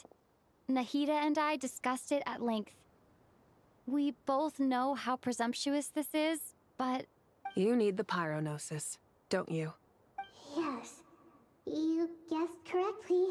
Originally, I only intended to borrow it, but the situation is far graver than I foresaw.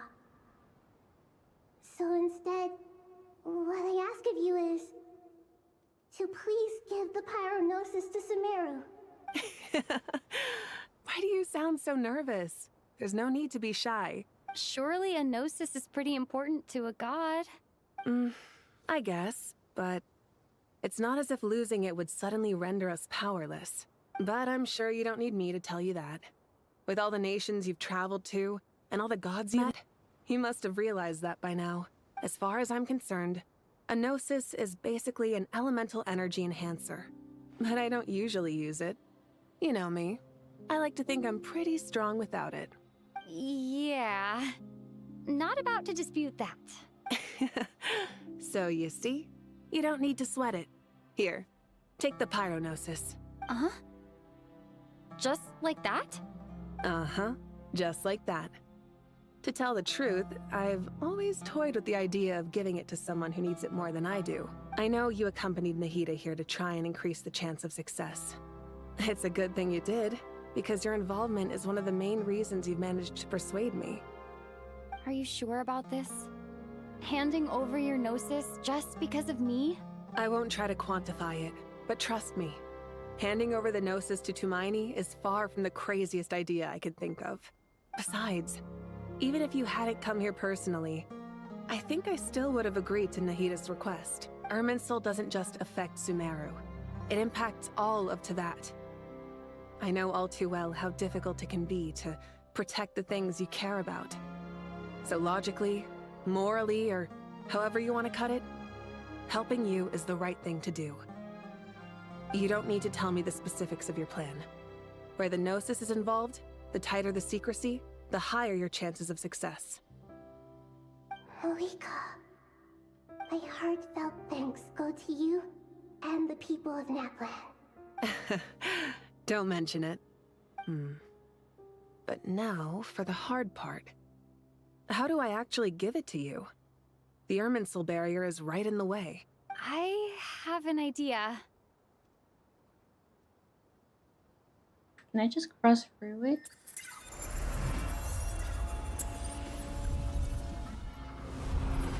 Yeah, because I'm the main character. Just as I thought.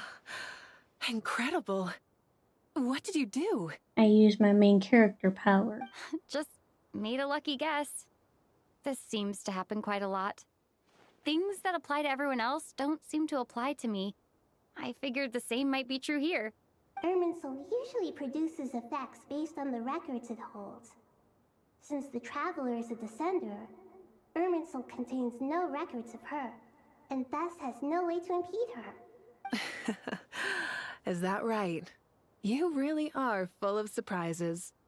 Catch. Whoa! Thank you, Moika. Thank you for trusting us with something so important. All right. No need to get so formal. It's not like we're strangers. Besides, there's still one problem. You might be able to pass through the barrier, but I don't know about the gnosis. Any other surprises for us, Traveler? Let me try something. I have the Pyronosis in my hand. It feels strangely ordinary. Not particularly heavy. And yet, this tiny thing symbolizes the mighty authority of a god. I need to think hard about my memories of Pyro. My memories of journeying through Natlan. All those important experiences I've had. The Gnosis disappeared. Traveler, are you alright? I'm fine. The Pyronosis disappeared into my body, just like phlogiston. Maybe it resonates with you because you've mastered the power of phlogiston. You might not be recorded in the ley lines, but you're still our Tumaini. And I'm the main character. Whew.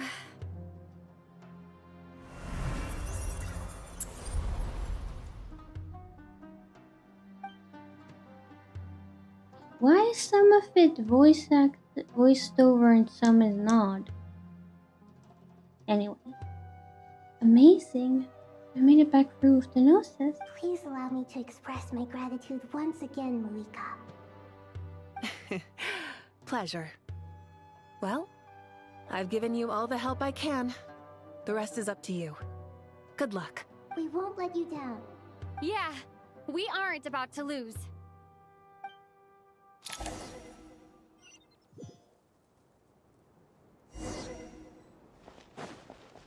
Hello, I'm back. Traveler, Paimon, how are you feeling? Paimon's a teensy bit nervous, but only a teeny tiny bit. Seems like she's gotten way braver over the last few years, huh? Of course. After all the adventures you've had with the Traveler, I'm sure you've gained a lot of experience and grown as a person. I'm doing all right. What about you, Nahida? How are you holding up? With the negative effects of Irminsul, I'm a bit like a piece of fruit that's been burrowed into by hungry insects and left to rot. I'd be lying if I said it was nothing. But please don't worry. We all know what we're getting into, and we've prepared as well as we can. I believe in everyone. I believe in you. And I believe in myself. Stoking the fire inside oneself is certainly one way to live, but knowing when to rely on one's companions is also a form of great wisdom. I've been quietly learning little things from everyone, like plucking tufts of fur from a sumpter beast. Me too. With the constant traveling, I'm always learning and growing. That's the journey of life. I think there's someone else here who would share that sentiment. Don't worry about what I think. I was just passing by and happened to overhear your conversation. What are you talking about, Hat Guy? This is the top floor. No one passes by the top floor. Says who? You can fly just like I can. I would have thought it makes sense to you of all people. I don't know why, but I feel a little more relaxed now. It shows that you feel comfortable laying down your burdens in our presence. It means that Sumeru is a place you can trust, where you know we have your back. And we feel exactly the same way around you. That's what it means to be friends.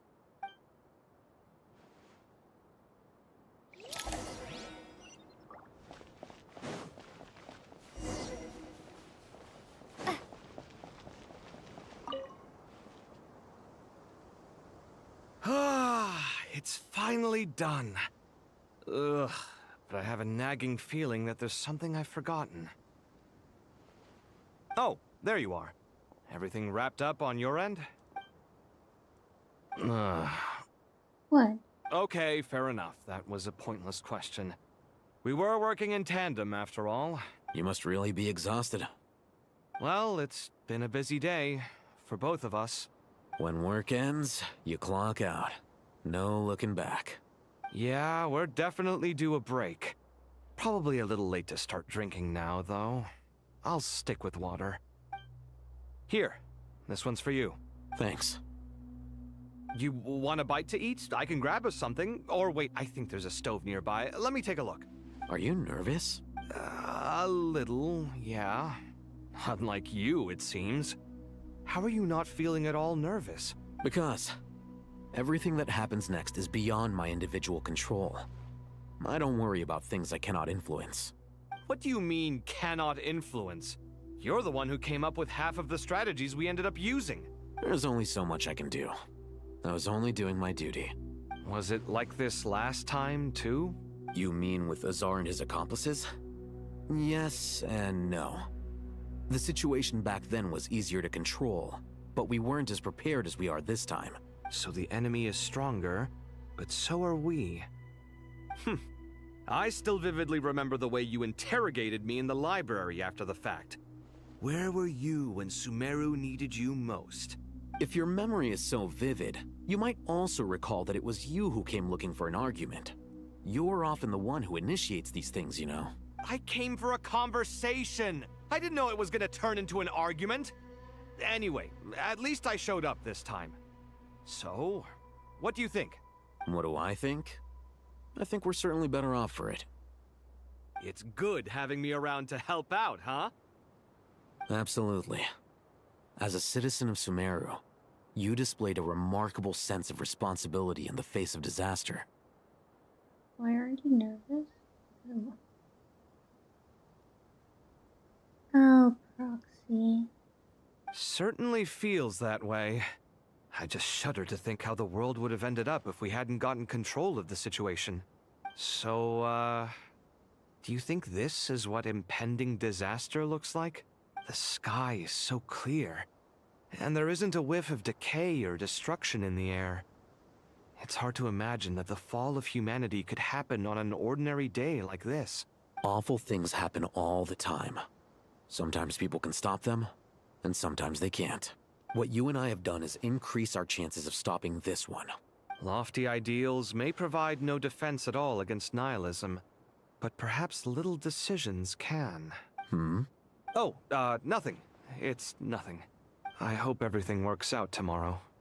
It will. As long as we stick to the plan, our chances of success are good. It's really strange. You're my junior, yet you always seem to act more like an upperclassman than I do. I think it's mostly a matter of temperament.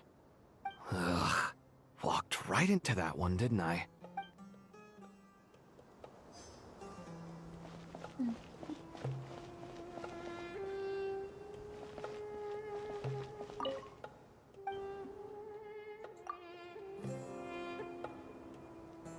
Oh, it is where I am.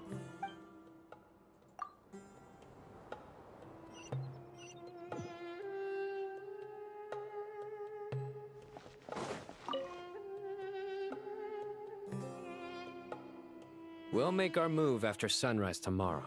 Good. Is everything ready? As much as possible. That'll be enough. Don't let the pressure get to you. We'll take things one step at a time. That's how we've always done it. Master Tainari! Mr. Sino! So this is where you were. I brought some juice and some water. Would you like some? I know how easily you get dehydrated in the desert, so you should definitely have some water. In which case, I'll have the juice. I gotta ask, though.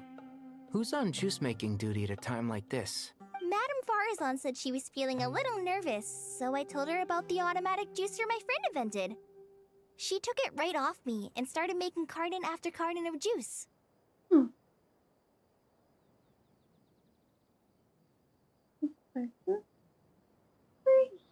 forget to come shopping, Proxy. Each time we stream Genshin, how can you always forget how long these stories are? They are really long, yeah. It's kind of exhausting, but I mean, I like the story, so it's okay. A juicer? Did Sucro send that to you? Yeah, I hadn't had the chance to try it out before this incident occurred, but I couldn't bear to leave it behind in Gandharvaville. The juice is very sweet. I think so too. Kale, how are you feeling? Physically, I'm okay, but it just still feels strange to me. Why would a great power like this come to someone like me? I know the feeling well. That same question ran through my mind every day as a kid. At least now, you have someone who can relate to you. All the more reason that you should apply for Spontamod. Tighnari fiercely opposes the idea, though. Those two things are completely unrelated. What are we all chatting about, Would anyone like any juice? Oh, you have some already. I had some earlier, ma'am. Maybe give the extra to someone else? Very well, very well. I shall be off then. There's this enormous power, and then there's little old you. You feel like there's no connection between the two. And that sense of dissonance is difficult to get used to. Yeah. But after all this time, I can't believe this stuff still gets to me sometimes. Makes me feel a little childish. Kale, just because we normally keep the conversation light doesn't mean we can't discuss deeper issues. I don't think it's childish at all. You were the victim of a terrible crime. It's normal to struggle with the fallout from it. You have absolutely nothing to be ashamed of. My professor once told me that no incident can be considered truly resolved until the victim says it's over. Your rage and your pain are completely justified.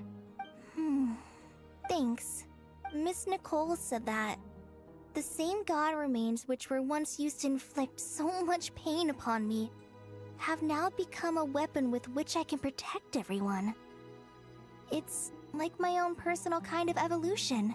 Every innocent person who's been hurt needs time to realize that it wasn't their fault. I was the same, but it's all about to be over. Tomorrow, it ends for good. I don't know if you've noticed, but you rarely stumble over your words anymore, and your outlook has become much more positive. It's a big change from how you used to be. And since this isn't over, you can settle the matter on your own terms. It's time you seized back control. I believe in you. Yeah. Sumeru is my home. And it's so important to me. I have to protect it. No. I will protect it. And once you're done, how about you come back and apply for Spantamod? Stop it with the sales pitch, would you? Hey, excuse me. There are still 3 unclaimed cups of juice here. Why don't you take one each? Ugh, my arms are getting sore from carrying them around everywhere. Madame Farazan, why are you... Here, let me take them off your hands. Thank you, Madame Farazan. Drink up and enjoy my handiwork. I think I'm going to make something else now instead. Please, try to relax, Madame Farazan. Your nerves are starting to get the better of you. I know, I know. I like juice. Okay. Let's check the other places.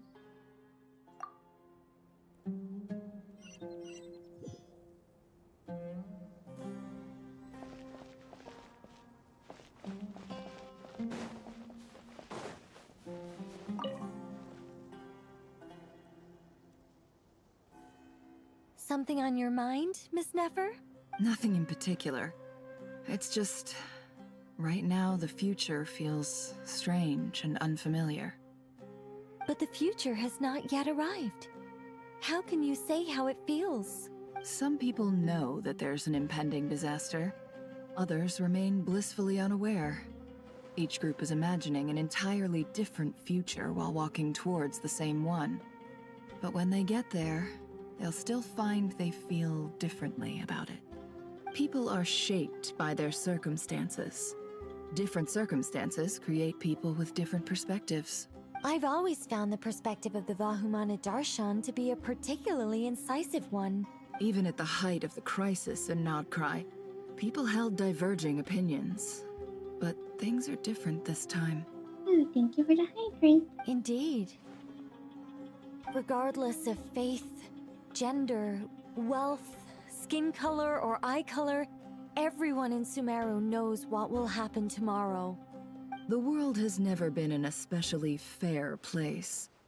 Yet now, against all odds, a moment of unprecedented unity and equality is about to take place. It's fascinating. If only my father could have lived to see this era. Era. To me, that term represents a much greater span of time. It can be an unsettling word. I would even say I'm afraid of it. Do angels even feel fear? Yes, at least I do. I fear the gap that grows wider with each passing day, and the never-ending flow of time. Time renders all memories insignificant, and reduces all splendor to nothing. But those memories are the one thing I do not want to lose. You're very human in that regard. If angels draw too close to humanity, our wings burn away in the bright flame of awareness, and we fall to the earth. After spending so long among humans, I have lost much of my former glory. Maybe that's a good thing. You're more human than some humans are. I've been talking to Kale a lot in recent days. We seem to be in completely opposite situations. I suppose that makes us good case studies for comparison. Case studies for who? Myself, I suppose. After comparing the two of us, I suddenly discovered that I desired more than before. It was a gentle, pleasant sensation. Just as most people pursue glory and miracles, I too am pursuing miracles of my own. Guiding humans to make the miracles in their hearts a reality? That is my miracle. It doesn't sound so bad, does it? Okay. Who else?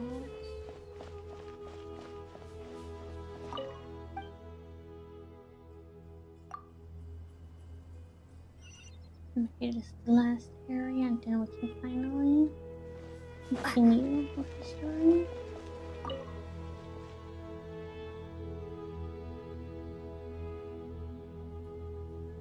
Look at the time. I should head back.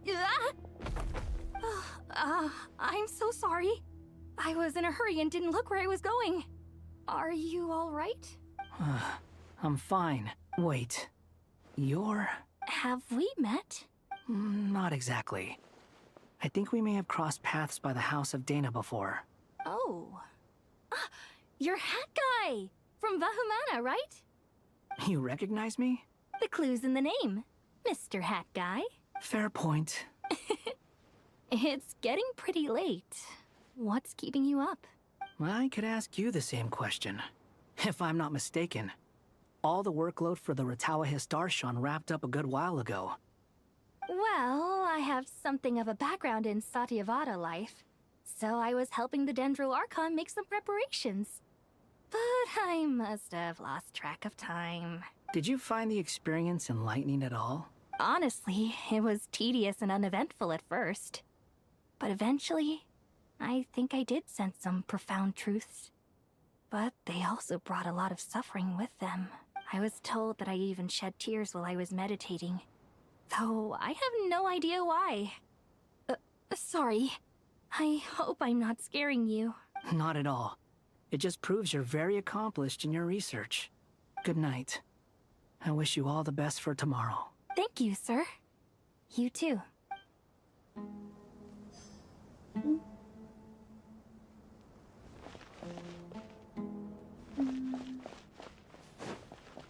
I think they are the last ones. Too bad we've got a fight tomorrow. I could really do with a stiff drink. Let us pray instead. Prayer. How nostalgic. Lord Sangama Bay. Came to get some fresh air too, did ya? That's right. Actually, I was hoping I might run into you, Dia. I wanted to let you know that I've stocked up on that perfume you said you were so fond of. No, really? I'll take two. Any chance of a friends and family discount? I knew you'd ask that.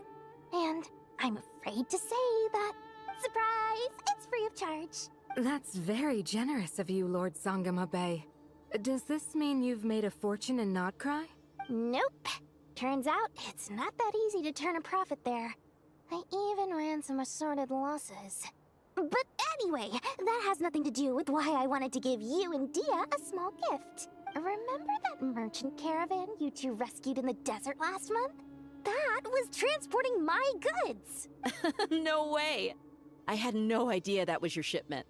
Explains the, eclectic mix of goods, though. Lord Sangama Bay's investment in the desert and generous stockpiling of goods has helped many people over the years.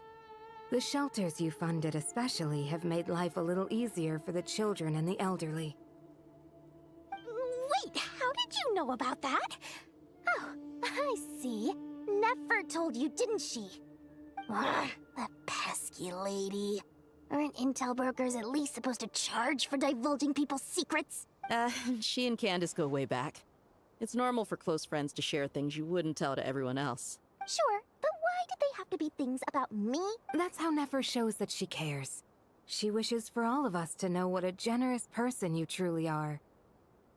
It must be hard trying to make a living far away from home. Just because we can tell what kind of person you are doesn't mean everyone else can. Well, maybe her intentions were partly good, but I don't think that's the full story. I'm sure she enjoyed knowing how much it would annoy me. I'm telling you, Nefer's got a mean streak. Definitely with you on that. Does praying help you stay calm? Defending one's home is a just cause. My heart is filled with a mix of anger and hope. Anger. You know, being able to get angry is a good thing. It shows that you're in touch with the real world, and that you have the passion to pursue something you believe in. Oh, my lady? What are you doing out here? Just taking a walk to clear my head. And look where I ended up. Were you praying just now? Yes, Miss Dunyarzad. Would you like to join us? Come on, it's fine. She won't mind who you pray to. Oh, then sure. I remember you, Miss Dunyarzad. You visited my shop before. If I recall correctly, the god you worship is the Dendro Archon, correct? That's right. She is such a gentle and kind god.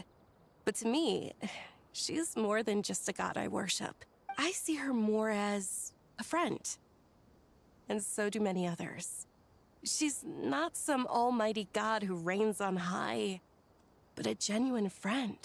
Agreed. She's a wise teacher and a good friend. I spoke with several people during the evacuation.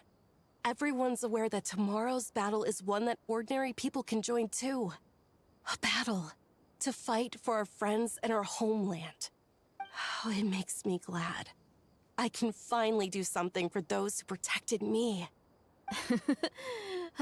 You've grown so much since we first met. Oh, a compliment? Ooh, more please. Thank you. My lady, you've always been a remarkably strong and ambitious person. It's indisputable. And that's not just a compliment. It's a statement of fact. What are you praying for? Our beliefs may not be entirely the same, but we both wish for the same thing. I pray that everyone will rise to the challenges ahead and return safe and sound. I pray for the safe return of all my companions.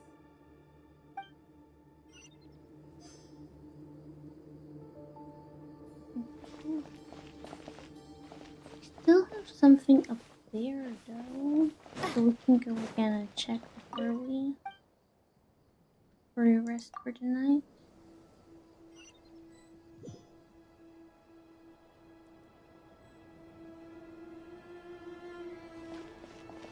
Okay, the exclamation mark is just for this, so we can rest now. And then I think we enter the final part of the quest. Time to go! Let's meet the others at the mausoleum of King Deshret.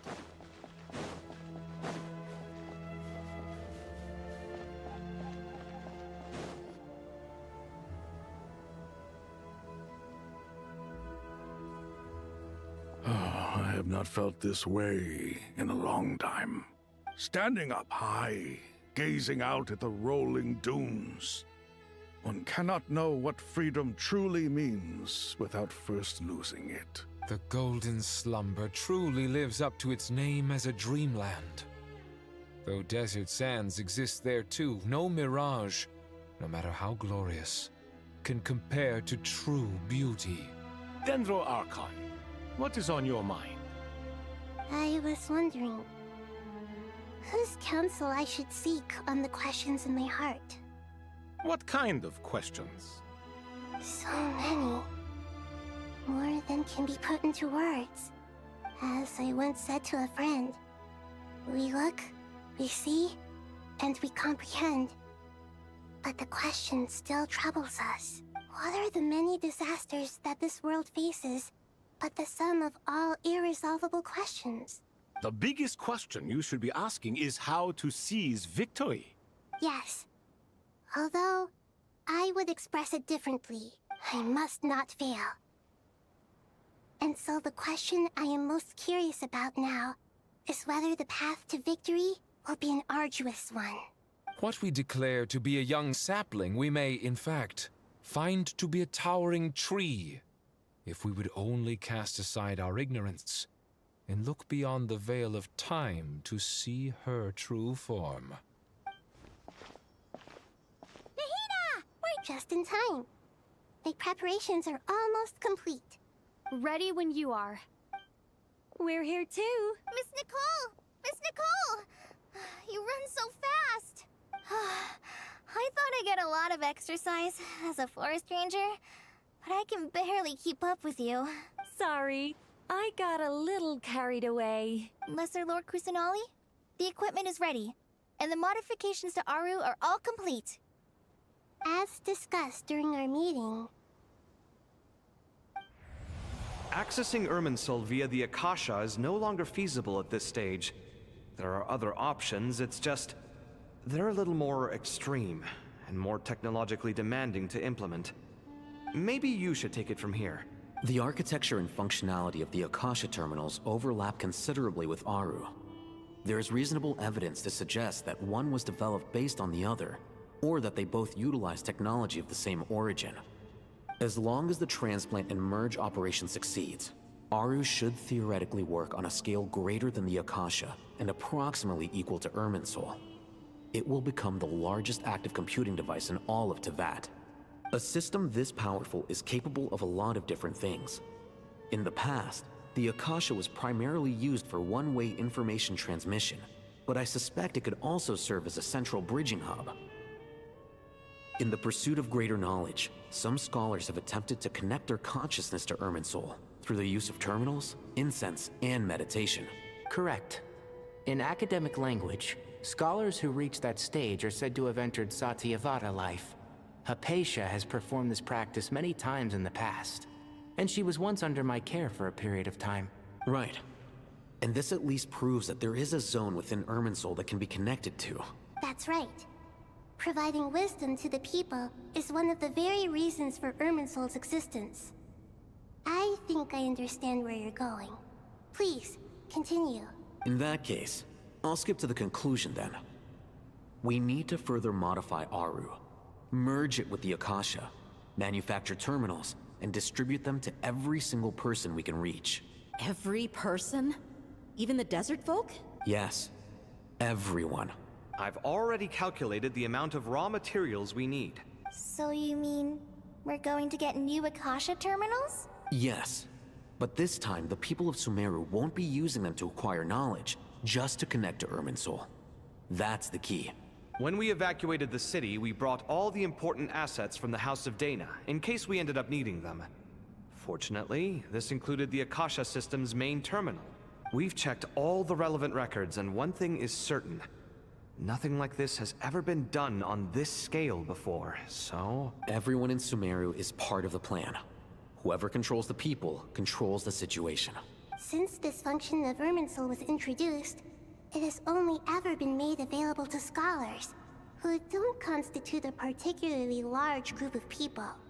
But by expanding the scale to include all the people of Sumeru, all the individual connections will stack up to create a significant load on the system. Under normal circumstances, Irminsul would be able to cope with the additional load. But with it already being under strain from other activities, its remaining capacity is limited. Thus, it might be possible to shut it down completely by overloading it.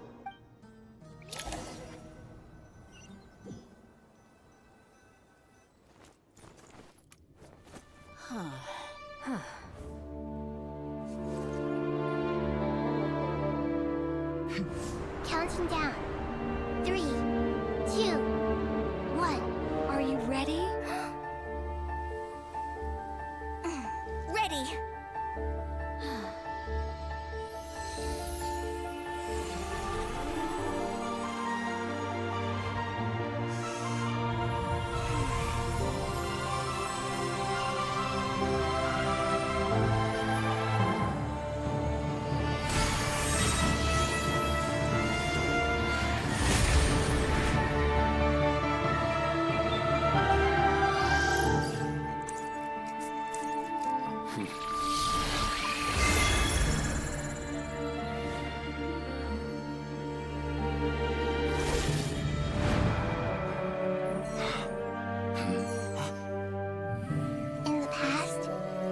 People sought knowledge, they turned to the Tree of Wisdom.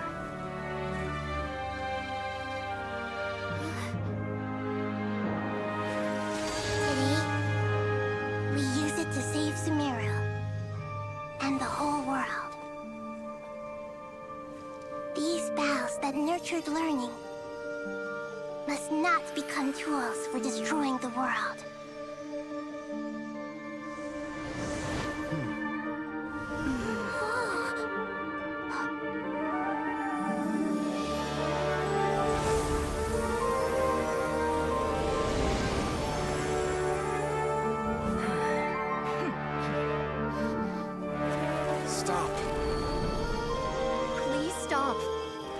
Transformation.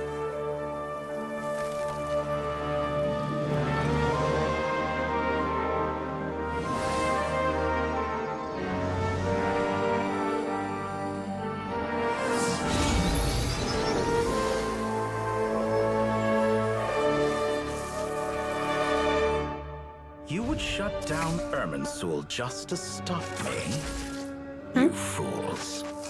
I have all the time in the world. Didn't we kill him? I thought we killed him.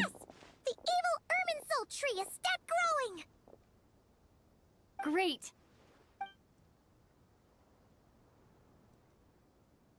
What a display of true courage.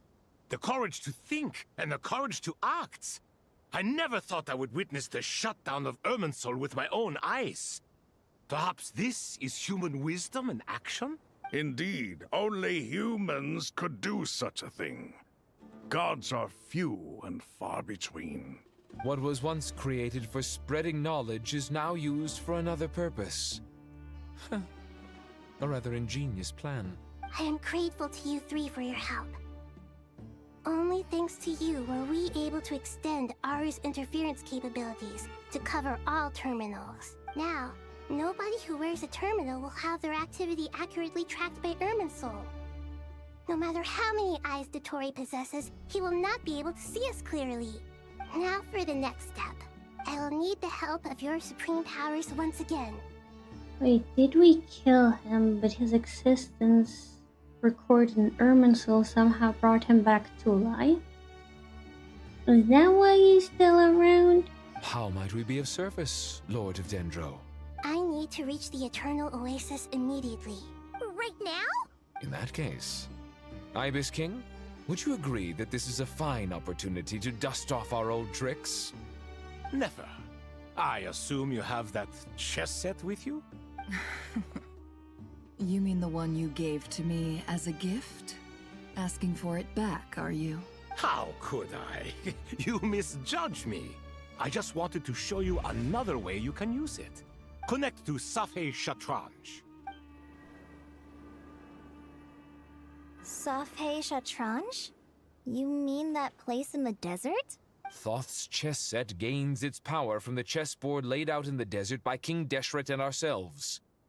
All ceremonies conducted using the chess set must be activated via Safhe Shatranj. In other words, the chess set is an extension of the chessboard.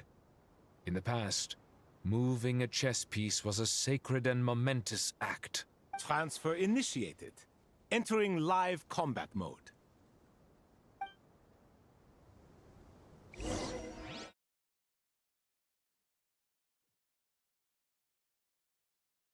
Okay.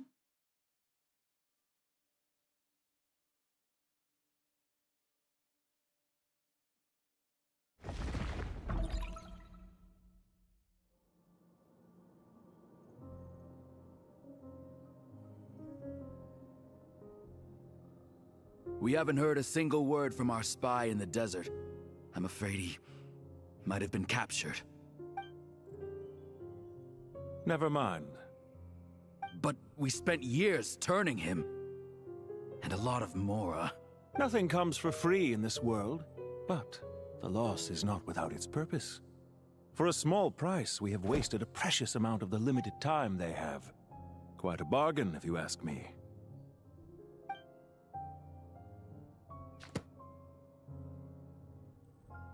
Understood. Weighing profit against loss is a necessary part of life. But to tell the truth, I have been operating at a loss since this all began. Since many centuries ago, in fact. For instance, why would a banker act as the executor of a will? If you hadn't deposited your personal belongings at Northland Bank, I would have no reason to be here right now. The 9 Fatui Harbingers. Reader. Dottore, I've placed your final data backup into the ley lines as per our contract. I trust we are now square for the safe deposit fees you paid. Is it not a little petty to split hairs like this, given our amicable relationship? I consider sound bookkeeping a matter of principle. Do not forget that you only live to see this day thanks to me. In fact, every day of your life since you met me, you've been living on borrowed time. What's that mean? Why, that's hardly a fair assessment. I will concede that my survival was perhaps at your whim, but I became a harbinger on my own merits. Managing money is not like other professions. Mine is not a role I could have acquired based on your recommendation alone, and certainly not one I could have lasted so long in without genuine ability. The information stored in the ley lines is quite comprehensive. Rest assured, I have not forgotten how strong your pride is. Well, I presume you have no sense of fragmentation while talking with me? How could anything possibly go wrong with such strict measures in place? The remainder of your soul was split in two, with one half sent to Nodcry and the other stored in the most secure vault of the Northland Bank. Though I must say, your disdain for the other segments is quite amusing. Zandik is you, and you are Zandik. Zandik created the segments, yet you, a segment yourself, reject him.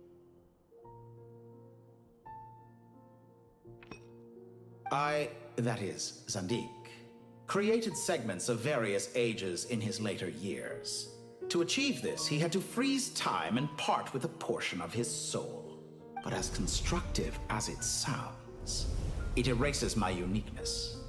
If each segment is equally me, then by the same token, none of them are truly me.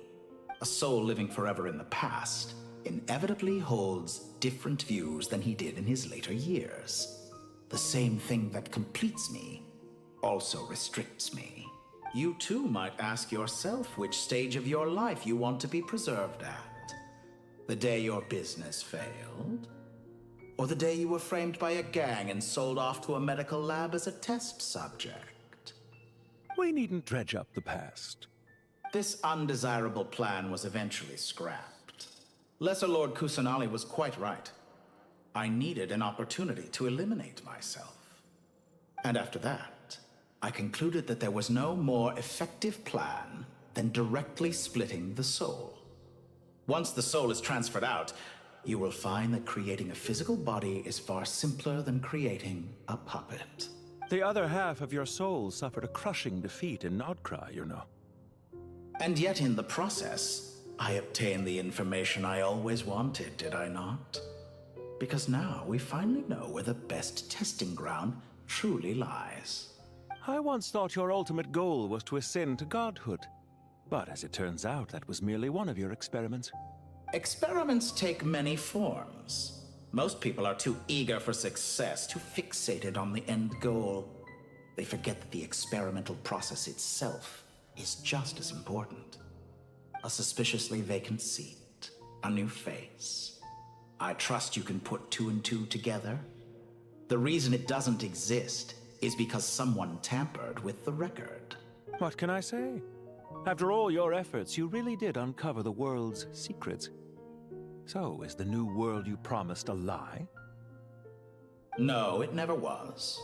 I am glad to be able to control Irmin's soul from within. Now I shall attempt to create a new world inside the existing one. Almost everyone faces the prospect of death, but not a single person has ever been able to experiment unrestrained in the afterlife through sheer force of will. I am the only one to have overcome this enormous challenge.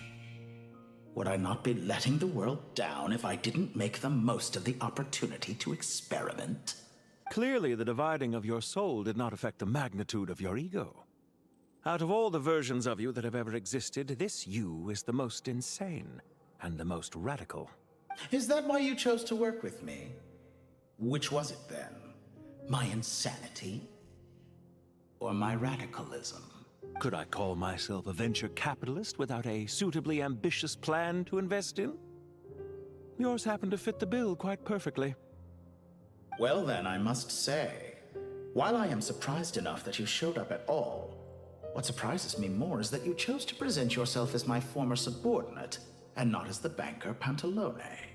Why make things harder than they need to be? Exposing my true identity in a situation like this would only serve to destroy diplomatic relations between Snezhnaya and Sumeru. I daren't imagine the consequences.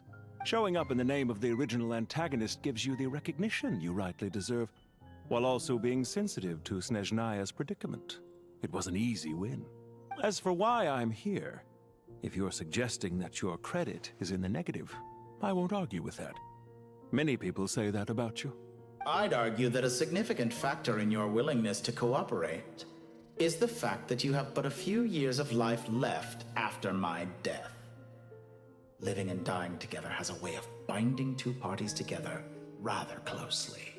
Is it not true that a relationship should be judged by both the positive and negative returns it yields?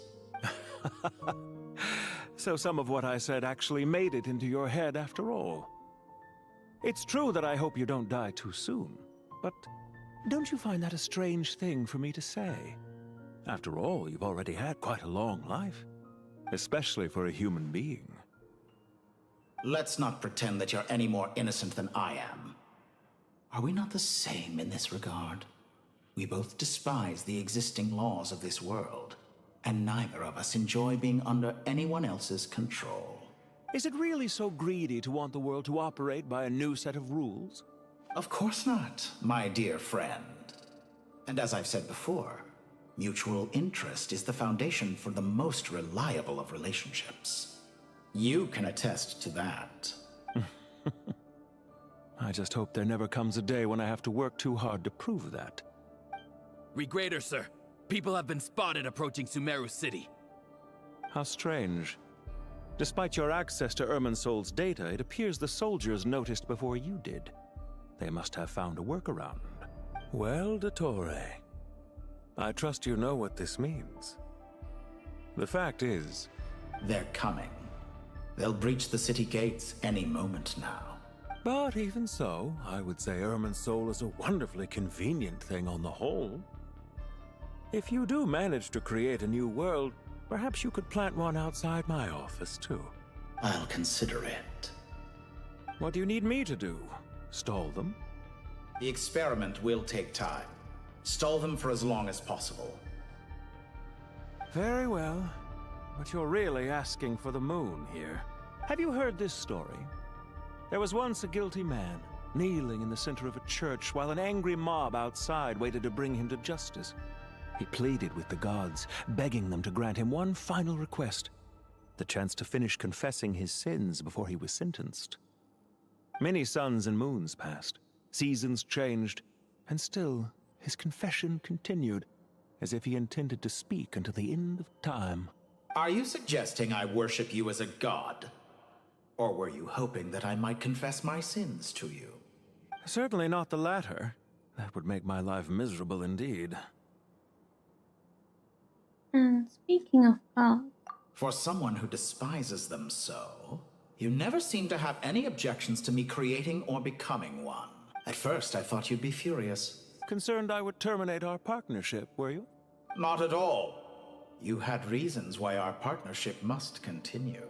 Don't you find people's attitudes toward gods amusing? A god descends from the heavens and people worship it unreservedly, blindly following whatever rules are given to them. And yet, when they see an ordinary person gain godlike levels of power by virtue of their own hard work, they treat him with nothing but suspicion, even if he is a compatriot. Is that supposed to be a compliment? No. I was just thinking. I pity the man who would call you a compatriot. There's no need to be so self-critical. also about your recent situation. I know it's a little late in the day to be asking this, but how have you been keeping? I'm flattered that you would take the time out of your busy schedule to consider my well-being, Doctor.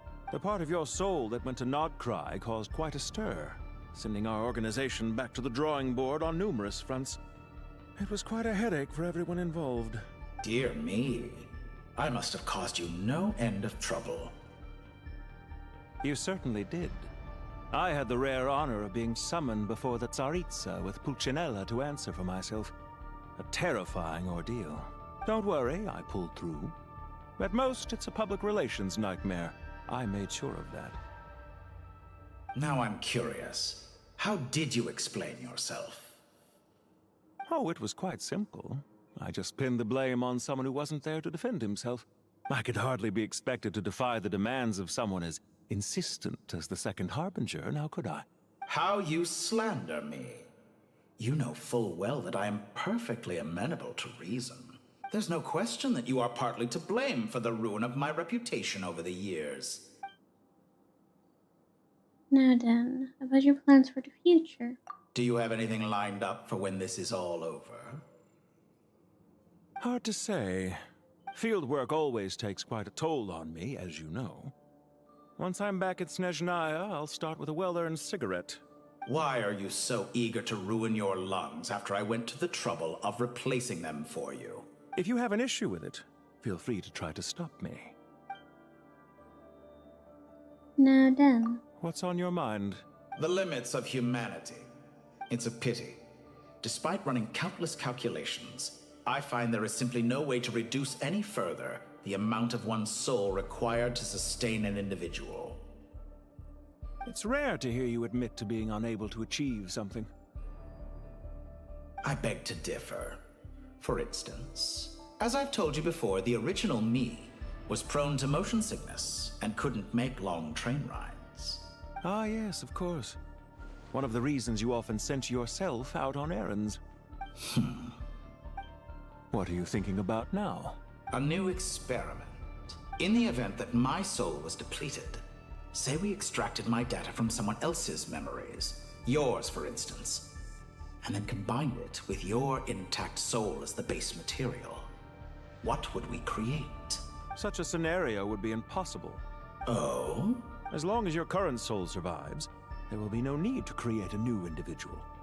Don't forget, you were the one who approved of the present situation wherein only one Dottore remains. And if you ceased to exist, who would be capable of performing this experiment?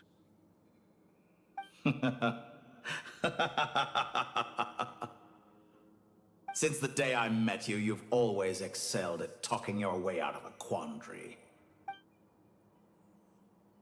See you. Isn't it a little too early to be saying goodbye? Not that I wish to keep you from your business, of course. Very well. Let's leave the conversation there for now.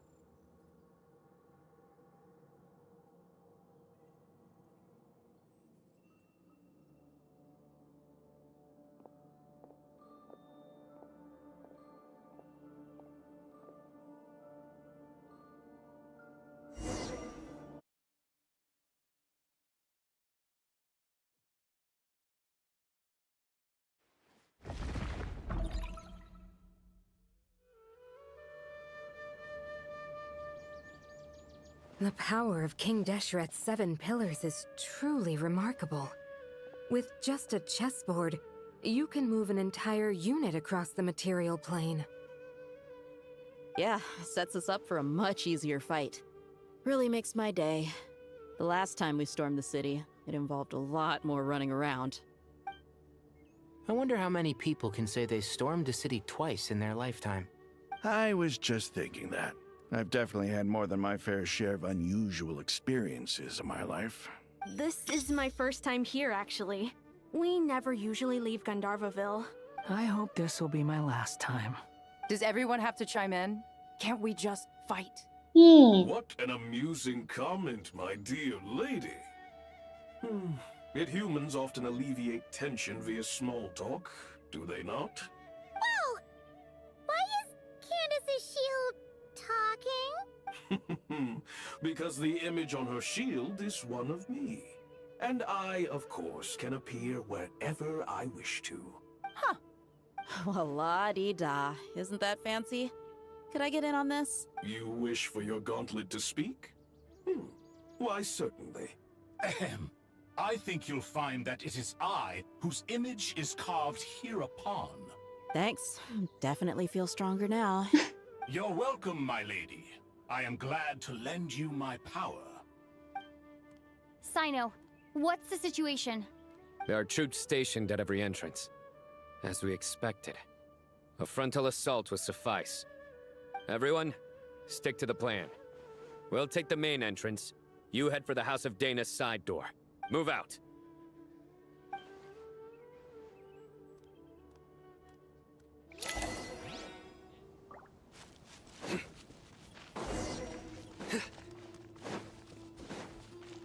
No, it's too much fighting. Out of my way! Now it's your Take this! Watch out! Get lost! Yeah, get lost. Thank you, Jed. You gotta be more careful. If you're not ready to put your life on the line, you can't be certain of defeating your opponent. She's right. Keep your wits about you, Rana. Do your worst! Let's get it on! Ha! Ha! Cha! Surrender! Yield! Ha! Hear my prayer! Ha!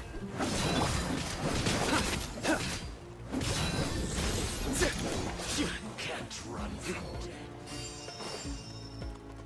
Take them out and secure the harbor.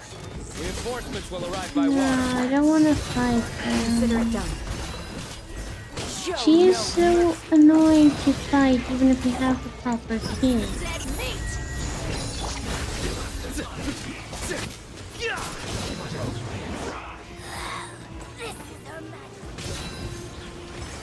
Your sins weigh upon your soul. Please, grant us your blessing! Let's get it on! nowhere to run! Yield! This body belongs to ice. Roasted fry! Surrender! Hear my prayer! Unfortunate fault! Buckle up! Hi! Wait, I feel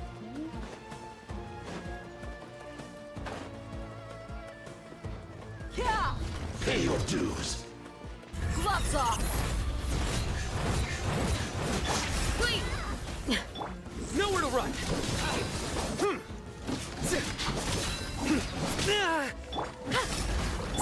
Look alive! Ha!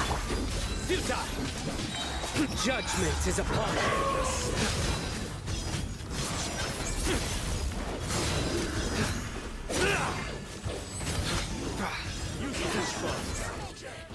there's more of them. Grant us your blessing! Do your worst! Resistance! Futile! Save yourself!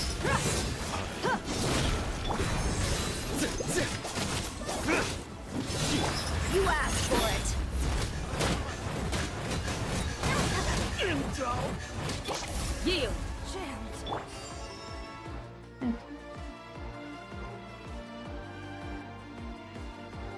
Waterway secured. Brothers! Sisters! Perfect. Just in time. Welcome. Once we've linked up, we'll continue the advance. The team has arrived at the north entrance, as planned. Good. Press on. I thought we were done. We are not yet done.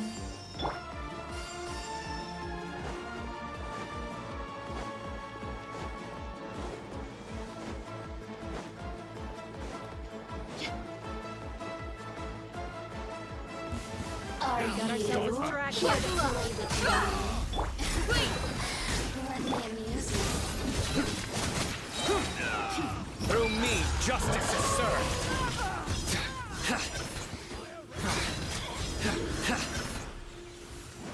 Over here! We shall surrender! The more, the merrier. Gloves off! I think you all just... Hey! Do your worst! Nowhere to run! Your sins weigh upon your soul! Why does there have to be so much fighting? Pin them down! Can we just have a short fight and then we continue with the story? Because the story is long enough as it is.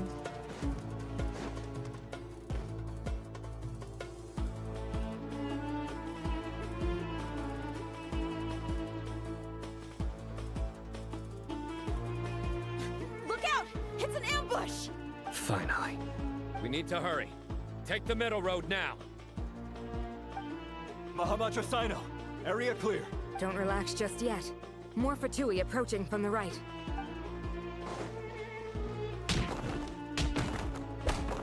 Irminsul cannot track our movements. If necessary, we could split up. Don't worry. We'll wipe them all out. As you can see, our people came raring to go. Good, good. How are things with the Traveler? Can Tainari keep her safe? Don't underestimate Tainari just because he's a forest watcher. He can handle it. All right. You know that's not what I meant.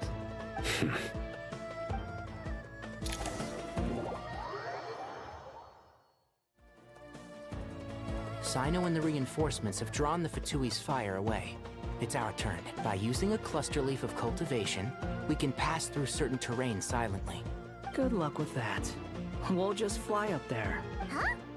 Oh, yeah. I forgot you could fly. Ready? Ready.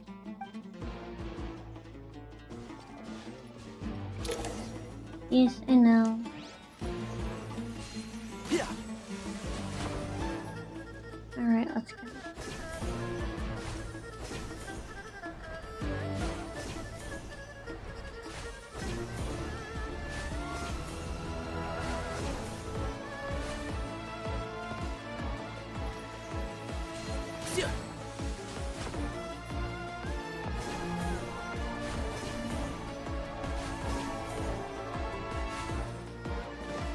Keep up.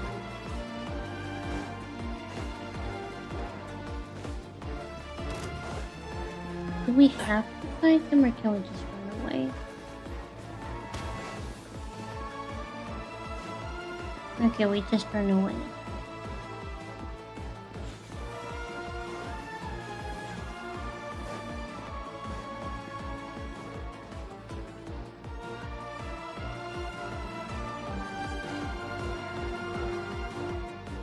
Fatui soldiers up ahead.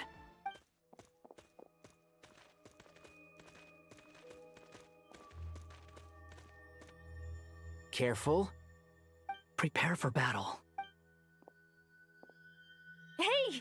There's people over there. You have some nerve showing your faces here in the center of Sumeru City.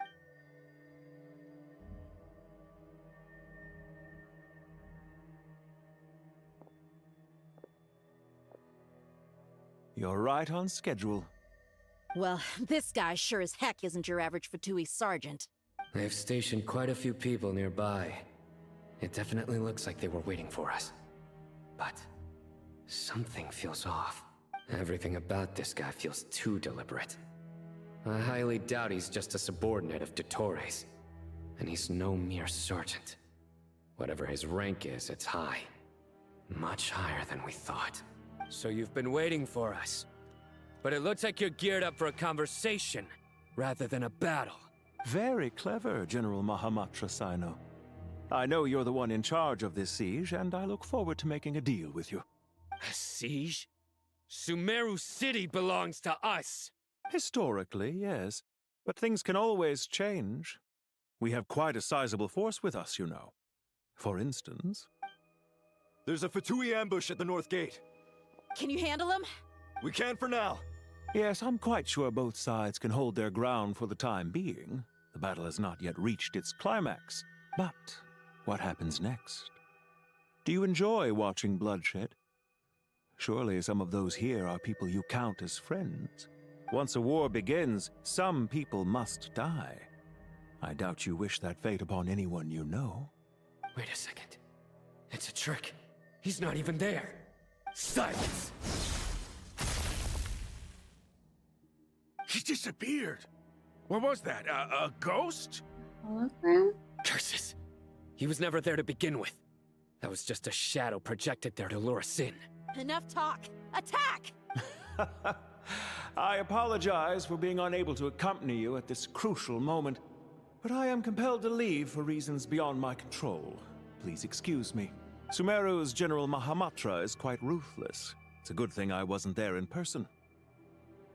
Your illusion held them up for a time just fine. But now that they have seen through it, they will realize you were just a decoy. Decoy or not, what matters now is that they will be heading your way imminently. Not imminently. They are already here.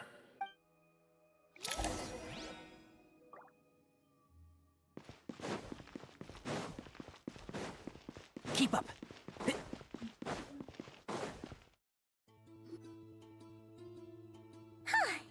made it! This is far enough. Tainari, you go help Sino. Don't worry about us. We'll manage from here. Are you sure you don't need me to stand guard? No need. Once the connection is established, we'll disappear from the Sanctuary of Surasthana. Go help the others. All right. Goodbye for now, then. Please tread carefully.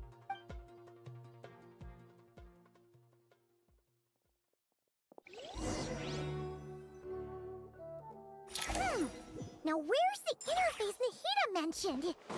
Come on, where's it hiding? Found it. It's over here. We can connect to the inside of Irminsul through the Sanctuary of Surasthana's built-in security system. You should be pretty familiar with the process. Is it the same route as last time? For the most part.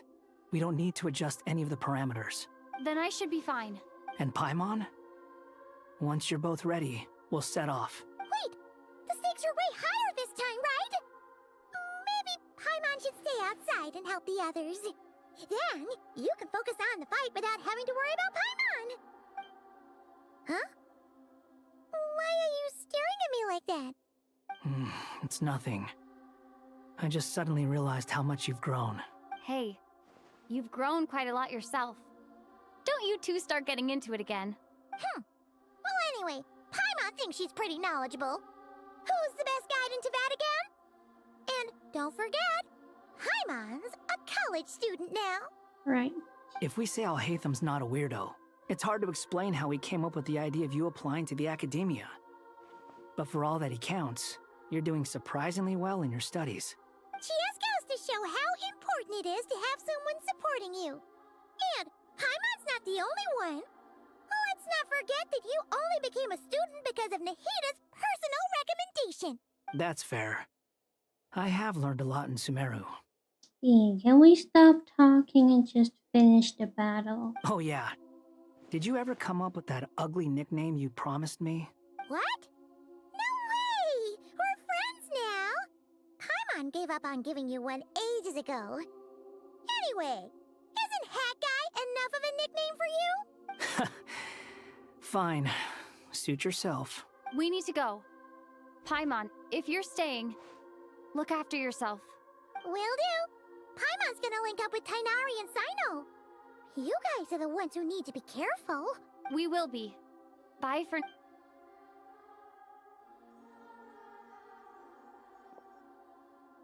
Initiating connection.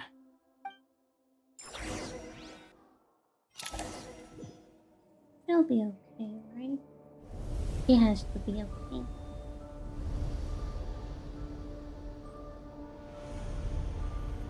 No! My outfit! I was wearing my new outfit. Why'd you put me back in my old one? Well, here we are again.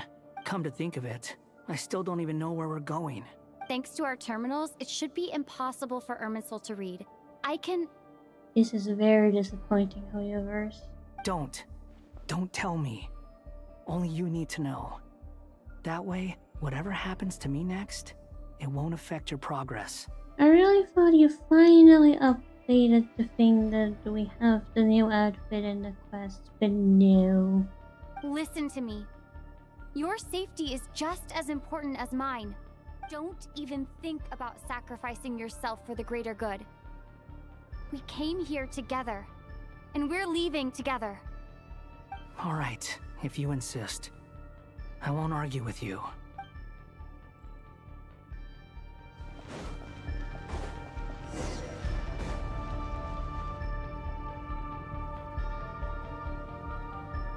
This place looks so different from how I remember. It's unrecognizable. It's a complete mess. Like someone's turned the place upside down. Must be Dottoro's doing. Either he's searching for some information he needs, or... We want the new? Yeah, we want the new outfit. It's still changing. He has to know we've entered Irminsul. But luckily for us, he can't pinpoint our location. Be on your guard. The red parts have probably been corrupted by Dottoro's power. Don't touch them, or you might alert him.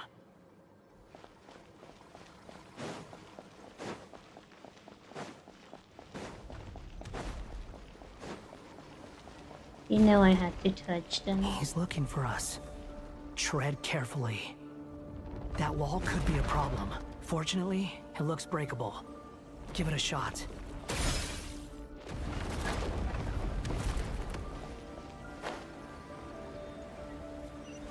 Wow.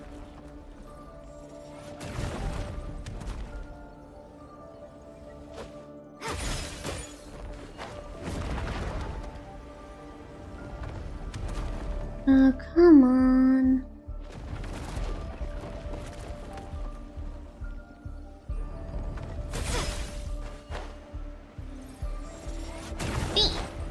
Really?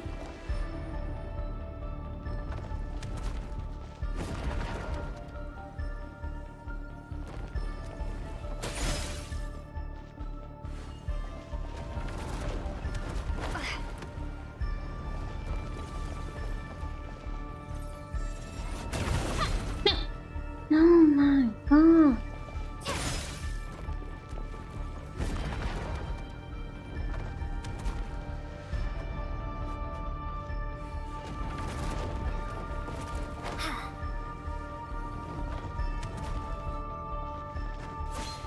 No.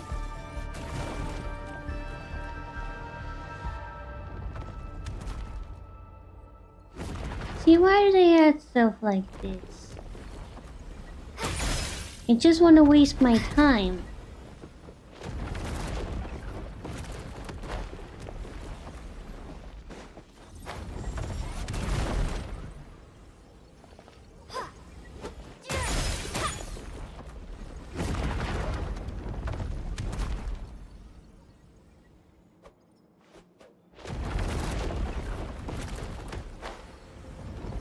No.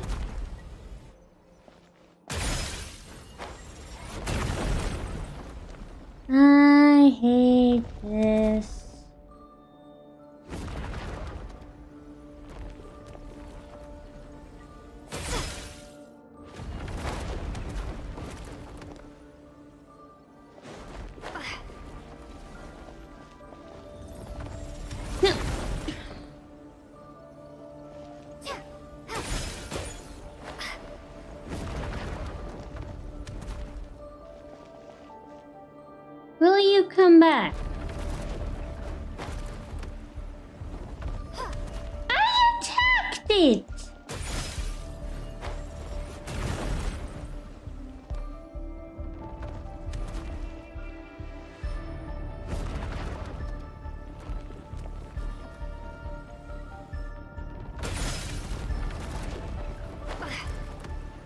No. Seriously? No.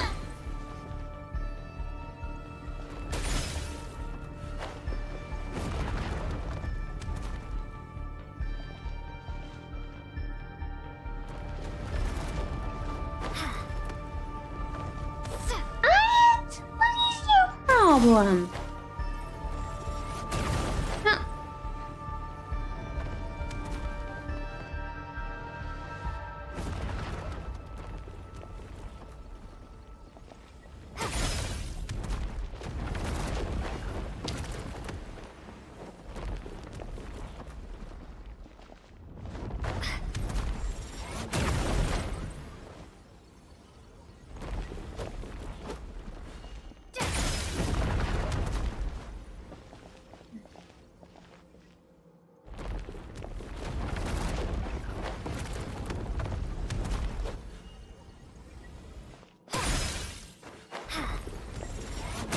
No.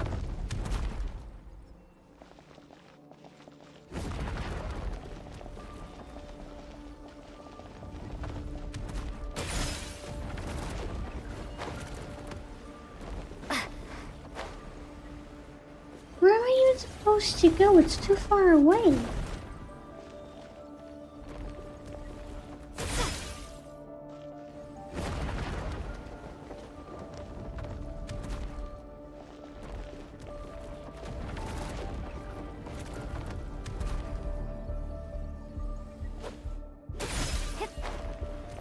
You know, if I go here, this is too far away. It doesn't work.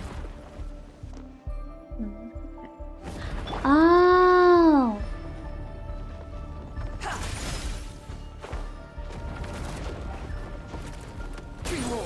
I didn't notice I had him. Thank you, Puffy. No, go back down. Yes, thank you. Quit following me. No!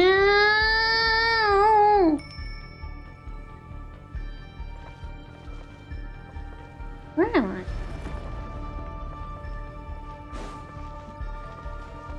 Squall and Fury. Hello, Sumeru. Welcome to the stream. I hope you're doing well. No. Behold.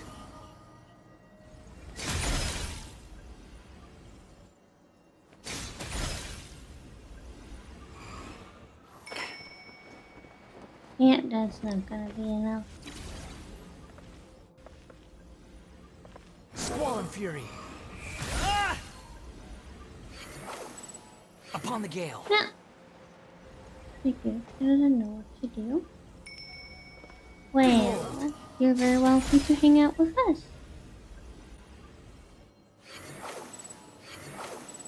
Okay, finally. Same old trick again? Are you kidding me? Let's handle it just like we did before. This cheap trick isn't gonna stop us. Oh no! It's... A trap! Is that why he was using the same trick over and over again? To get us to lower our guard?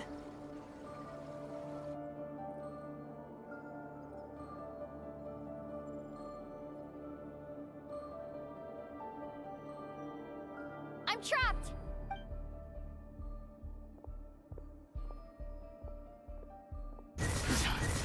Why won't this thing budge? Hello? Hello? Can you hear me? Nicole?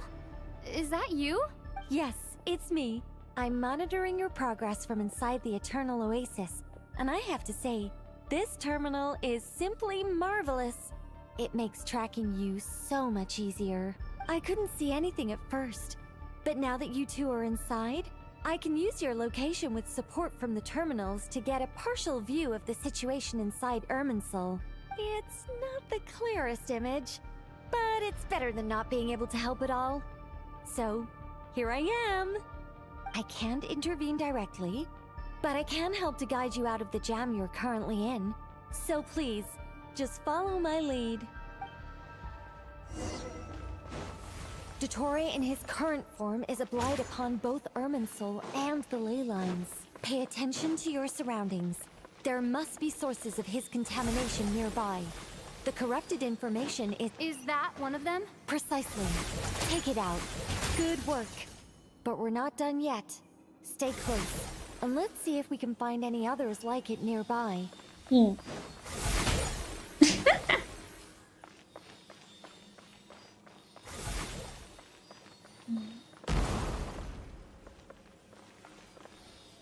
There is no police in Teyvat.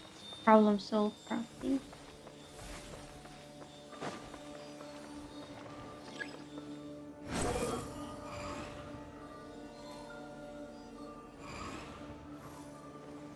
This must be another one. Agreed. Now...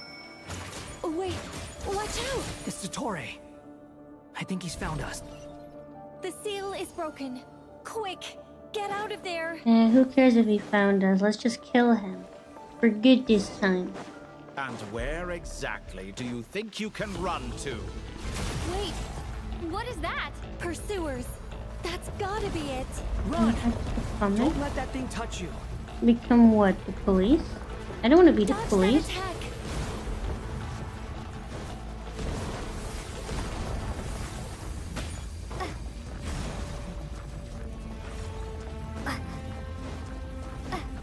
There's more than one path. Which way do we go?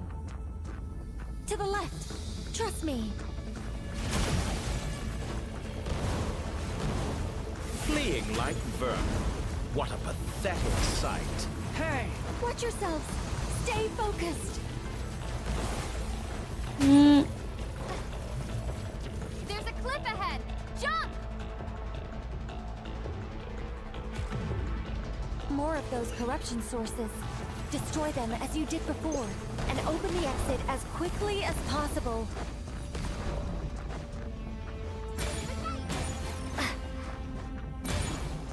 They're relentless. Is he trying to wear us down? You'll just have to destroy these too.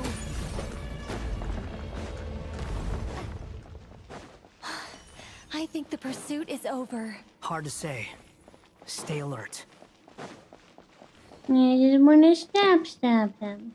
Yeah, that looks like a boss fight. I've been roped into so many things anyway, why not the police as well? That is a fair point, yes. Whew. I think we've made it to relative safety. Goodness. That was tough. You doing okay? I'll be fine. Don't worry. Take a short rest, and then... Thank you for the follow. Welcome to the Cool Kingdom. I hope you'll enjoy your stay here. Nicole? Nicole! The connection's been cut. But that means... Look at you supporting one another. How very touching.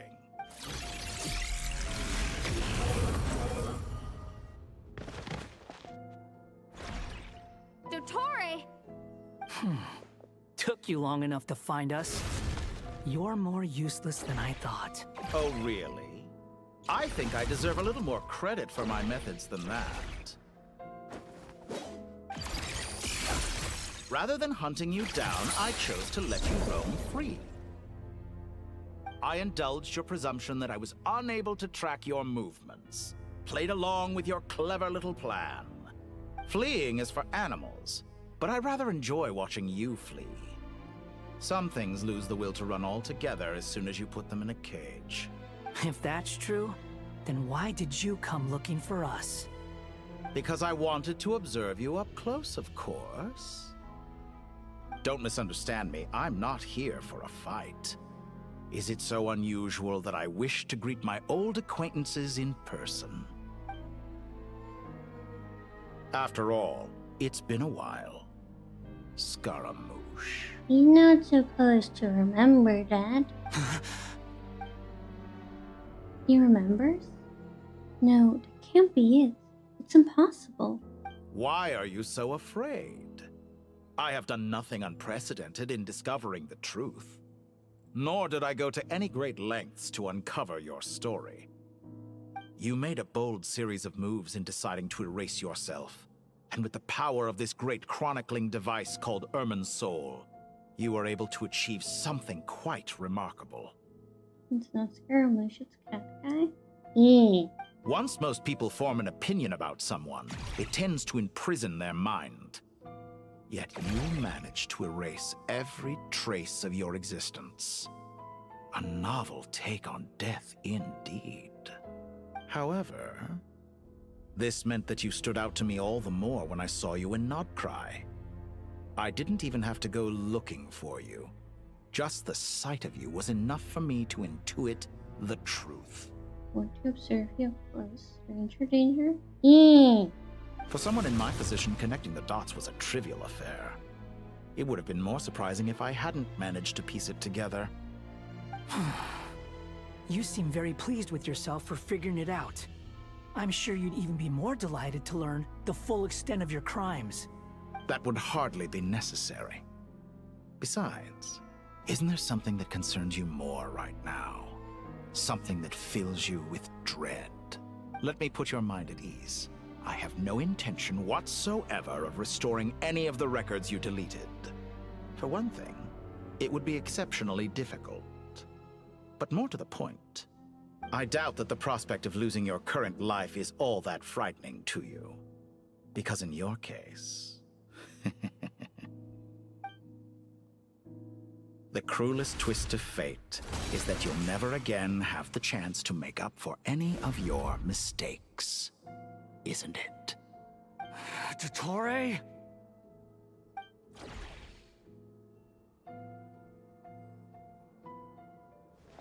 All here shall bend to my will. Oh, shut up. Swollen Fury.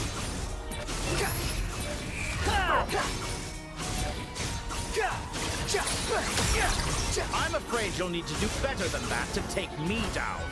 I expected you to have grown stronger. Ah, how foolish of me.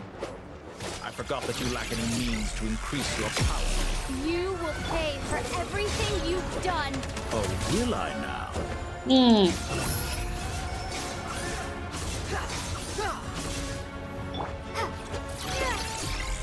I know. You stop that!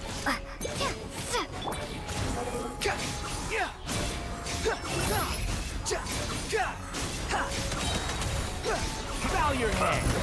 This game bug methods trauma simulator? Kind of, yeah. Time to ignite. Huh?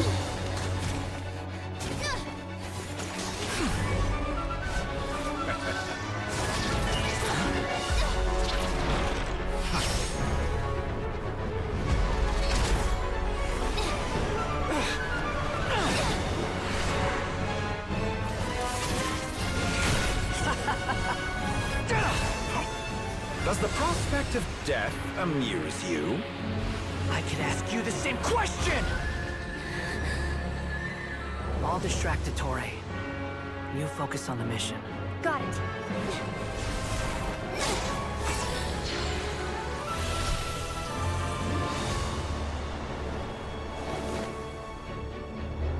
For the hopes and dreams of the masses. Open the secret door on this enchanting night.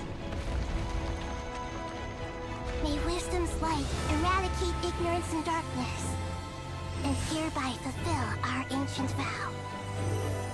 Commence data extraction.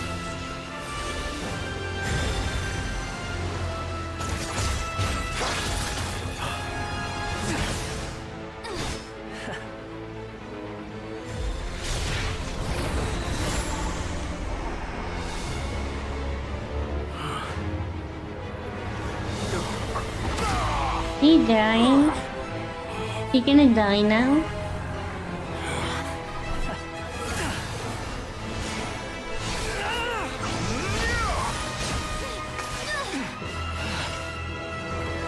You cling to outdated ideals and stand in the way of progress. You will pay for interfering with the grandest experiment of all time.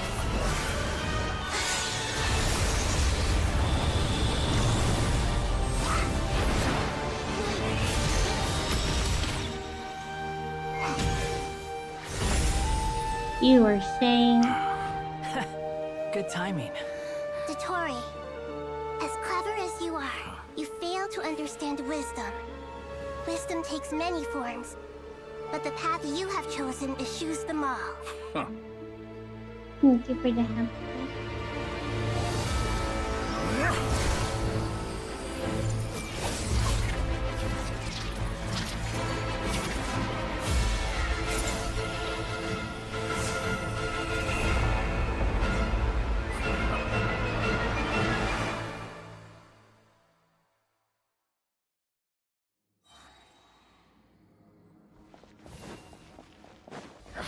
My strength is fading. Yeah. Since you are within Ermin's soul, Who didn't level up now? the power you wield comes from it. You're extracting the information from Ermin's soul just to strip me of my power. I will find his weakness. Huh?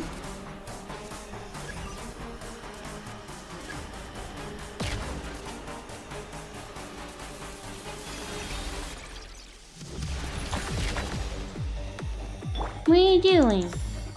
Squall Fury.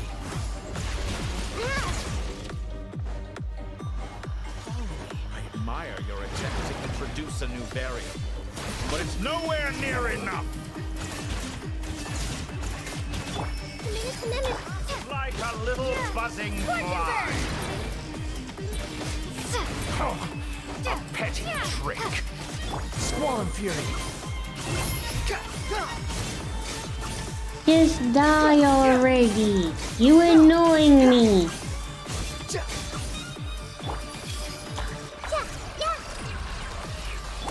Time to ignite. Behold.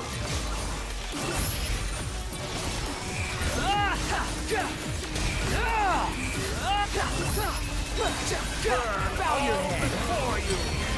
Blade of the primal blade. This way through the loop. Make yourself a move. Squall Fury. You won't distract. You're so close. Just hold on a little longer. We're not all that close, you know? Hat guy, the rest is up to you. We certainly have a knack for surprising each other, don't we? I'm just getting started. It's time! Say your prayers! Stay on your defensive, but watch your back.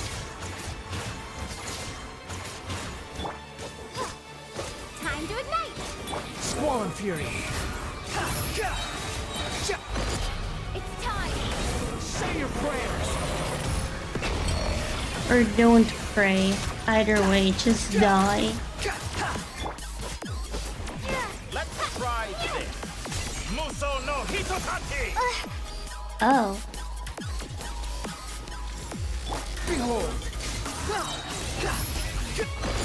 It's time! Say your prayers! So he's just stealing other people's stuff now. I'm used to this. Burn all before you! Flame! Finally, time for you to die. Excited? Time for me to... It's time! Say your prayers! Too slow. Scorch Behold! Okay, now we're close. It's time! Say your prayers!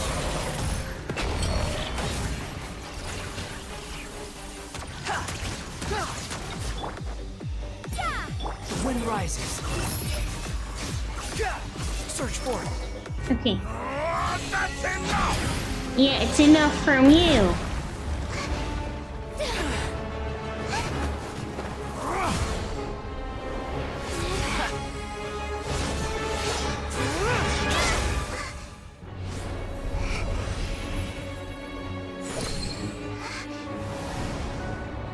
It's all yours. Do with it as you see fit.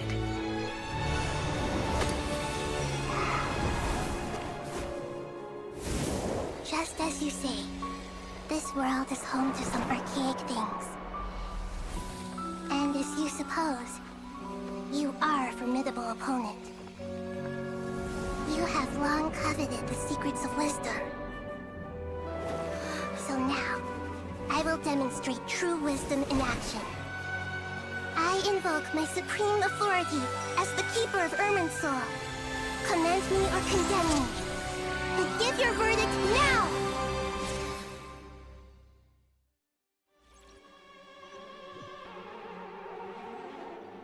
Blessed One of Wisdom, Mahakusaladhama, are you certain that you wish to exercise your authority to destroy Irminsul? It represents both your roots and your finest accomplishments. You truly intend to abandon the very thing you have always fought for? I love if you trust that food by your doors with express delivery. Yeah, we bring death with express delivery. This is my decision. Irminsul has been corrupted beyond redemption. Irminsul is the original tree of Teyvat. It is the means by which the heavenly principles maintains fate itself. The 7 Archons should honor and revere it, for their authority was bestowed upon them by the heavenly principles. It is precisely because I honor and revere it that I fight for the humanity it exists to protect. Wisdom is knowing how to weigh the options and make the right decision. If you truly care about the fortunes of this world, then it is me you should seek to preserve. Planting a seed begins the chain of cause and effect. Since you have become a great tree yourself, why should the loss of another tree be anything to fear? Till we meet again, Lord of Dendro.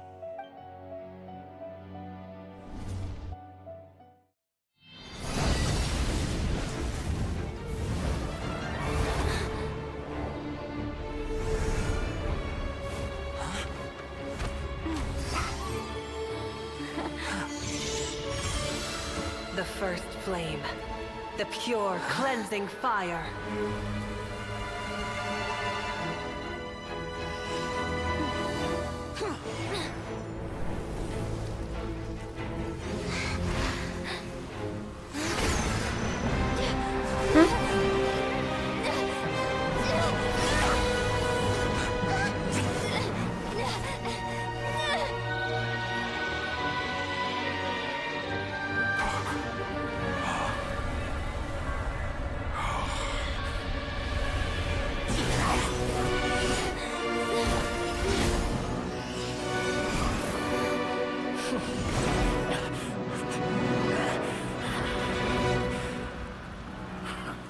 Okay, but now he's dead, right?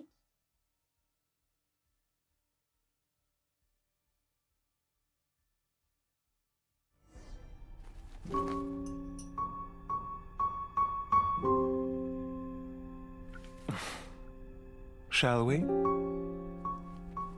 Where were we? I was suggesting that you needn't perform when signing a contract. You're only sitting here because your bank demanded an evaluation of the trustee. So you told a story about a young scholar from a merchant family in Sumeru? I told a compelling tale, didn't I? The post-expulsion story is far more captivating. The human experiments or the elixir of immortality? The part where you die. Ah, yes. My favorite part. The 35-year-old Segment thought of himself as Dottore, reserving the name Zandik for the original specimen. Of all the Segments, he was the most selfish. After his expulsion, Dottore searched for a new direction. He joined the Fatui, studied Elazar in great depth, secured resources. He was rather fortunate in his career. Zondik turned to Conrian technology and successfully created his segments. But this was not immortality. Even with backup segments, his body would still age. Still, thanks to Snezhnaya, Zondik found the ideal base for his experiments. Then a perfect partnership materialized at a crucial moment. The year that both parties realized they needed more time. Fortunately, Zondik succeeded. In a miraculous turn of events, he gained the extra time he needed. I seem to recall it differently. All right, it's true. No matter how much elixir he took, Zondik remained human and continued to age. Then, on the morning he turned 85... Help me up! Call for help! Surely he would be rescued, Zondik thought. But to his surprise, no one helped him. Zondik was too selfish for that.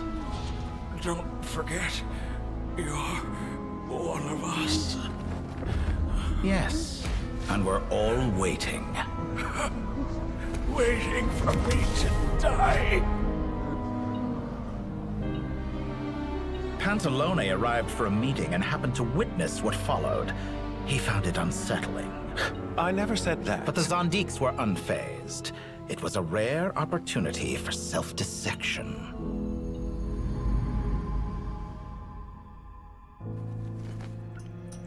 What does all that have to do with you depositing your data at Northland Bank? It has made me cherish my time in this world all the more. Fair enough. So you do have a sense of self-preservation.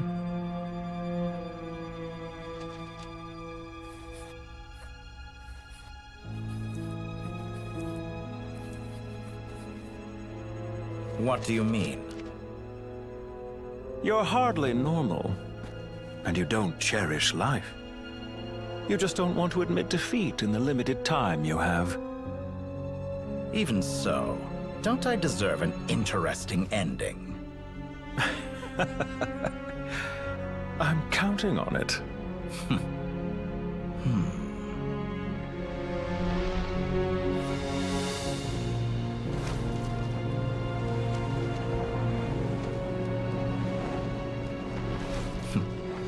If nothing else, I expect my funeral will be a grand affair indeed.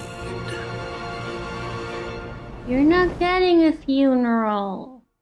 Nobody likes you. Funerals are so people who like you, who are still alive, What a magnificent fire. so they can say goodbye to you and celebrate that you existed. Nobody's gonna want to do that for you because nobody likes you. In Snezhnaya, we light fires to ward off the cold. Fire, it seems, is antithetical to ideas such as cold, frozen, and unchanging. Perhaps it has always been that way. From the beginning, fire has been used to drive away wild beasts and warm the body and mind. You could say it's a form of treatment. One that cures the human heart of mortal fear. Mortal fear? Something you haven't been acquainted with in a long time, by the sounds of it. Whereas you, I'm sure, must know the feeling quite well indeed. I remember when we first discussed the elixir of immortality. You claimed that extending your lifespan was about buying more time. But was that really the truth? You fear the prospect of dying a wretched end in this world, don't you? I'm gonna get cremated and flushed out in the toilet. Yeah, I'm gonna cremate you and then throw you away in the trash because you are trash, Dottore. Of course I do. I'm only human after all. And while you may have forgotten it, you cannot deny that you too were once human, Dottore. I do not believe that there is no such fear in your heart. Perhaps you are right. But I abandoned it long ago and devoted myself to my experiments. I have felt no fear since. From the very beginning, I never thought you could win this game. But still you came. Contract in hand, to honor our agreement. because I am a reputable partner. And as we have discussed, experiments are about more than results alone. The process is equally important. I have come here and completed my creation, and I do not regret my decision. I'm afraid your journey ends here. After I die, there will be no one to make the elixir of immortality, and your remaining stock will only last a few more years. How then will you prove that you didn't perish in this incident alongside everyone else? When I feel optimistic about market environments, I never forcibly adjust them. They have their own direction, and I myself am one such environment. I have been quite particular about many things in my life, but where the manner of my death is concerned, I choose not to be. You make yourself sound so magnanimous. Oh, but I am. And I hope you will be too. It may have been a long time since anyone told you this, Dottore, but I recognize that you are a truly rare talent. Ha! I can see it. The experiment in blasphemy that I've been performing all this time. It has been a long process, and I do not care about the results as much as people might imagine. If the very goal of your experiment was to explore infinite possibilities, then there was never any reason for it to end. Indeed. Yet now, the experiment has officially drawn to a close. What should I call you? Zandik? Or do you prefer Dottore? Suit yourself. Goodbye, Feofan. This time, that's what it truly is.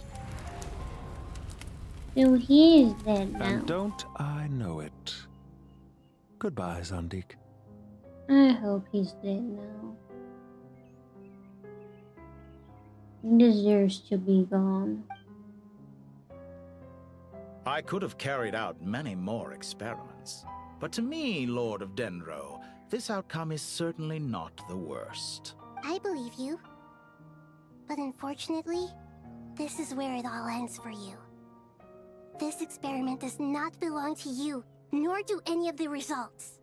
Experiment?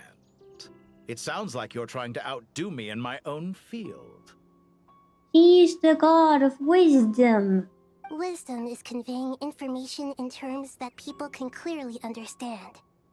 You know exactly what I mean. Indeed. I can see no further outcomes. Ha.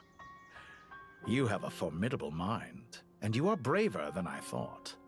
Setting fire to the very thing your survival depends on. Your previous threat was empty, but this time, it is real. When necessary, wisdom can be as fierce as an inferno. Some of the flames that incinerate you come from within yourself. Perhaps you are right. You see what lies at the bottom of the human heart, and that is your wisdom. Here is where your journey comes to an end. All that is yet unknown belongs to those of us who will carry on living. It seems I have unwittingly been your arch-enemy all along. But now, it's all over. I do not deny your intelligence. But what you refer to as experiments, I would never describe in those terms. They are events that take place in the real world, and they are so much more than mere data. Goodbye. We will never meet again. Yeah, I hope so. Never want to meet him again.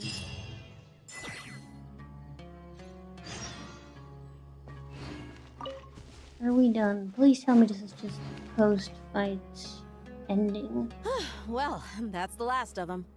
Everyone on the list is already back where they should be. Okay, I think we're almost done. It was a long, hard road, but we finally finished escorting everyone back. I just pray that we'll never need to leave again. I hope we can stay here forever in this peaceful paradise of our own choosing. Paradise. In the annals of the Temple of Silence. I wouldn't think gods need such a place. People always think they're the only ones who can lose their homes. They forget that gods too need a place to reside. As the Goat King once said, a god without his people shall cease to exist. Gods need their believers every bit as much as their believers need them. Only we can truly understand how much the desert faith has faded over the centuries. But we still talk about the gods as though they're part of our lives. Given the myriad ways in which gods and humans interact, I'd say they really are. How else could Dunyarzad consider the Dendro Archon a friend? Well, that sounds about right to me. Describing them as friends sure makes us feel a whole lot closer. If you told me a few years back that I'd have this many friends, I'd have called you a liar. Belief is a choice, just like friendship. We've made our choices through battle. The right ones, wouldn't you say? I'll be heading back to the Temple of Silence. I heard the Goat King and the Ibis King decided to pay us a visit. How about you? It's back to Aru Village for us. Still plenty of supplies to distribute and people to help. Until next time, old friend. As long as you can find the time, you're always welcome to visit us in Aru Village. Right back at you. Make sure to drop by the Temple of Silence the next time you're free. Word is that 2 of the other 7 pillars, Shezapang and Bennu, might also be dropping by. Since you're wearing the symbols of their power, it'd only be fitting if you came to see them for yourselves. Dropping by? That makes it sound like they're visiting a neighbor's home. Well, the temple was founded by Hermanubis, so I guess to them, that's exactly what it is. Guess that's true. All right. We'll make sure to find time to stop by. Stay safe on your journey home. I will.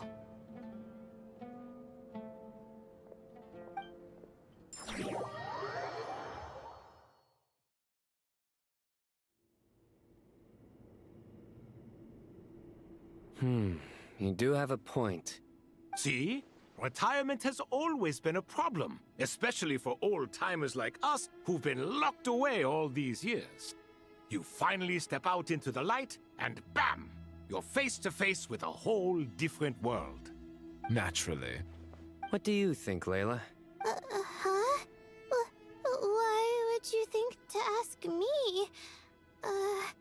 How could I possibly be qualified to decide where the servants of King Deshret should live? Sorry if my question was unclear. Do you think their statues will stand out too much if we place them here? Hey, I never agreed to this. How could we possibly allow our statues to be left in Hermanubis' home? That would be like breaking into someone's house, then pretending it belonged to you in the first place. Different beliefs can coexist. We still need to respect one another. By which you mean, you two plan to stay at the Temple of Silence, for a while at least, but you have no intention of relocating your statues here. So, you see this as sort of a family visit? Is that correct? Family. Huh. You could say that. In a sense, Hermanubis would view this as his home. Just look at this place. Magnificent, is it not? The sad truth is, in the past, all 3 of us invested so much into misguided ventures. We failed to build what we should have, and wasted so much time instead. And what do you mean by that? I mean that for the most part, time spent associating with the likes of Sobek, and, let's say, Thoth, might reasonably be considered wasted. Why does that not surprise me? Go on. Anyway, given how much time we'll all be spending together, I'd say that the bonds we built will end up proving to have been a sound investment. Once Sethos, the current leader of the Temple of Silence, returns, you can discuss the matter of staying here with him. But judging by the expressions of everyone here, I imagine you'll receive a very warm welcome. This sacred ground houses untold knowledge, after all. What better place for the servants of King Deshret to appear in the mortal world? How about we share a meal together first? I imagine it's been many years since you last tasted fresh food. Oh, that sounds wonderful! After so many hundreds of years, I can only surmise that desert cuisine has become a lot more varied. Are we having a get-together? If you'd like, I can help prepare some food. After all, Lord Thoth, you helped me so much in the desert, and I still haven't properly thanked you. Oh, my, that would be wonderful. I'm touched that you still remember. How the times have changed! To the people of today, it seems the Ibis King has become a kind and passionate god. And you, Mr. Herreshoff? What kind of god do you wish to be? To be honest, I haven't given it much thought. How about you, Dendro Archon? Do you have any hopes for your future? Me? I'm very happy with my current life. Forgive my bluntness, but you do not seem to derive your authority from majesty and might, like Lord Al-Ahmar. Clearly your approach has its advantages, but also its dangers, don't you think? I do, but projecting a majestic front doesn't really suit me. Besides, my relationship with others isn't simply one of a god and her people. Not putting on airs might earn you more adoration. Exactly. Besides, I really like parties where everyone brings their own food, and we all come together to share. You should join us. I'm sure you'll find it fun. Last time when we got together for a picnic near the Avidia Forest, it was quite the occasion. Seeing as you're already here, how about we hold the next one in the desert? Can we do that? Wouldn't Tainari have to transport a ton of drinking water? Don't worry, I can help out. Layla, would you like to join us next time?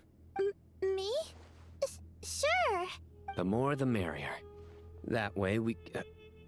Don't take this the wrong way. I just think you should know. When it comes to passing the time, chess is more our thing. In that case, Dendro Archon, what do you say?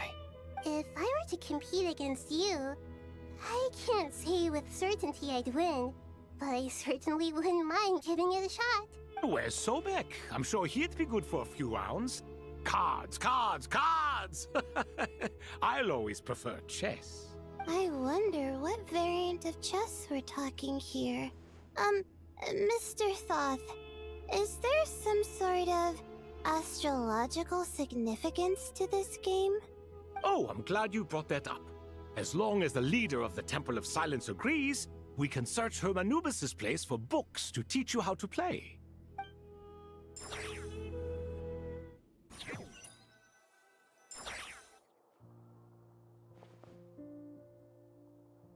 Such devastation visited on Sumeru City. So many houses destroyed or damaged in the fighting. Who could have foreseen this? Look at all of this.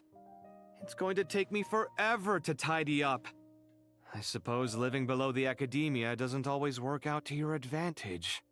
I would have thought a little appreciation of my sincerity and effort in helping to clean up this mess might be in order. Helping? Effort? This is your house! Of course you should be putting in the effort! If anything, I'm the one who's helping! So you see yourself as just a helper in this situation.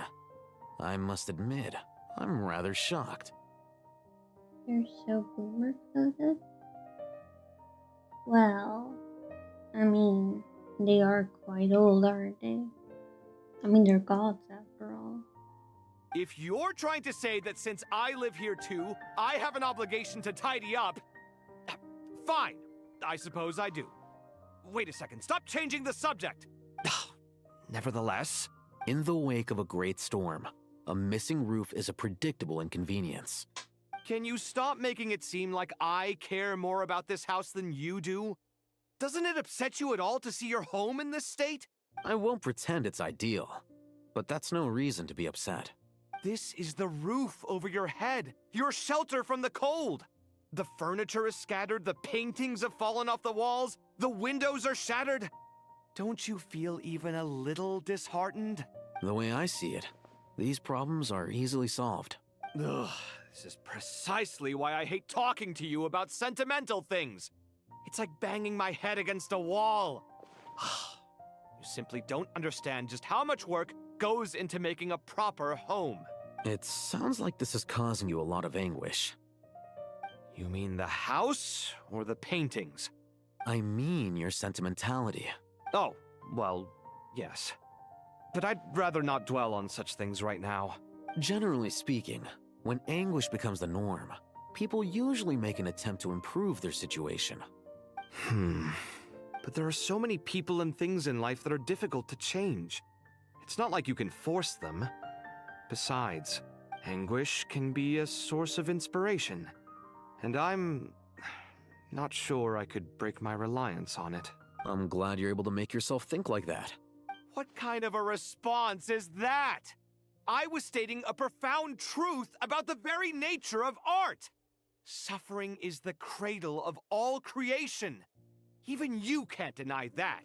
And I wasn't trying to. I'm just happy for you. Pure and simple. Can't you tell? Happy about what?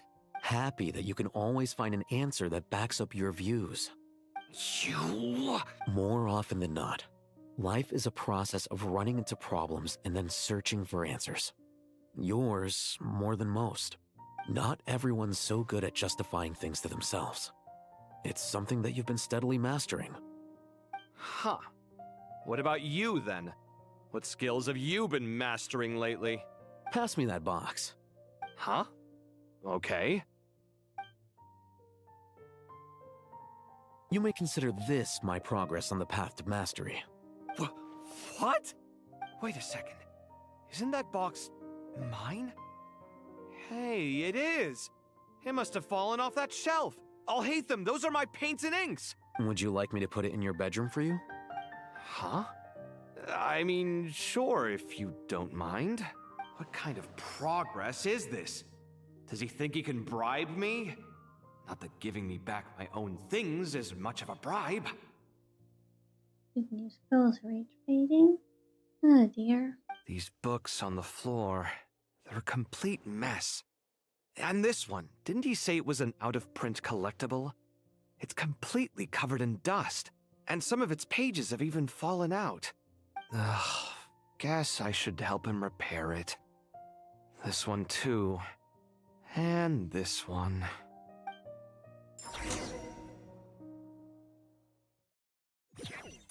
Are we done now?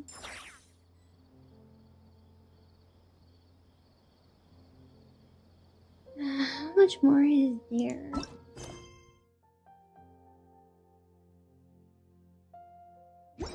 I think we're almost done though, so... Local subterbeasts, imported goods, such a bright future ahead. I can picture the Mora just rolling in. Yeah, so much yapping.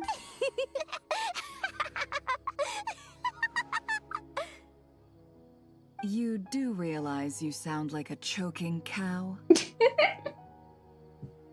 I've never heard a cow choke, but okay. It's called being imposing. Can't you feel it? Are you not intimidated? Oh, I'm positively shaking in my sandals. What commands do you have for me, oh mighty Lord Sangamabe? You've got a lot of nerve, Nefer. You went and told Candace and the others everything, didn't you? Seriously, do you have any idea how differently they see me now? Surely that's a good thing. I presume they're more disposed to actually like you now. Maybe even view you as a friend.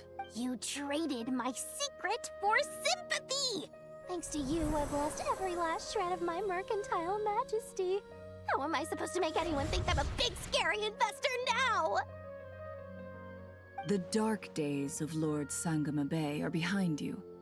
Why not take this chance to make a few honest friends? Speaking of friends, since when did the notorious Lady Nefer gain such an admiration for holier-than-thou types? A moon chanter here? An angel there? Who'd have thought it? A coming together of fates, nothing more. No need to throw around accusations of admiration. Forget it. You're right about one thing at least. Making friends is never a bad thing for a merchant. Stories get so confirmed.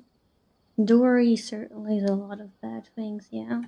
So, I really took a loss this time.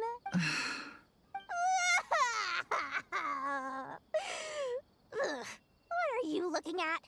I'm trying to see if you're really crying or if those are just crocodile tears. A little birdie told me that when Lord Sangamabe makes money, the tears flow from the center of her eyes. But when she loses it, they flow from the corners. Which is it this time? Ugh, you are so annoying. I'm not talking to you anymore. Nefer! Thank goodness you're here. I've been looking everywhere for you. Huh? Well. If it isn't the House of Dana's very own librarian. What can I offer you today, Miss Katayun? Oh, no. I'm not here to buy. I'm here to bring Lady Nefer a book, and a fascinating one at that.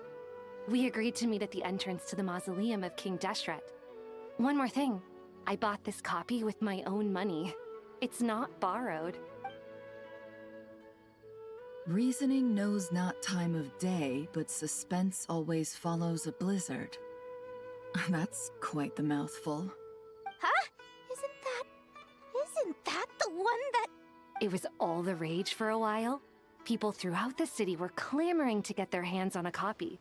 The names inside were all circled. Everyone thought it was a riddle. Don't bring up that book in my presence.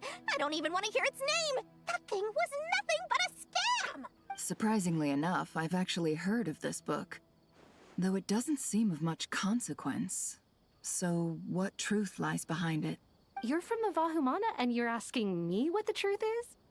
I'd say the actual truth was about the least important part of the whole episode.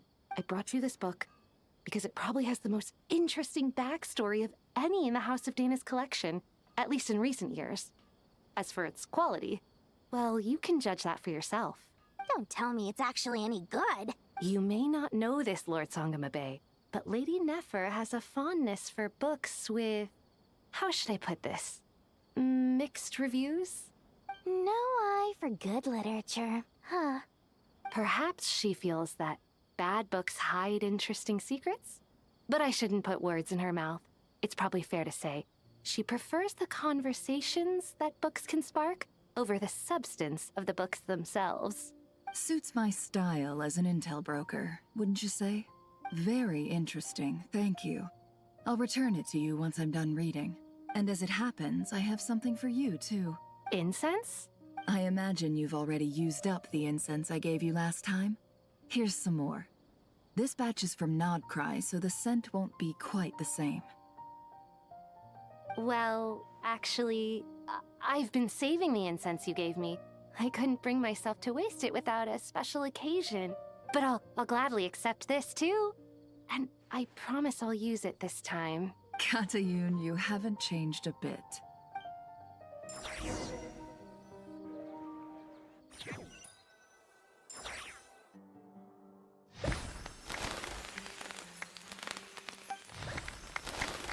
What's happening? Congratulations, Kale. Well done, Kale. After studying for so long, you've finally become a full-fledged ranger. Let's go, Kai! Sure hasn't been easy for you, huh? This really is fantastic news. All grown up. No longer a trainee, but an official forest ranger. Oh, the next step is to secure tenure in the academia. Thanks, everyone. It's true. I'm an official forest ranger now. Complete her exam. I'm so proud of Kai. Master Tainari, thank you for your guidance and support. I wish Mr. Sino were here so I could thank him too. Sino had a matter to attend to at the Temple of Silence. I don't imagine he'll be back for some time. But don't worry, we can celebrate together once he's finished. I'm afraid the party will have to wait. Kale still has some matters to attend to first. Kale? Is everything all right? No, it's not what you think. There's nothing wrong with my health. I just have a few things I need to deal with. I've made plans with the Traveler and Paimon to visit Mondstadt. Master Tainari and Mr. Sino will be accompanying us too. Well, that's a relief. Let's get together when everyone's back. I'm sure you'll be doing even better by then. Of course. I have a feeling you're right.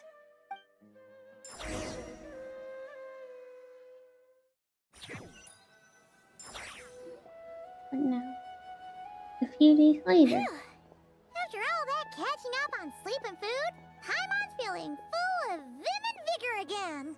For someone who spends so much time resting, your recovery routine is surprisingly simple. Hey! Paimon's been working her butt off too, you know. She flew all over the city helping everyone out.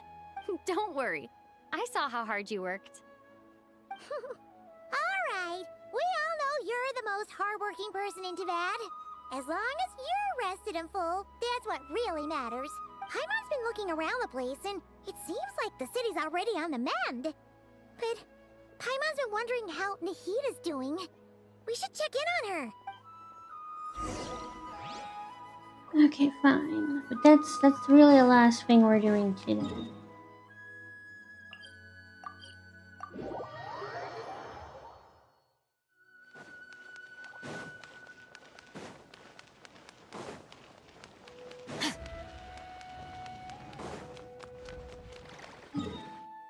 Is this even the correct way? There's not this. This.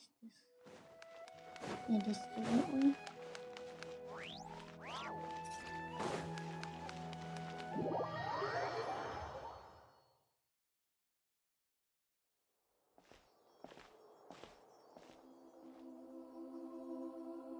Hey, Nahida!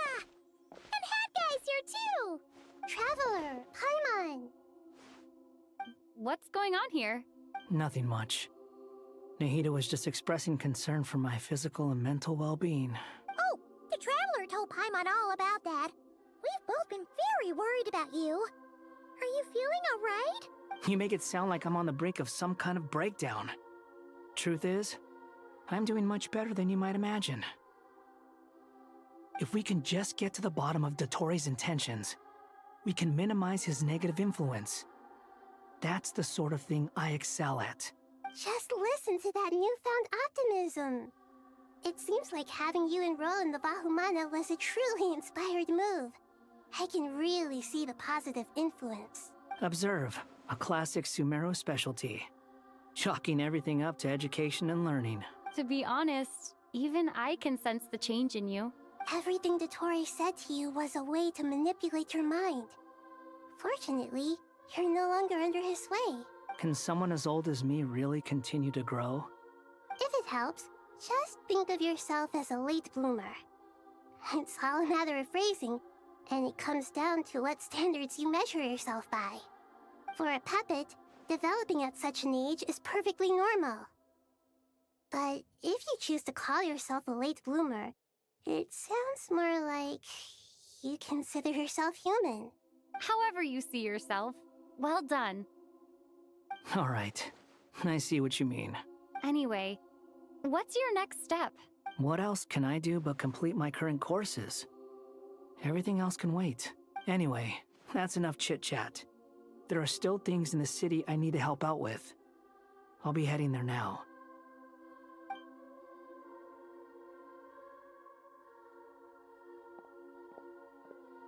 I'm so happy that Hat Guy is doing better than we thought. But what about you, Nahida? The pyronosis burned down the corrupted Irminsul. The flames blazed for 7 days and 7 nights before they finally subsided. All that was left were the parts underground. Now, Aru shoulders the responsibilities that once belonged to Irminsul. The situation was contained before it got out of hand, so Tevat's most vital information has largely been preserved. Irminsul has a strong influence over you, doesn't it? How will you cope now that it's gone? There's no need to worry. Thanks to Nicole's extraordinary talents, my connection to Irminsul has been severed and transposed onto Aru. Angels can do things like that? They can. Such abilities are precisely what makes them so powerful. The goddess of flowers, Nabu Malikata, once claimed that she too could perform feats beyond the reach of mere mortals. In my eyes, Much of what she went on to achieve reached such transcendent levels. Her and Nicole really are both fascinating and magnificent. So, does that mean your situation is stable now? Correct. Just imagine that Aru has become the new Irminsul, and the essence of my existence has been bound to it. The wisdom of Sumeru has ultimately converged into a single, unified entity. Should we ascribe this all to fate? Or is it merely fortune? Whatever it is, the important thing is that you're okay, Nahida. Dendro Archon, Lesser Lord Kusanali. Oh, thank goodness you're here. Greetings, Traveler and Paimon. Sir Nevis, do you have something urgent to say? Yes, there's something I need to report. We've received a message from Snezhnaya.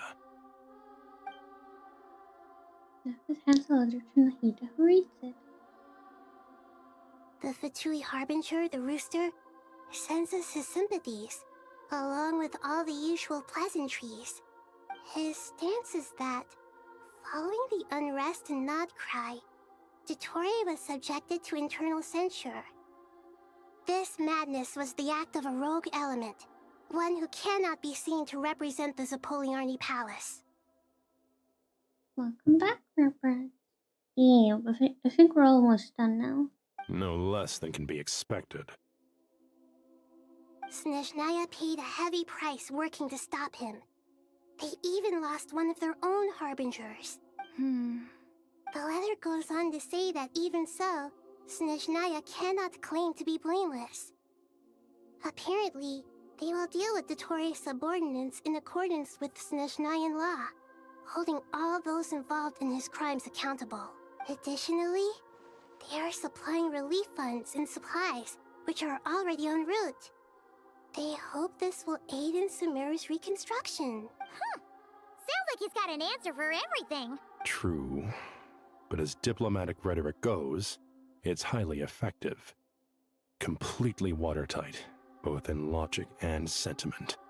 This disaster has had a profound impact on Sumeru. There is much that I will keep in my heart. The matter of Dottore can be seen as settled for now. We are sure to cross paths again in the future, and in that light, Snezhnaya would do well to uphold their responsibilities and keep a tight rein over their actions. With Irminsul burned, the flow of fate now carries many more possibilities. I will be watching carefully. Oh, thank you for the hydrate. Perhaps we can move on to a less serious matter? Dendro Archon, will you eat with us once this matter is dealt with? Everyone wishes to celebrate together. Your presence would be most welcome. Of course! Junior Zod, Sino, and Hypatia all told me the same thing. If there isn't enough room for everyone, we can arrange back-to-back feasts. What a wonderful idea. That just leaves the question of what we should eat. Not more tomatoes, surely. You don't like tomatoes? More? Dendro Archon, what do you mean by more tomatoes? Those good friends of yours are always talking about tomatoes. Sometimes when I'm walking through the city, I can even hear them arguing in the fields. Since you see them so often, you must hear about tomatoes even more than I do. Tomatoes. Tomatoes. The word has a certain magic to it. Like the autumn fur of a sumpter beast swirling in the wind, sometimes flying up my nose. Tomatoes. What can we make with tomatoes? Pizza! Wait, why tomatoes? Because pizza. Take your time, there's no need to rush. The Traveler, Paimon, and I still have somewhere we need to visit. You'll have plenty of time to think it over before I return. Does this mean you're going to Natlan? Meet them there in person. It will require a long journey. I know. But this is necessary. I must go myself. Traveler, Paimon, we'll set off as soon as you're ready. Is that all right? Sure. We'll be ready whenever you are. You'll hear no objections from Paimon. We should grab some snacks along the way, though. It'll be just like going on a long holiday. Wonderful. I'm looking forward to this so much. Wait, so now we're going to Natlan. Natlan is such a lively place. Oh, come on. Now they're just dragging the quest out for no reason. It's super cheerful and positive, too. I can see that. There are people outside exercising at all hours. Such a healthy way of life. Usually tomatoes roll like an apple. Well, that's one way to eat tomatoes. You came. Welcome, welcome. You must be hungry from your journey. Would you like something to eat? Oh, thanks, but no thanks. We've been eating the whole way here. We had a mushroom platter, Sap's meat stew, butter braised chicken, hot asara pudding. Paimon's positively stuffed. We should stop talking. All right. No need for all that detail. I'm starting to get hungry myself. Maybe later then. We can wait till everyone's got an appetite. Then I'll head out for a meal together. Sounds like a plan. Let's find somewhere to sit down.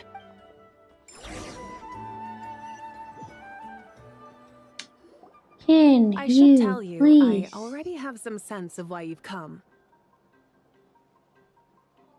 To talk more, just so this drags on for even longer. Why's that, Malika? To say thank you. Your senses are spot on. But on top of that, we also feel guilty. Because the pyronosis has vanished? I sensed its loss. Despite scouring through the remnants of Irminsul, we couldn't find any sign of the pyronosis. Not even any trace of it burning to ash. That's certainly unusual. Still, the potential fallout from Irminsul's loss is significant, to say the least. Perhaps the pyronosis's disappearance is simply a knock-on effect of the impact it's had on a certain strand of fate. There's no need to feel guilty.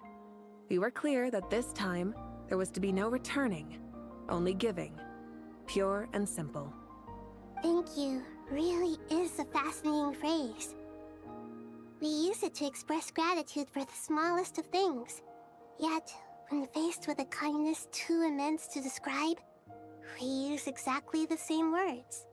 It's not that we lack other means of expression. It's that when we truly need to express our feelings, the simplest and purest words are always the most powerful. You're right. In Natlan, we prefer simple expressions too. Companionship, friendship, support. They might not sound fancy, but the sentiment behind them is sincere. That's wonderful to hear. Sincere feelings are often a vehicle for the deepest wisdom of all. Irminsul's destruction doesn't seem to have done you much harm. I'm glad to see you're doing well. There's still a lot of work to do, but before we begin, we felt it was important to come here and speak with you. Partly to express our gratitude, but also because we felt that seeing you, in a sense, is like basking in warm sunlight. That's a nice way of putting it. I like that. To tell you the truth, though, I'm not a fan of somber meetings. So, since there's nothing more to say, why don't we go bask in some actual sunlight? The weather's beautiful today. Yeah, there's nothing more to say. I agree. What a great idea! Paimon's gonna lie back and soak up some rays. Are we done? Please say we're done. Okay.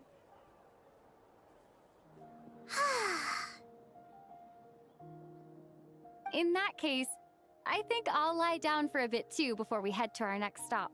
And where might that be? Mondstadt. Paimon and I are gonna head back there with Kale and the gang. Long ago, I sensed that the god remains inside Kale had come from the goddess of flowers, but I kept it a secret. Those remains weren't hurting Kale, not as she is now. They simply exist. Besides, I could sense a deep yearning within her. A yearning for an ordinary life. a yearning to hold on to the hard-won happiness she now enjoys. With someone like her, I have a responsibility to keep her secret. You know what these types of games do? They always stretch their stories out like 8 to 9 hours. I know, She should right? be ready to face the truth by now. Like, I know some people, like the speedrunners, will be mad and be like, "Eh, there's not enough story, I want to have more story, why do you not have more story?" But for most people who just play the game casually, or even for people like me who stream the game, 4 hours of a story is enough per update. That's enough. Or, I don't know, add some more side quests that nobody cares about, so it's only for people who absolutely want to have more stuff to do.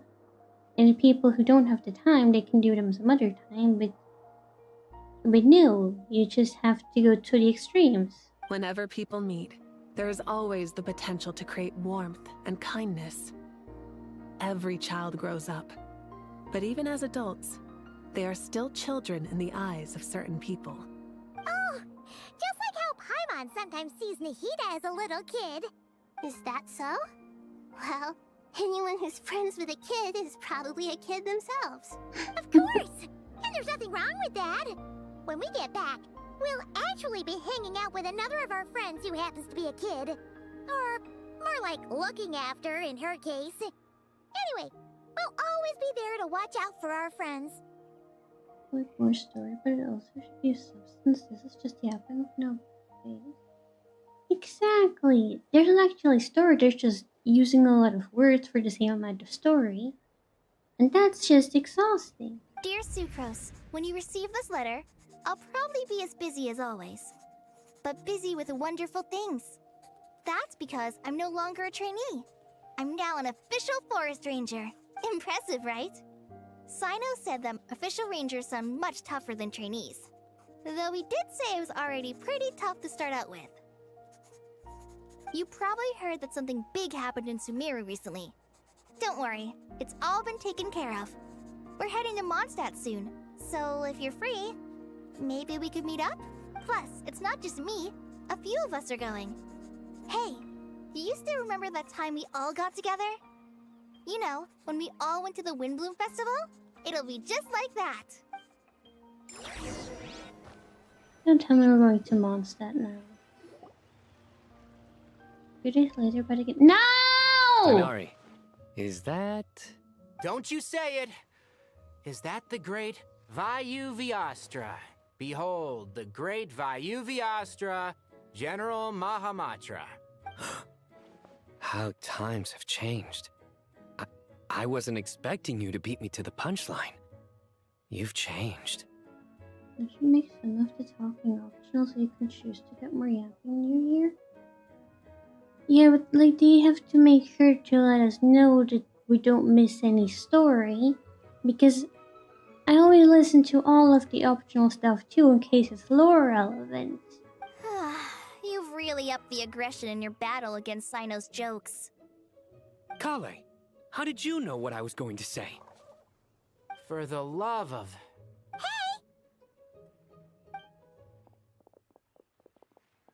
Traveler! Paimon! You're right on time! I hope we haven't kept you waiting. Kalei!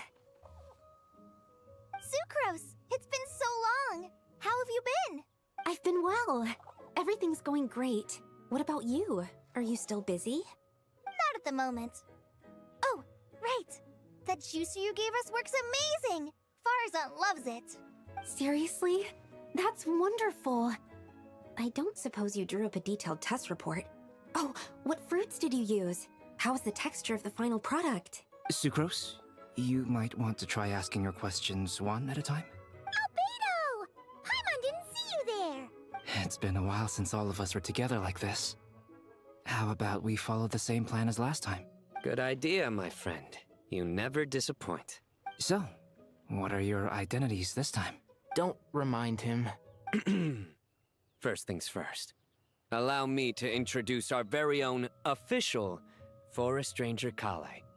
The rest of us are simply her humble travel companions. This sounds like one of those mushy stories that gets people hooked on some corny, heartwarming premise. Oh, Is our story not heartwarming? If I recall correctly, there was even a scene like this in King of Invocations. Besides being heartwarming, our story's also about tough, impressive-sounding job titles. At least that's what I think.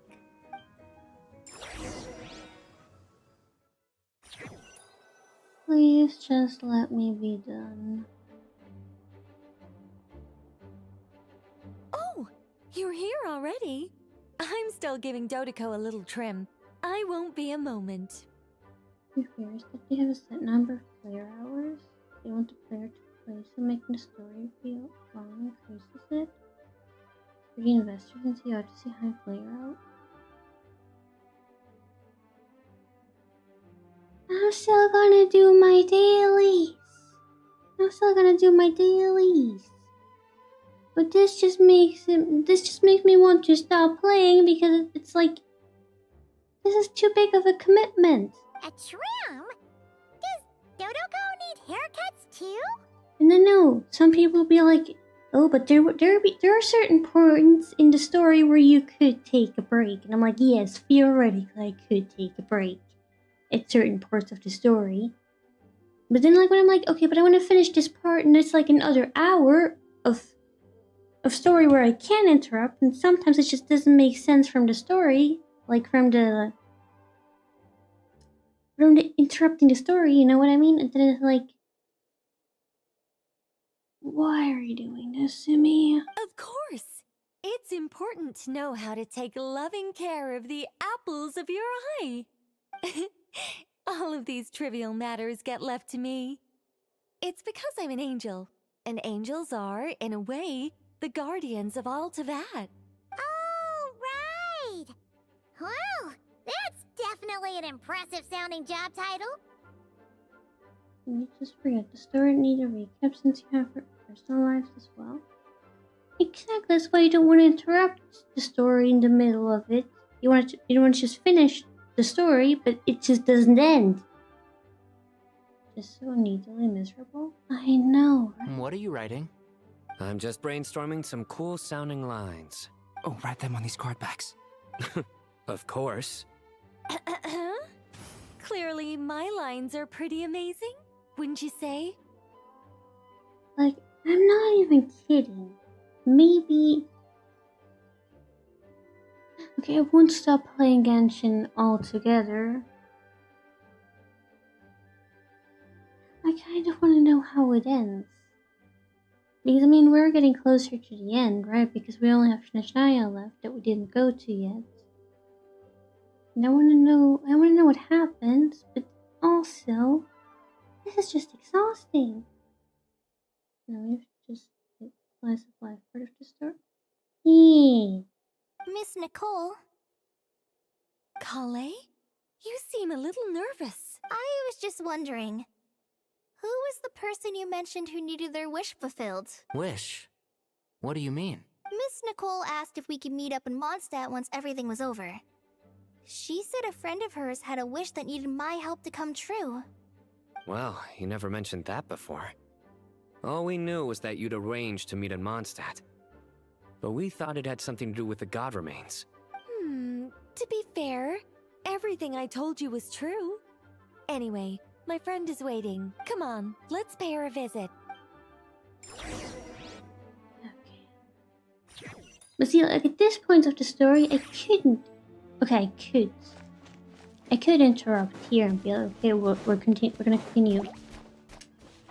We're gonna continue some other time. Are you serious? Show no mercy! Off to the freezer!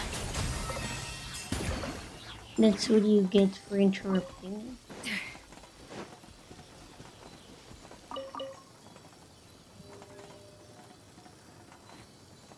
Okay, see, the thing is, we could just continue because I feel like it's gonna be less than. I don't want to say it's gonna be more than 10 minutes. Okay, fine. We're gonna finish this. Huh? You're... Surprised? I bet you weren't expecting to meet a woman like me beneath this beautiful tree in a faraway land. Let's be real, this game will never end. It makes them too much money. But they still have other games. an oasis will spring from the place where a djinn resides. That saying falls somewhat flat here in Mondstadt, given that everywhere is already so lush and green. Lilupar, what are you doing here? We are already committed to it. Exactly, that's the problem. I made friends with Miss Nicole.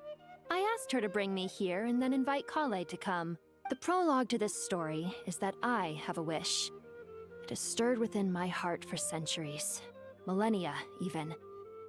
Originally, it was merely Al-Ahmar's lie, but now it has become reality. Could this be related to the goddess of flowers? My dear young lady, my mistress left her final trace in this world upon you. I can't tell you how glad I am to see you here. And now I have seen you, and peered into your heart. You have experienced hardships and suffered setbacks. The torment an ordinary person might expect to face has befallen you threefold. This is the source of your resilience. But, beneath all this, I have witnessed the seeds of desire. You yearn to return to the simple life you once knew, do you not? I do. I want to throw away everything that isn't mine. But how do you decide what is yours? The scars that others carve into your flesh? The kindness and love they inscribe? Are these things not yours as well? They are. This is something I've talked about with Miss Nicole. Miss Nicole said I should learn how to adjust my standards. I just want to live as an ordinary human. Anything beyond that isn't mine. Don't you want anything from the remains of the goddess of flowers? She gave me a revelation once. I think that's already more than enough. In the past, you would not have possessed such a rich heart. Your brief life has taught you to hold on to everything good, to home in on kindness. How fascinating. You're nothing like Nabu Malikata, and you're certainly not her. You can see Genshin Honka continue for another 10 years? No, Genshin can't continue for another 10 years. Unless they had a bunch of other stuff in between the story that we didn't sign up for. This is exhausting. Of course not.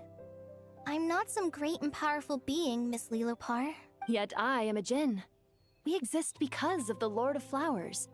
We revere and love her. My wish is to see her one last time. To give everything for her. Kale, can you do this for me? But her remains won't be easy to remove. Are you sure this is what you want? That's beside the point. First, I need to know. Are you willing to do something for the soul of this lonely, wandering woman? Oh, mystery. Welcome to the stream. I hope you're doing well. Okay, I'm practicing on a 1 decade old and still that story. Wow. I'm willing. You're doing fantastic. I'm so glad to hear that. But look, you know nothing about me. Even if you have heard the stories about me, all you would know is that I was rightly punished for the many evil deeds I committed. Ah, so you do know. Your lips are quivering, your eyes trembling, and still you're willing to do something for me. Life has been cruel to you, and yet you've learned to be kind. My dear young lady, to repay your kindness, I too must play my part. Are you sure about this, Lilupar? You're about to fall. I'm not about to fall asleep. But I am tired. I yearn to see my mistress.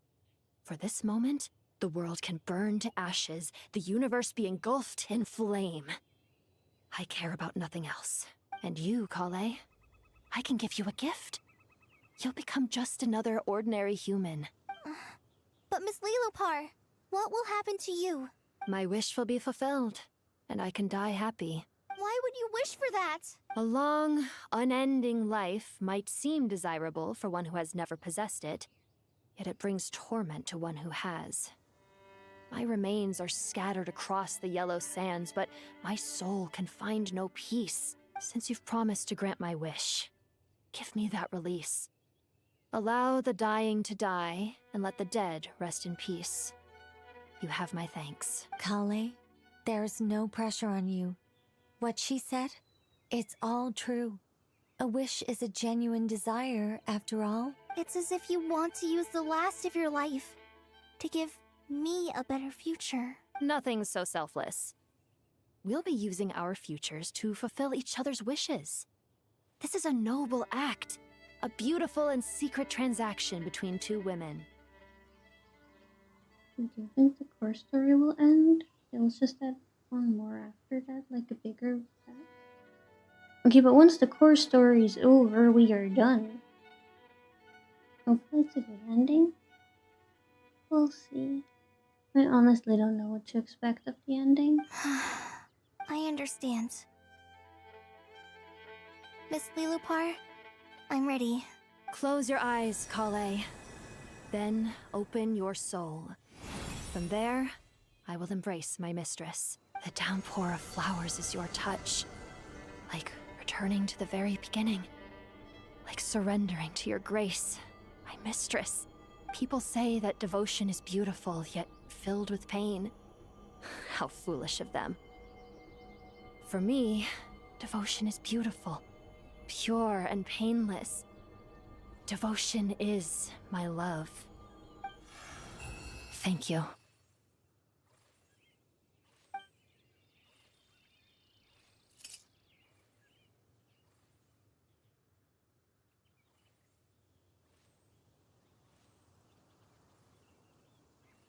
Lilupar! She disappeared? She left, carrying the blessing of flowers. Kale, are you alright? You think conquering Impact's core story isn't complete still? See, that's what I fear could happen, is that they just put a bunch of stuff that doesn't actually have anything to do with the main story into the main story, and then we're just waiting. Then we'll just be waiting. Thank you for the hat. I'm fine. Now that the remains are gone, I don't actually feel any different at all. Those remains weren't hurting Kale. Not as she is now. They simply exist. Besides, I could sense a deep yearning within her. You'll have like 7 years worth of characters that yap your ear out at the end. Helping you fight the bad guys, that's probably going to be good. That is a fair point, yeah. Kale must have already received what she was yearning for. I'm doing fine. I feel relaxed. There's really no need to worry. Then my wish has come true, too. To become ordinary? That's just one of my wishes. Actually, I have a few more. For instance, I want to protect the people I meet and help them find happiness. That sort of thing. So between Miss Lilupar and me, you fulfilled 2 wishes already. And protected 2 people. Wonderful, isn't it? I feel so fantastically happy. I guess that settles things here. So what's next? What do you want to do when we get back to town? Kale, look who I've brought to see you. Hey, Kale! I heard you guys were holding some kind of secret event. How come you started without me? Huh? Oh no, it's nothing like that. We were just saying goodbye to an old friend. Really? Who? Me. The old me. So that's what this is all about. Did you come all the way to Mondstadt for that? Because we knew the old you so we could witness the change? Exactly. The old me is gone. I puffed her into the air, and she became a fluffy pink cloud, floating into the sky, before disappearing forever. Do you think, maybe up in the sky, she has friends waiting for her with test tubes, flasks, and bows? Oh, when you put it like that, it doesn't sound so bad after all. What do you think, Miss Nicole? I think maybe that's right. At least, if it were up to me, I'd consider that a happy ending. Dear Sucrose, even though my childhood ended long ago, these past few days have really felt like growing up again. I've become stronger, and I feel like I can finally accomplish things by myself. Surely someone as mysterious as you will find a friend like this fascinating? Always growing, always thriving like a plant. I came to say goodbye to my old self. I know that after this, she'll be gone. Thinking about it makes me feel a little lonely. I know the weakness that kept me company will one day leave me too. But somewhere in my heart, I feel a great sense of joy. It feels like I've always wanted to take this step. To walk towards the new me. We are done! I think it actually took like 10-ish minutes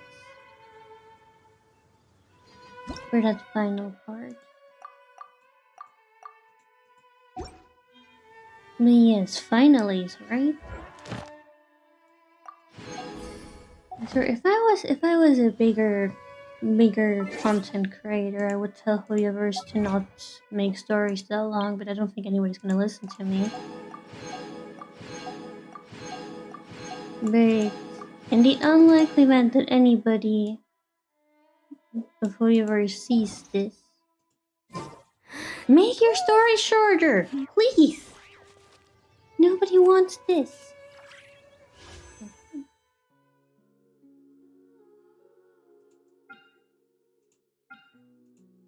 Okay, I know she's also this new character. Good progress and good stream. Thank you very much. We have her. She came out too. I wasn't sure if I should do that on stream too.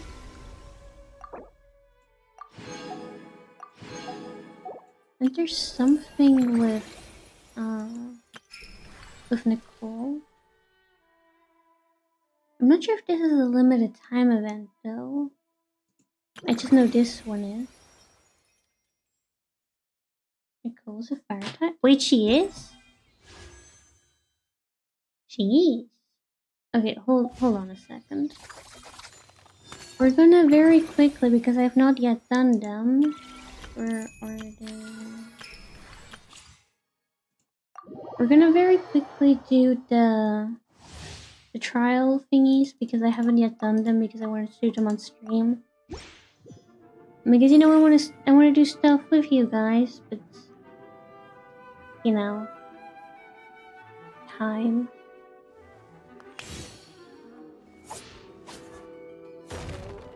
What is she making?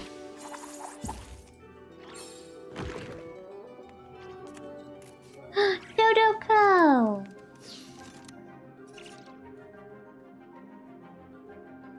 Okay, what's your other idol animation, Miss Nicole?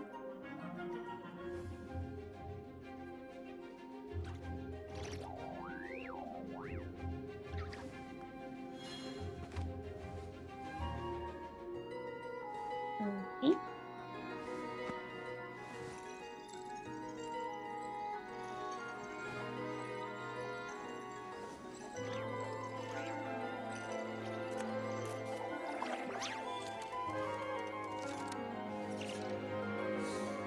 Alright.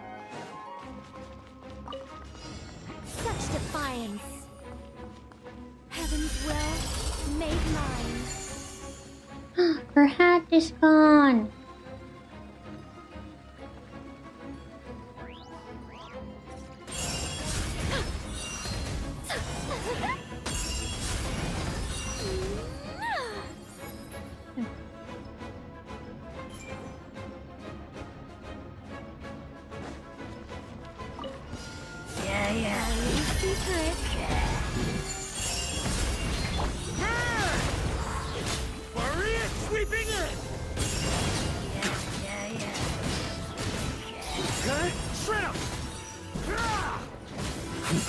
Animal test 6308, enhanced. A turning point in fate! I think not. Heaven's will made mine.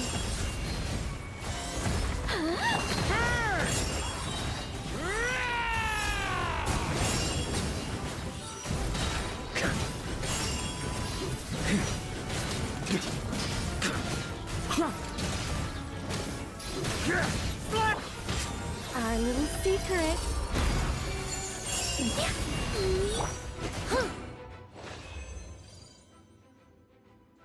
I do like Nicole. I'm not sure if there's any other characters I want to have, so I'm not sure if I should pull for her. Because like I like her, but I'm not sure if it's enough that I should pull for her.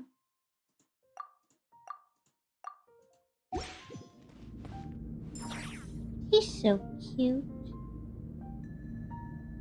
Okay, what are your idle animations? He looks so cute. Come on, child, do something.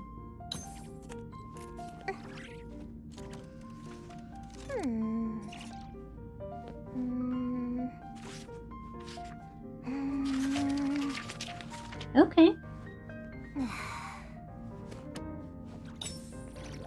Return. Welcome back, my girl. We completed the story, yes. No, don't cry. Don't cry, child. He's kind of made. There's also... Oh, just you wait, Alice. You can hide as long as you want, but I'll find you sooner or later. He didn't like Alice. Went to use the bathroom.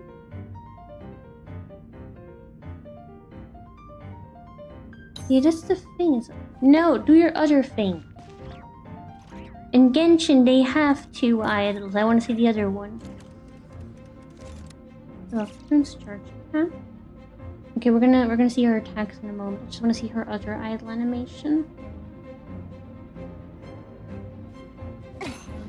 So there we go.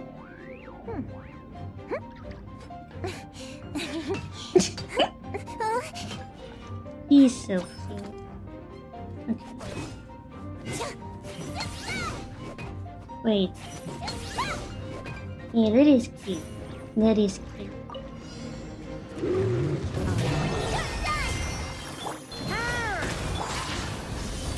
The story has only just begun! Yes, it is. Teamwork is dreamwork!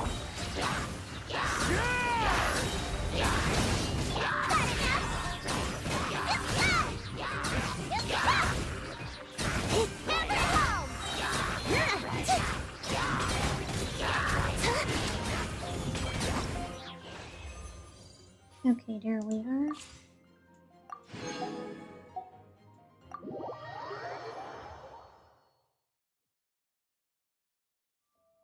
Okay. But yeah. We are now done for today. I mean, it's been going on for a very long time. I think it's okay if we end for today. I'm not sure about Prune's story if I should do another Genshin stream because hold on, let me check again. The limited time event ends in 15 days. It only took 7 hours and 30 minutes and you did the story. Yeah, we did. Okay, 15 days is 2 weeks, which means we could maybe, instead of doing it next week, do it the week after next.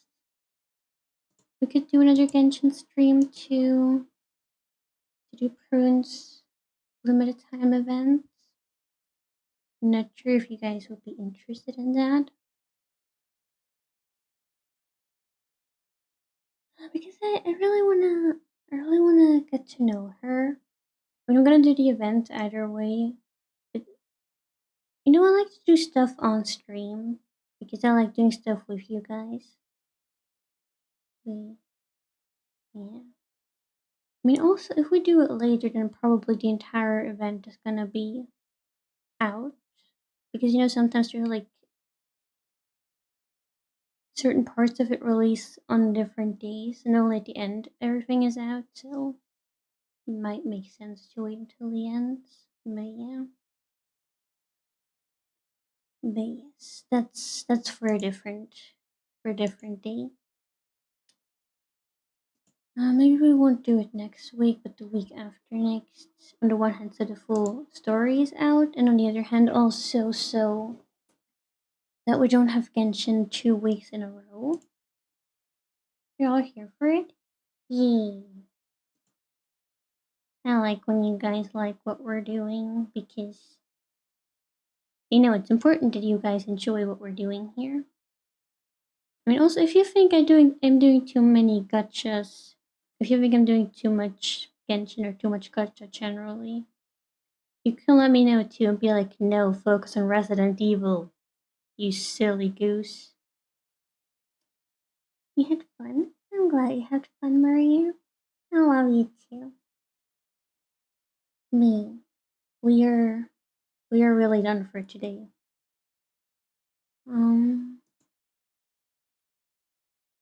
Me, I don't think anybody I know is streaming right now.